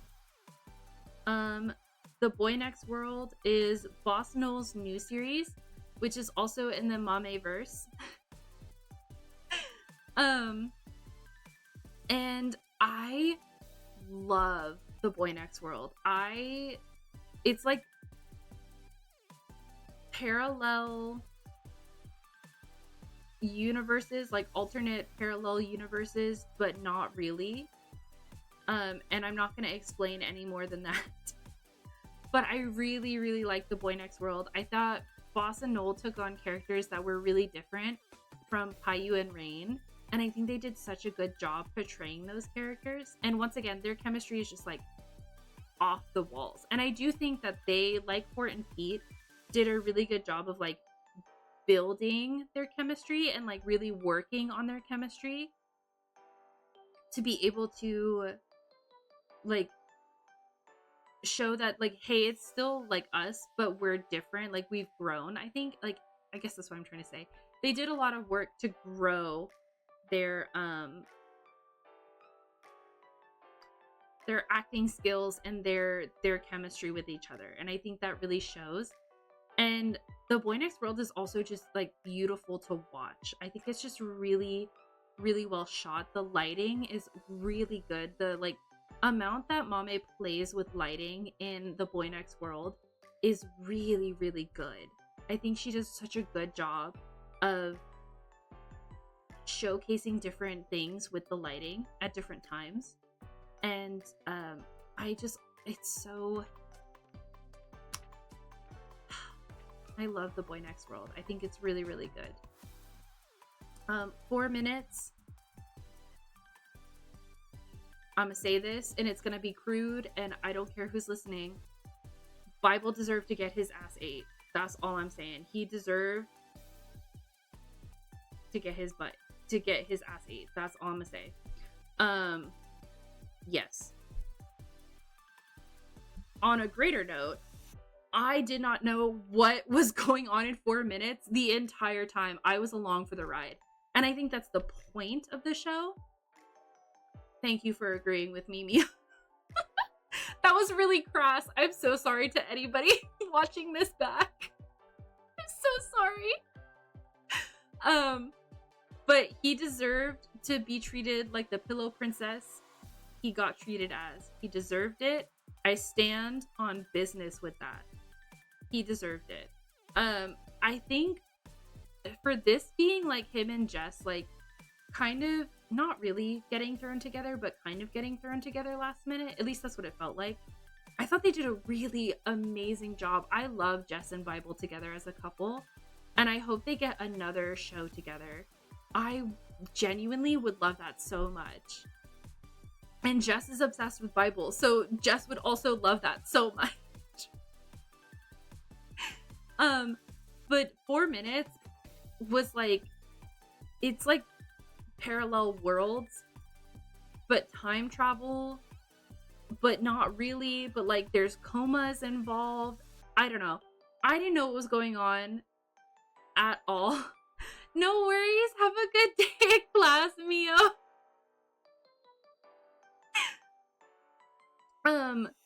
I did not know what was going on in 4 minutes until the last episode. And I think that was the point. And I think they did, if that was the point, they did a very good job at doing so. I really, really liked 4 minutes. I thought, once again, Beyond Cloud does a really good job with cinematography and lighting, and like Jess and Bible just had like such like minute facial expressions at certain points. Like it would just be like the widening of their eyes, or like a like tilt to their head. I don't know. They just are really good actors, and they played off of each other very well. Bass and Fuais, I don't know how to pronounce his name. The characters who played Tongkla and Korn, I also was very pleasantly surprised by them. I actually quite like their pairing a lot.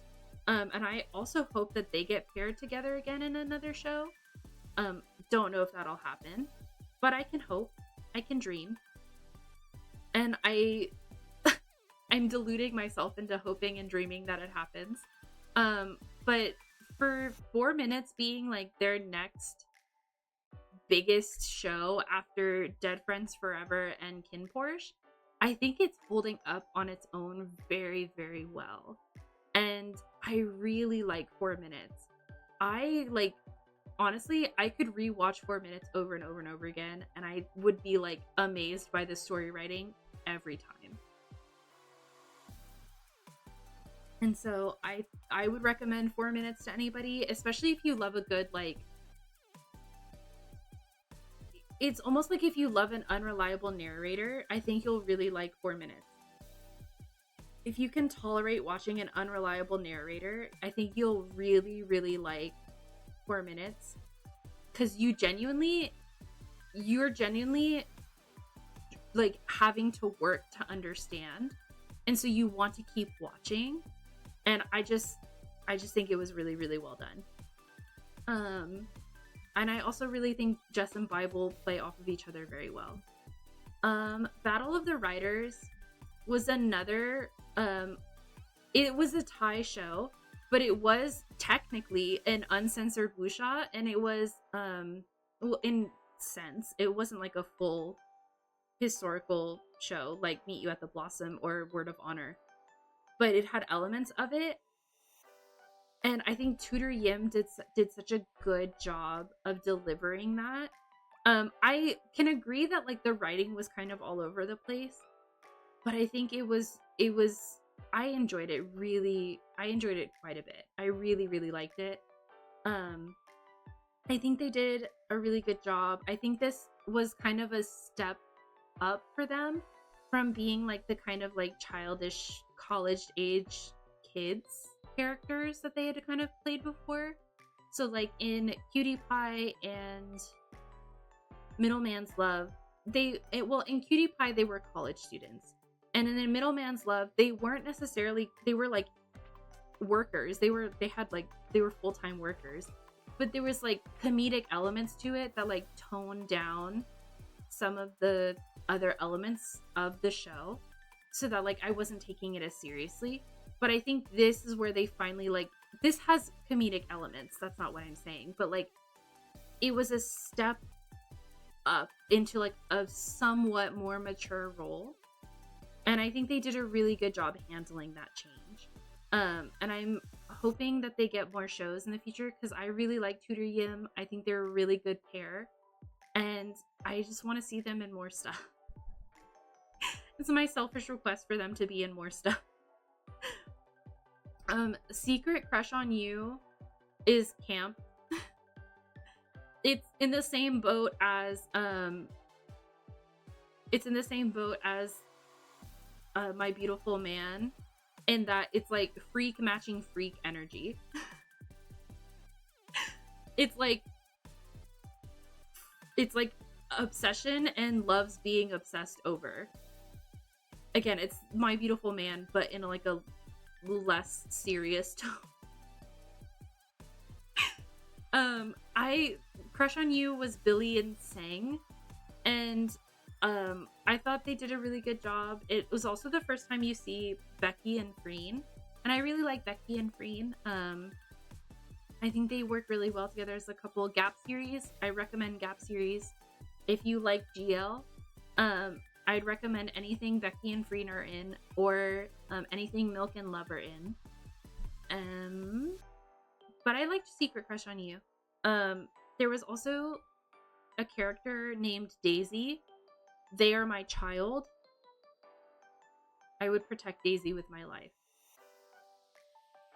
Yes. I really liked Secret Crush on You. If you can get over the secondhand embarrassment, it's a really good show.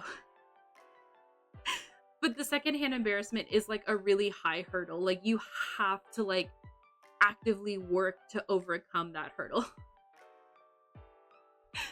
And then the last two, Century of Love, was another Dawu and Off-Road series. Oh. Yeah, I'm gonna put it in really good. I really liked this one.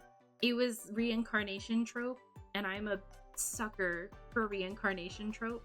And I think they did a really good job of like delivering it. It was almost borderline soap opera feeling without being completely soap opera. Like Unforgotten Night or Unforgettable Night leaned heavily into like the soap opera aspect. A Century of Love bordered it but didn't really go into that line, and it stayed more in line with like the traditional drama feel. And so I think that's like something I just like sense when I watch it. But I really liked it. I really liked Century of Love. I recommend it to anybody who wants to watch a reincarnation trope. It's really good. And for their second series, that was their second series. For their second series, they did a really phenomenal job. I really liked it a lot. And then I left this one for last because it has a very special place in my heart. Well, you get first place. 나의 별에게 is To My Star. It is the Mio knows this. Well, Mio would have known that, but Mio had to leave. So I've read BL for a very long time, but I had never watched like anything really BL. Until Mio had me watch To My Star. And when I tell you I am absolutely obsessed with To My Star, I think it is arguably one of the best Korean BLs to date. And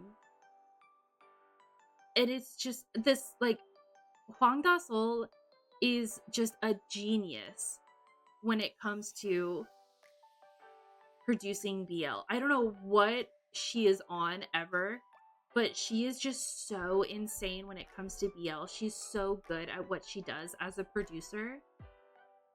I have loved every single thing she has ever put out. And To My Star, 나의 별에게, is both seasons, because there's 2 seasons. Both seasons are so phenomenal that, like, I love them so much. They hold like such a special, like, tender place in my heart. And the second season, this, like, the twist that you have with the second season is insane. I was like literally ready to like throw hands with Hwang Da-sol, and I didn't have to. It was like a little teehee. And again, it was like making my brain work to figure out what was going on, like, throughout the entire thing. And it was just so, I love To My Star. Anything that's in this, like, these first, like, 2 categories, I would recommend with my whole heart. I do not think you will be disappointed by anything you watch on this list. But in these first 2 categories specifically, I do not think you could go wrong. But To My Star is so dear to me specifically that I love it so much. It's so beautiful. The actors love their characters so much, and like they just have really great chemistry with each other. And it was like kind of groundbreaking when it first came out. I think it was like one of like maybe 4 or 5 BLs that had come out of Korea at the time. And it's just so, I love it so much. And I think is that everything? Holy crap, guys. We did it! Look at this. It's so beautiful. This is almost 5 hours worth. Jesus, Christmas cookies. But okay. I will wrap this up quickly. That way nobody has to stay any longer than they have to. I will post the full tier list online for everybody, and I'll also post it to the Discord. So don't worry. Let me I will get us I'll see if we can raid anybody. If there's anyone to raid, I will raid us out. If there's not, do not worry about it. And just sit tight and I will get us all set up. Thank you for coming out and listen to me talk for 5 hours. Christmas cookies. That's a really long time. I'm still on the mend. The pollen is not being kind where I live. It's not being kind at all. And I need it to stop. Cause like I'm just not on, I have not recovered 100%. But I will do my best to get better by Thursday for karaoke. And then yeah. But thank you for listening to me talk for 5 hours. I'll get us all out before my next ad break. So again, just sit tight, and if I can get us rated into somebody, then I'll raid into them. And if not, then you are all free to have a very good night. And yeah, thank you all so much. Bye bye everybody.